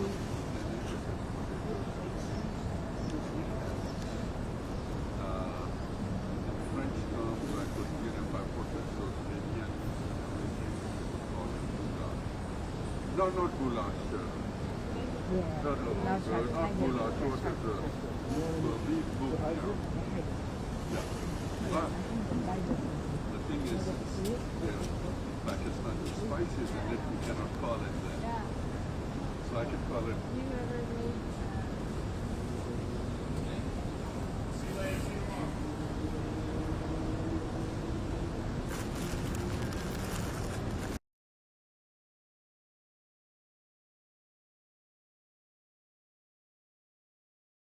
Takes too much time. I don't have the time. So if I do, go to a restaurant.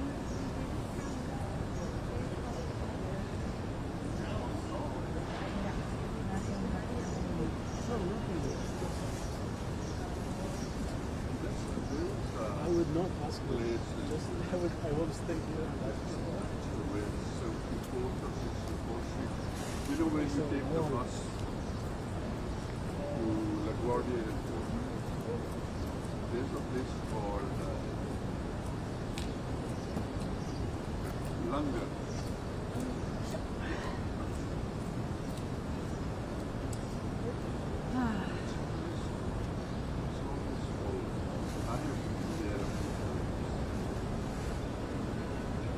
LA.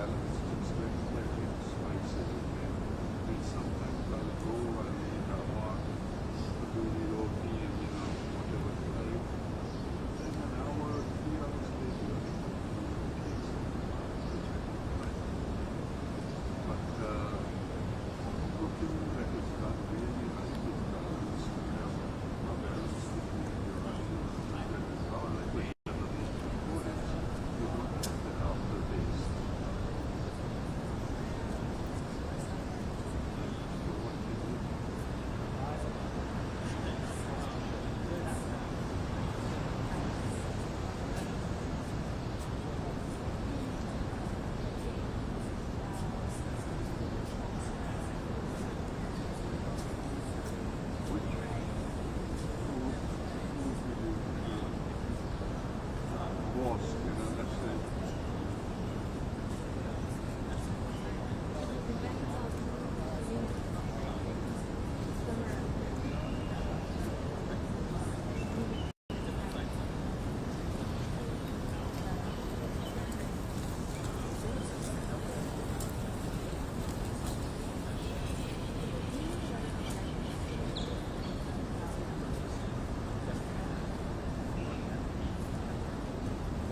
When I go to a restaurant, they say, they give you a plate of dollars, a plate of dollars, and you charge $15. And you said, really? For the $15, I can buy a sack of dollars and serve the 100. There was a time, I love those good rotis.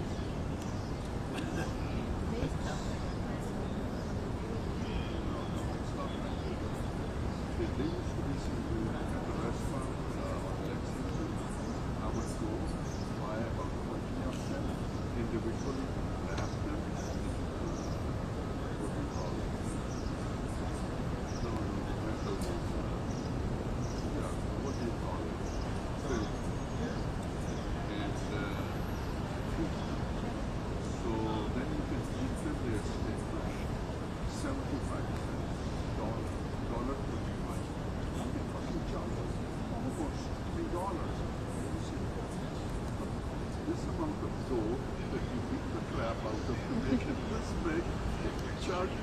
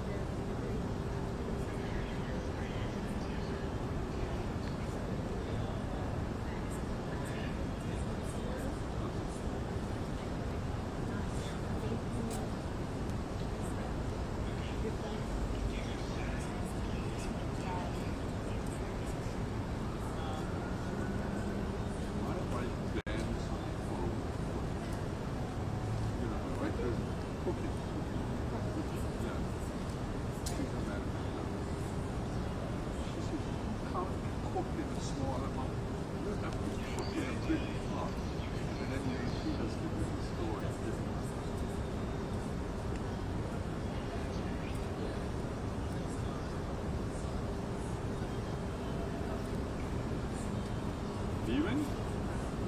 No, I just got back. Oh. I left and I come back to work again.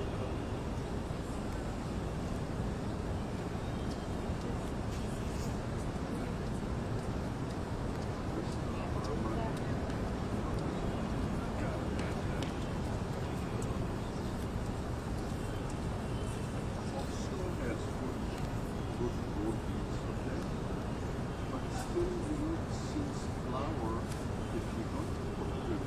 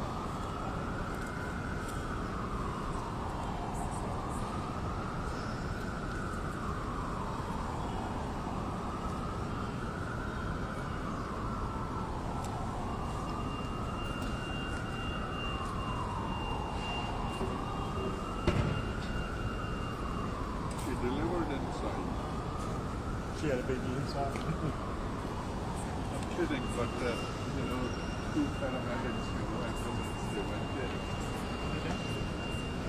Never want to say no. I'm the baby now. That would be a deadline tomorrow.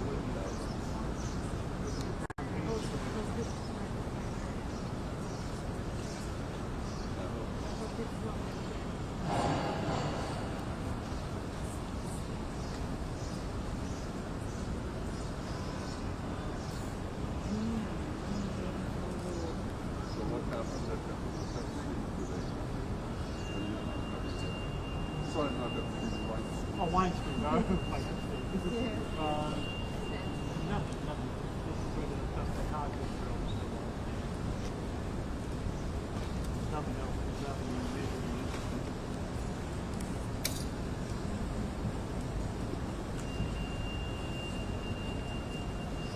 I like these people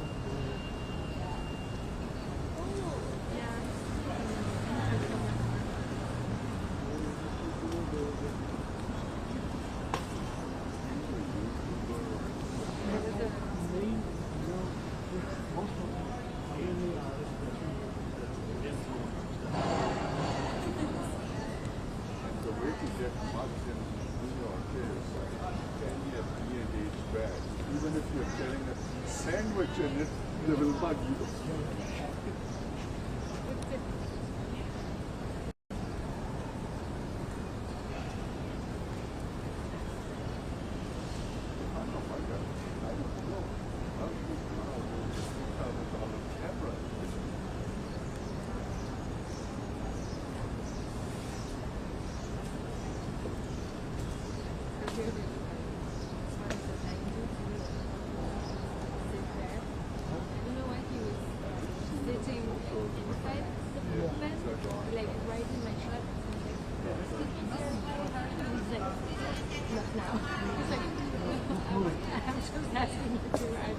I'm going to interview you. And he was like, diva. Yeah, but I didn't want to.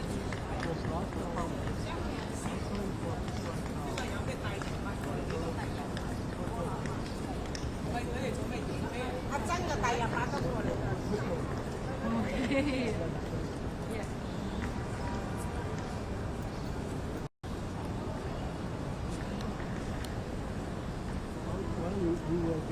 Yeah. Yeah. Yeah, it's like if you're not an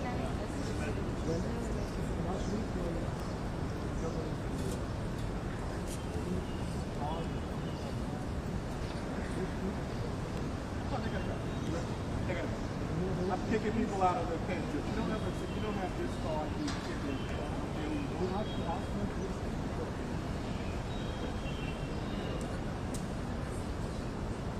They have to go. I'm kicking people out. Yeah, they don't only care about their face. I don't care about it at all. Yeah, this dude doesn't follow. Don't care. Yeah, it's like yeah. I'm not here to be on your feed. Don't ask me questions.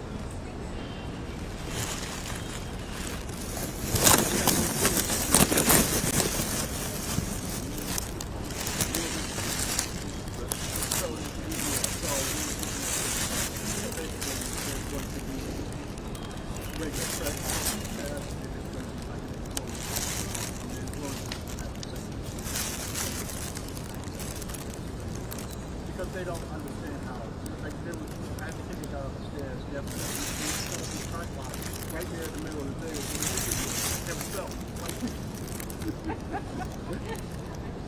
Yeah, then the marshals are watching this on the camera when they come across the street, it's like they're displaying press.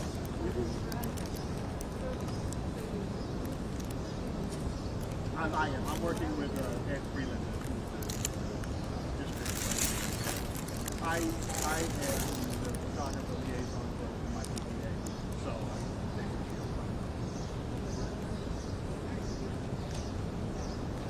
it's got to get easier. But you can't, you can't,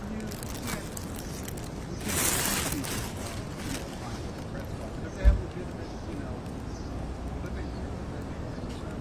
but if they're not going to be utilized, if they're not used, that's different from, your Facebook.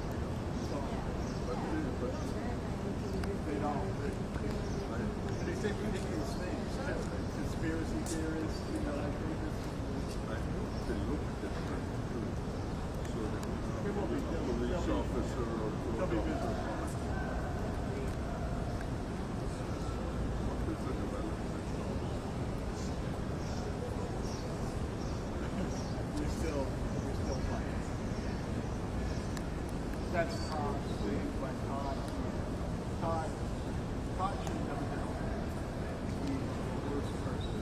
Yeah, I like Todd, I love him, I think he's a great guy. But his reaction to everything is let's sue. Let's sue. Blah, blah, blah. Write a threat. At this time, the Africans say when your head is in a lion's mouth, you don't hit the lion with the head.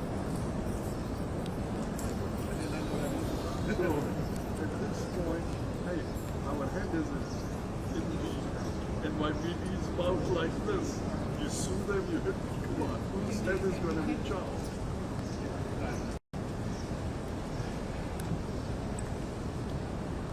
Yeah, so we are making.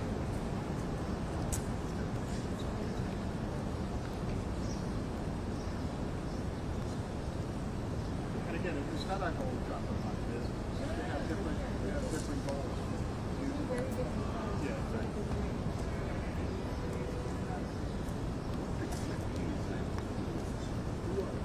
An influencer is only a person who has a certain amount of followers that advertisers feel they can influence people to buy their products. That's all that is. I love you, but you can't influence me to buy a jacket that I don't like. Go to REI. Yeah, that's where I go. No. I answered your query. I didn't say go buy it.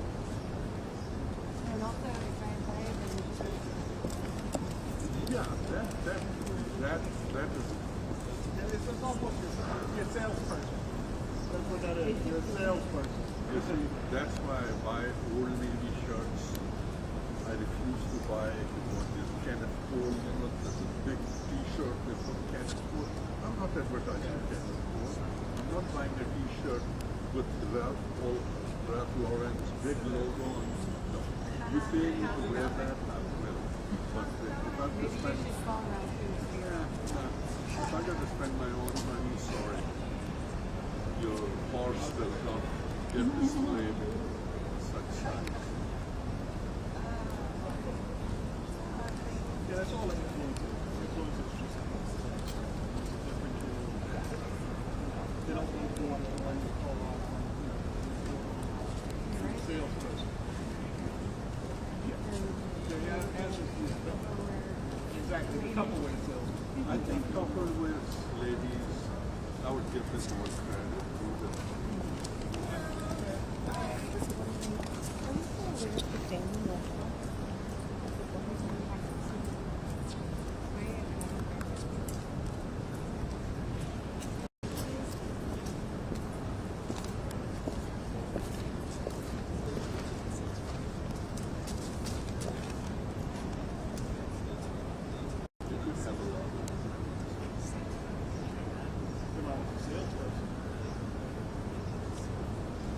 tell you something fun. I have reached an optimal level of followers on Instagram. No, not on Twitter. And it doesn't budge over the years. It will go up, I will say something, piss somebody off, and they will, unfriend me or whatever. And somebody else will like it, and then they will friend it. So that level stays. So I cannot have an existence event.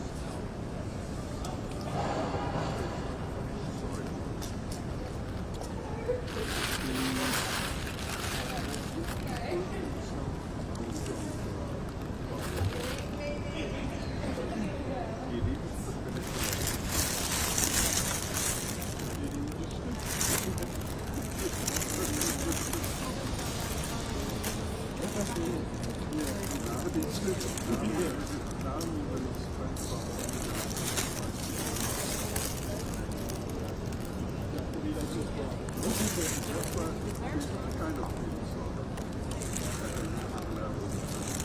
why did you? Yeah. Why did you? Arrogant.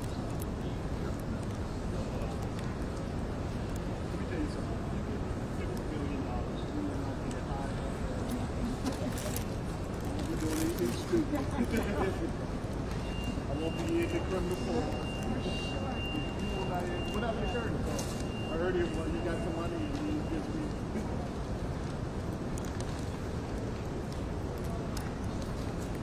We are all married, but does he have a free class now? Any single guy, they should pursue El Chapo's wife. She's the only one who goes with the missing $3 billion off. She's not her time. She's done. She's partying. Huh? It's fine. Yeah, she's enjoying life. Partying in Italy and everything. As long as she keeps her mouth shut, nobody's going to talk about it.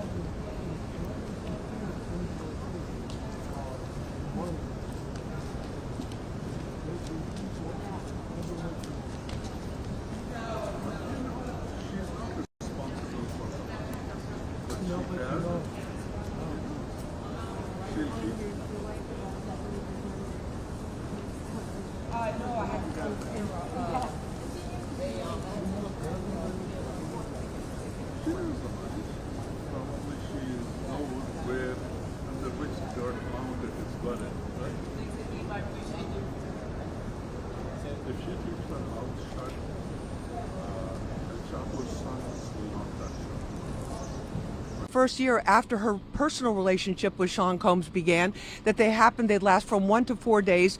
It was almost always her having sex with a male sex worker while Combs watched. Sometimes he would get involved and participate. There was a lot of testimony about baby oil. He had a thing about baby oil. It all started with baby oil massages. He would be involved with it, and she would have to end up eventually booking these male escorts under the name Jackie Starr. That was her code name, her pseudonym, to get them to come to these freak-offs, which were happening with such regularity that she felt totally degraded, and she felt that's all she was good for. Did you notice his demeanor while she was testifying? Yeah, there was one point where Combs was kind of shaking his head a little bit, and then one of his attorneys put his hand on his shoulder, basically like, just calm down. But I think the thing that was really important today was yesterday we saw his 3 daughters walk out when the escort talked about the sex escapades that were going on and the freak-offs. His entire family was there today, all the adult children, the sons, and those 3 girls who had to leave the court yesterday because they were apparently so upset by that very disturbing testimony that we all heard, Steph. So this testimony, Cassie, we learned a bit about her life, at least this section of her life. What did she say that kind of painted that picture? Well, she said when she first met Combs, she was on a high because she had, a 10-album record deal with Bad Boy Records, which was the hottest label at the time. But it quickly became clear that he was interested in her personally. Their personal relationship developed, and basically he and his staff took control over every aspect of her life in terms of her finances, in terms of where she lived, and she was constantly trying to please him. She was asked by the prosecutor, why did you stay with him for these freak-offs? And she said, I just wanted to make him happy. That's all I cared about. And she said, I was young and confused, and there was a lot of drug use going on there. The allegations are really that he used his power to orchestrate this whole thing. That's what they're arguing, essentially. Well, exactly. And it was also key. There was a lot of detailed testimony about the involvement of his 3 personal assistants as well as his bodyguards, because that is key to the government's case to show that this was an enterprise, that this was a criminal enterprise. And so they clearly established that today, Steph. Lisa Evers in the courtroom for us. We're going to throw it back to you inside, Natasha and Steve.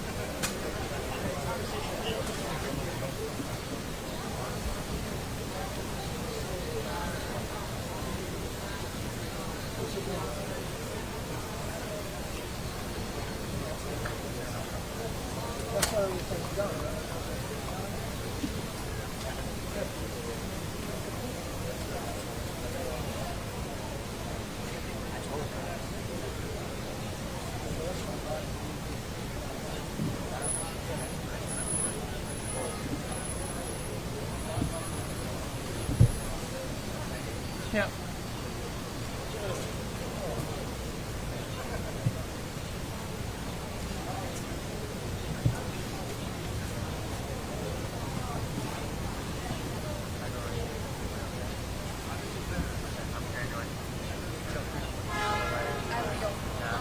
I know, I see it in your eyes. You look at it, I'm like, oh, I fear weather immediately.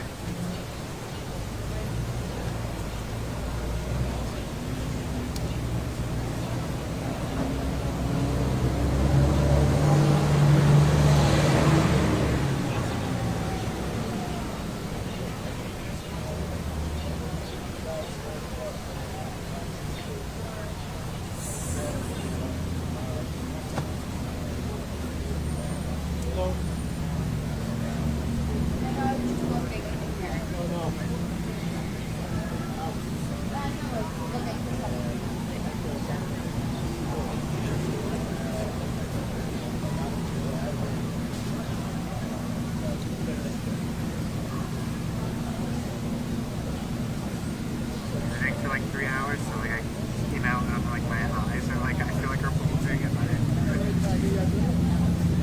did at noon, 5:30. Yeah, that's it. Yeah. But all different, you know, different angles.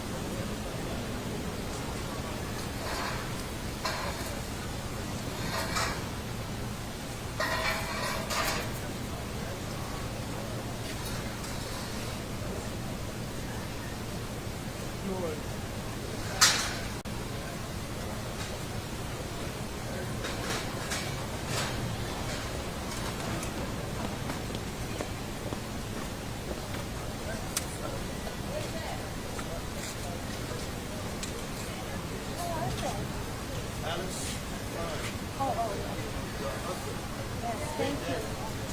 And the lawyer, and her lawyer. Thank you. That's fine. She married to a white man now. You know she been sold her soul to the devil.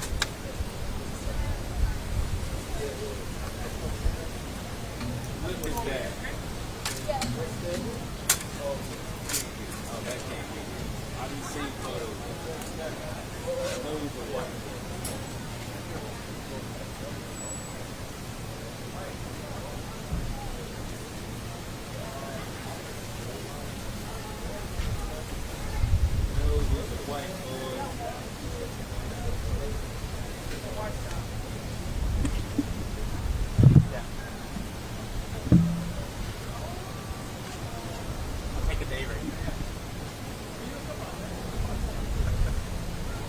I want everybody to know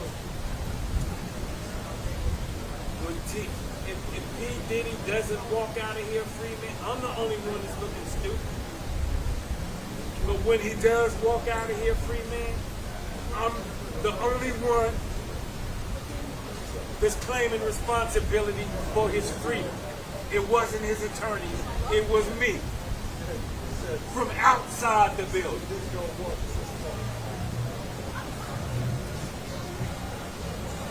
Yeah.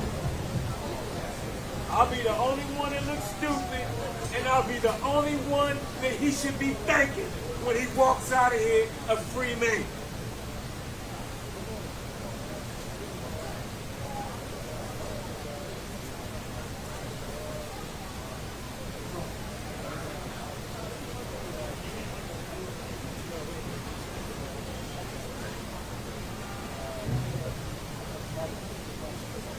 I'm the only one that will look stupid if Sean Combs is found guilty.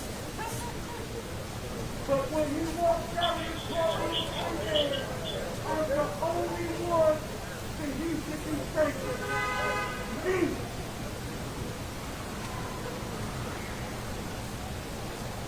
Because ain't nobody else said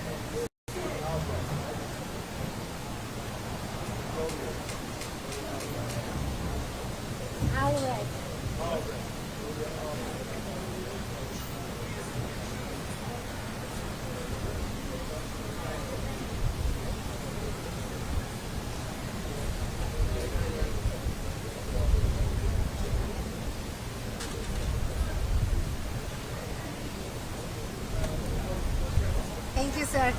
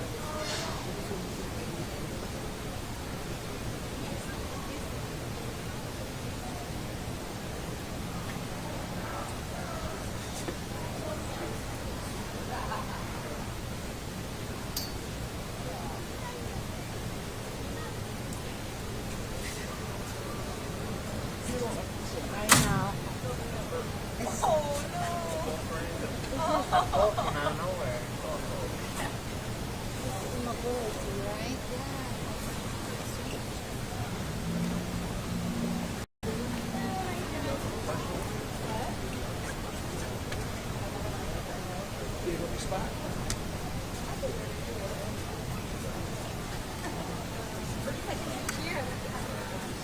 Unfortunately, I wish you could, but it's...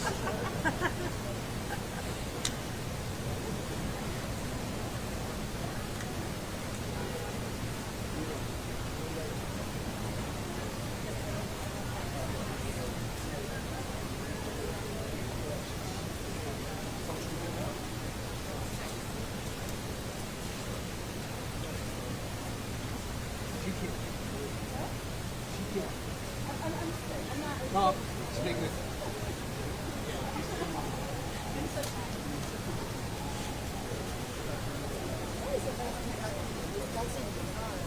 That's what I'm thinking of. Why? Maybe the cops are left behind.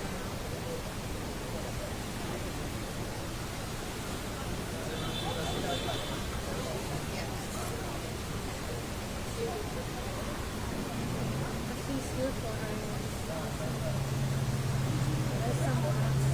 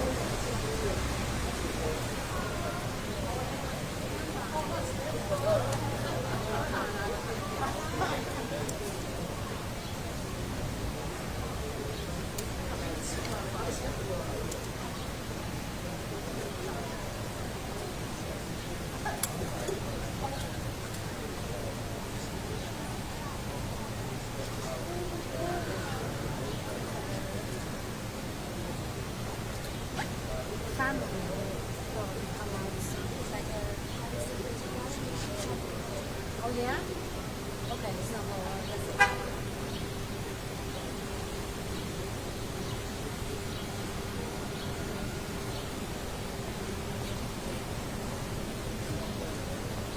Gloria is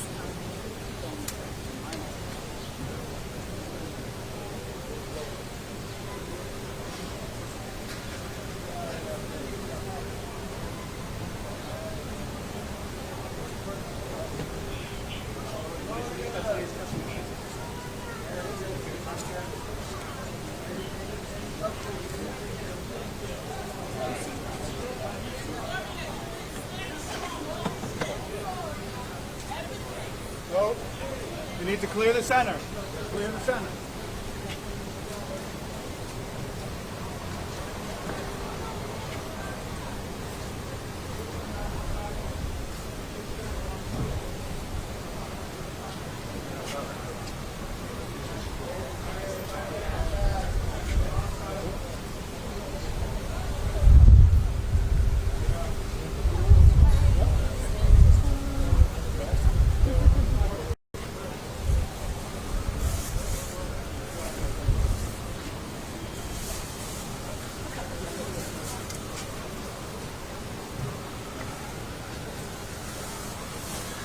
Advance here, I just don't want to get in the way. Oh, okay. Okay. Here we go.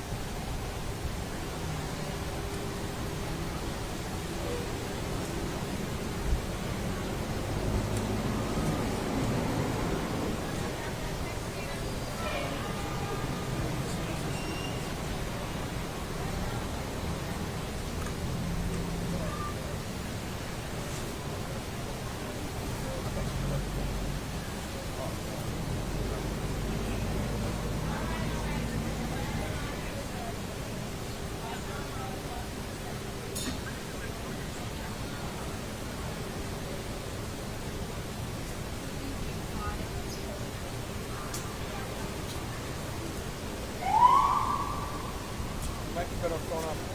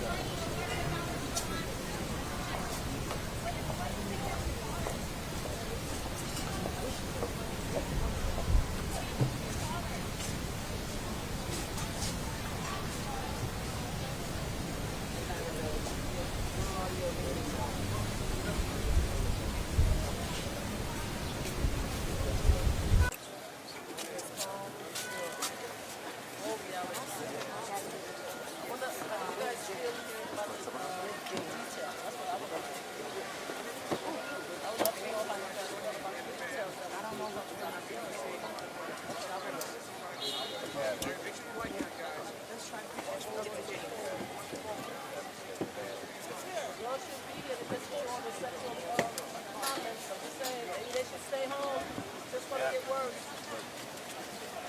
Have a good day.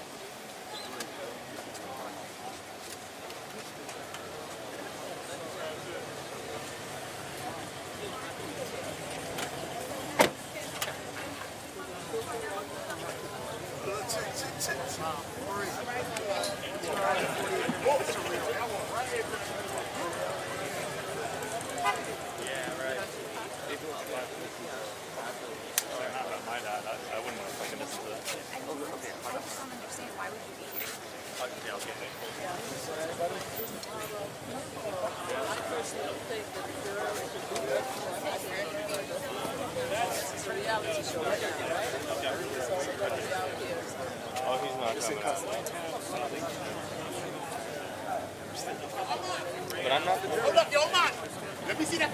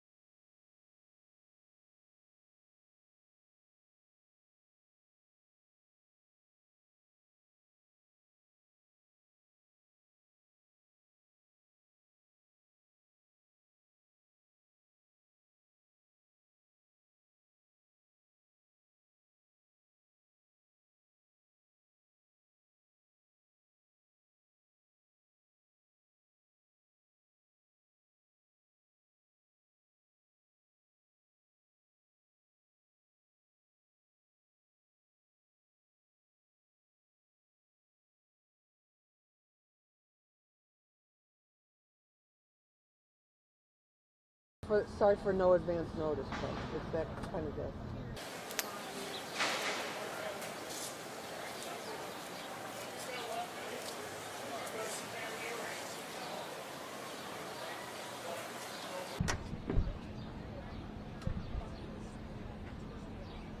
Hey everybody, I'm here outside 500 Pearl Street, which is a federal court here in Lower Manhattan, Southern District of New York. And I was in court today for the trial of Sean Diddy Combs, and very dramatic day in court, raising a lot of questions, very powerful testimony by his ex-girlfriend, Cassie Ventura. She took the stand. She's about at least 8 months pregnant, got up there on the stand and started to detail very calmly, very methodically, without any malice in her voice and without any kind of snide undertones that some people might have expected to hear from her.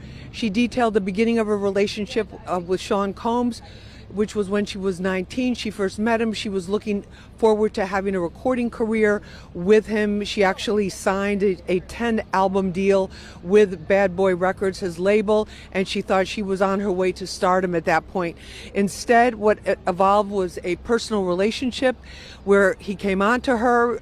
She got involved with him personally, and then soon after they were intimate, she says these freak-offs began. And we've heard a lot of talk in the media about what these freak-offs are, but I want to explain it to you, and it might be a little disturbing and triggering for some people, so I'm just giving you that in advance, but I'll try to be as delicate about it but as accurate as possible.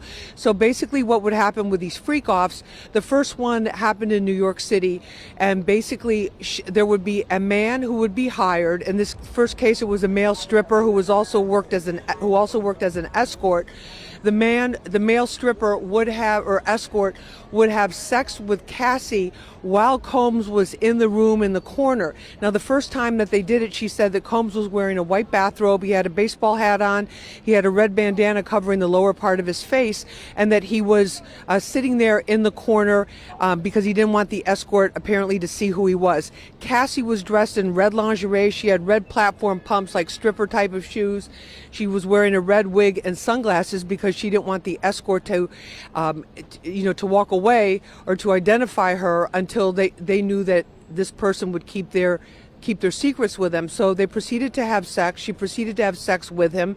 Combs, all the while, sitting back and giving directions as to what should happen. So he first instructed them to massage each other with baby oil. She later testified today, this afternoon, that there were about 10 large bottles of baby oil that were used in every one of these freak-offs, which would last anywhere from 1 to 4 days. And usually the participants would be Cassie, a male sex worker, having sex with her, somebody that she was told to hire. She would do the actual bookings from these escort platforms and escort apps and escort websites, and she would be the one that would actually hire the escort to come in there. And then depending upon whether or not he liked the performance, Combs would pay the escort anywhere from $150, but if it went on for multiple days, the escort would be paid up to about $6,000 or $7,000 in cash. So she said that these started off, and why would she do something like that? She said she was young and naive. That's a question a lot of people were asking. The prosecutor asked her that directly. Why would you do this? And she said, because I was young and naive and I wanted to make him happy, and I knew that this made him happy. But she said over time, and now we're talking about years, they were doing these freak-offs in a lot of different places. New York, Los Angeles, Miami, Las Vegas, and there got to be a handful of these male sex workers that were the ones who were their favorites and who they trusted. So she said that it became more and more degrading. There were degrading things done to her. She said that the baby oil, Combs insisted that their bodies always be glistening, and to keep this glisten going, they had to heat up the baby oil. They would run it under hot water so that the baby oil would be warm when they put it on their bodies. She said freak-off supplies included lots of candles, the baby oil, of course, and then special outfits for her, these very sexy lingerie outfits, stripper-type outfits, which she would purchase at Pleasure Chest in Los Angeles or the Hustler store there. And then she described how the relationship devolved, and that her music career was not going anywhere, to endure the just the humiliation, which was her word, of these freak offs, which you can imagine, and the dehumanization of them.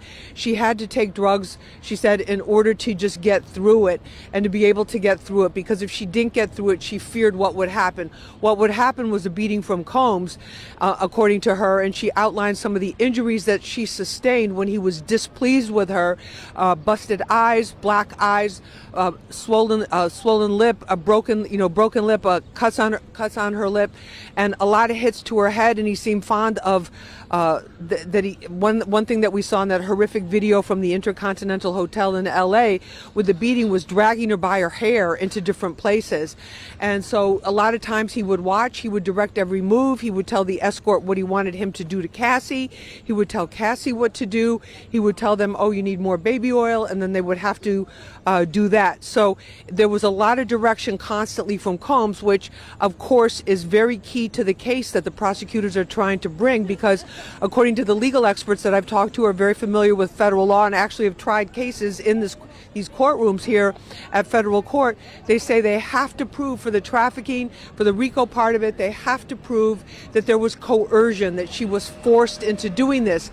Because one of the big questions that a lot of people had when we first started to learn details about this case was, if she was coerced, if she was forced, why did she stay with him for so long? And she said she was, she was actually in love with him, that when he was nice, he was charming, and of course he was also, at the time that she was with him, he was at the height of his career. Basically, I mean, he had the Sean John clothing line going, Revolt TV was starting, he was hosting the MTV Video Music Awards, there were a lot of big things, he was getting Grammy nominations, there was a lot going on for him career-wise, he was being hugely successful, even a Broadway appearance, and then of course running the New York City Marathon to raise money for education in under-resourced communities. So she was meeting, she was involved with him at this very, very prominent time in his life where a lot was going on and a lot of attention was on him, and it seemed as if he could do no wrong. Of course, now we found out that was an image, and now we're finding out more about what the reality is for her. Now, while she was on the stand, as I said, she's estimated to be like 8 or 8.5 months pregnant. She was rubbing her stomach, rubbing her belly the way pregnant women do, or they just touch their stomach when you just touch your stomach when you're pregnant, and just kind of like to feel that heartbeat or feel that movement of that baby that you're carrying. And so she was doing that a couple of times during the testimony. She reached for tissues because she was getting emotional. Tears were coming to her eye. At one point, she really did get choked up and had to stop for a moment or two, but the prosecutor kept on relentlessly. And then also she was asked to describe her daily life. Her daily life was basically being all centered around Combs and around making him happy and doing whatever he wanted her to do so that he would not hit her, would not beat her up, or would not punish her. This was the term that she used, this word punishing. And that when he was upset with her, Combs or his bodyguards would take her phones away, take her phone away, take her laptop away, so that she couldn't communicate or do anything. And that he insisted that she be the one to actually book these male escorts. So on all of the transactions, it's her credit card, it's her, her name. She's the one that's actually booking this. But another key piece of the case kind of emerged today of how the prosecution is going to weave this story of racketeering, sex trafficking, transportation across state lines for prostitution. They're basically laying the groundwork for this sweeping RICO case that if Combs is found guilty, he could spend the rest of his life behind bars. He's currently 55 years old. And then what is happening was, she said that his three bodyguards, there were 3 or 4 main bodyguards that were always with him, driving her, that would do whatever he wanted them to do. She testified about how one time he put a gun in her purse because they were going into downtown LA for an event that she was hosting, and she felt very nervous about that. She testified about these bodyguards basically doing whatever he asked them to do.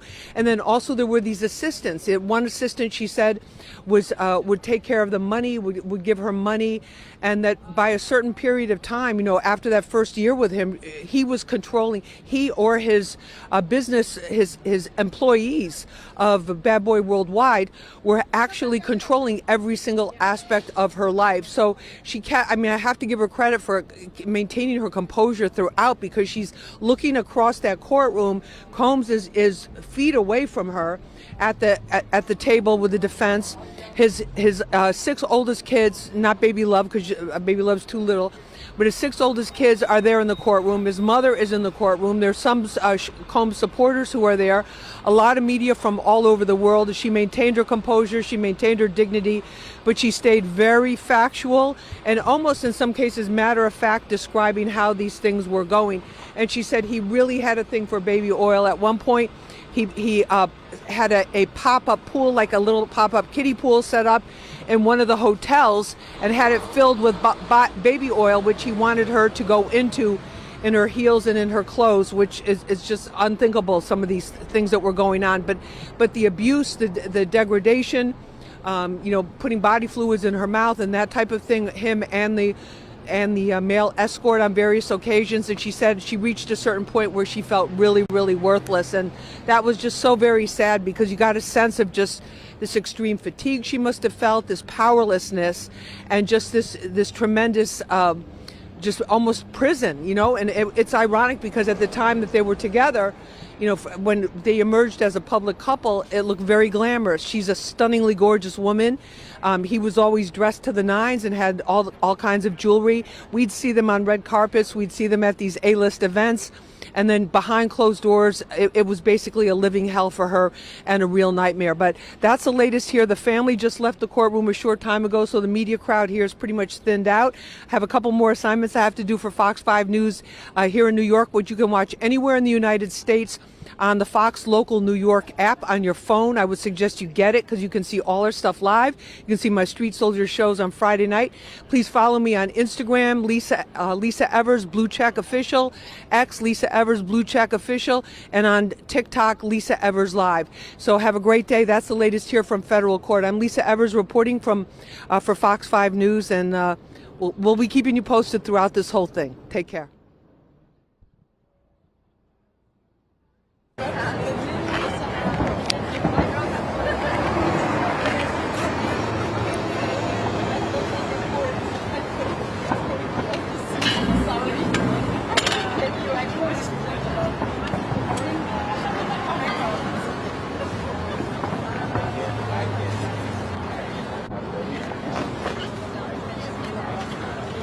No worries. I got plenty to do.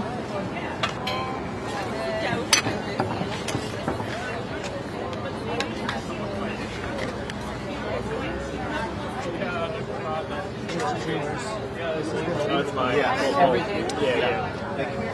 Yeah, right at the fucking pasture.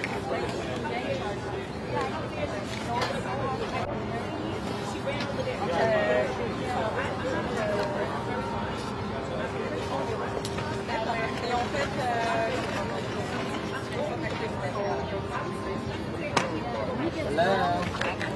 Do we have vinegar? Definitely a balsamic vinegar in the house. What's it for? I'm putting it on. Hold on, you're putting it on what?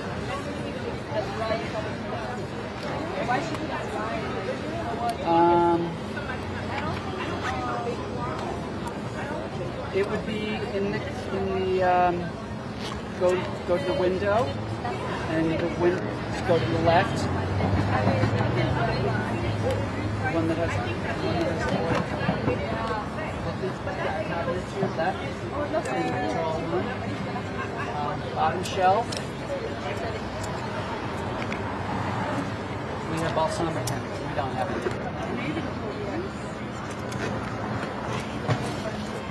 It's sweeter. You made great kale chips last night. I love them.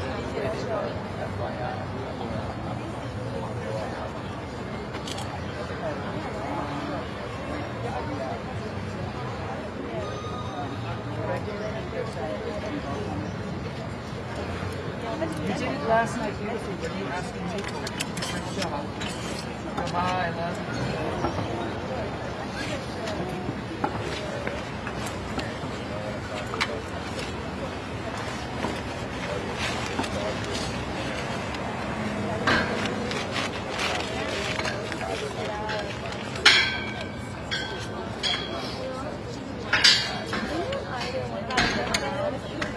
No, but they're all out.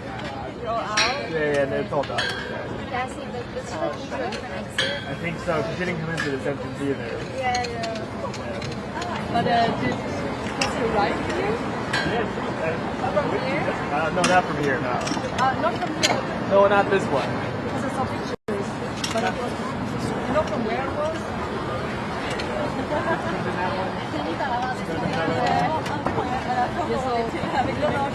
She's inside. Probably not. At this point, no.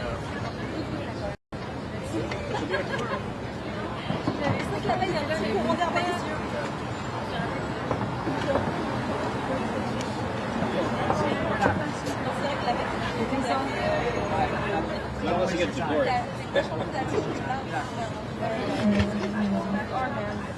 Definitely not it. No. Oh, definitely not You're not going Diddy. to see either one of them. She's going to get that evidence. Yeah, right.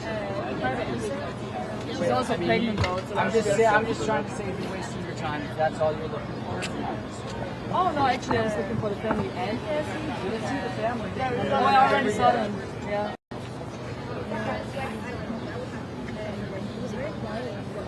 Right? Yeah, nobody was saying. They're not going to say it.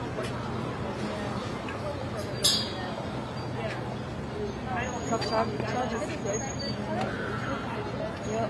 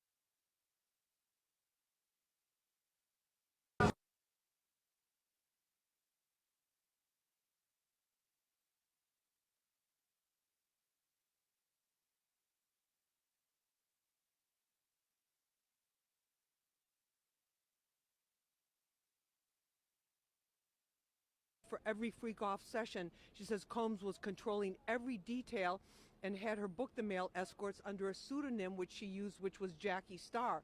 Now, Combs' entire family was in court for this. Yesterday, excuse me, the allergy thing here. Combs' entire family was in court today. The three daughters that were out, that walked out of the courtroom yesterday during the graphic testimony of the male sex worker, we're back in court there with the entire family today. So his 6 oldest children, along with his mother and other family supporters, were there to support Sean Combs. Now, Cassie's testimony is expected to continue tomorrow. She talked about how at times she felt completely demoralized by what was going on. She felt worthless, and the only way she could get through these freak-offs was by using these drugs like ecstasy, mushrooms, and cocaine. Just very, very sad, but she maintained her dignity throughout the whole thing. Even when she got very emotional, she got right back on track, answering the prosecution's questions. And when asked why she didn't leave with all of these horrific things going on, she says, "I was young and naive, and I loved him, and I wanted to make him happy." That's the latest here from federal court. Back to you in the studio.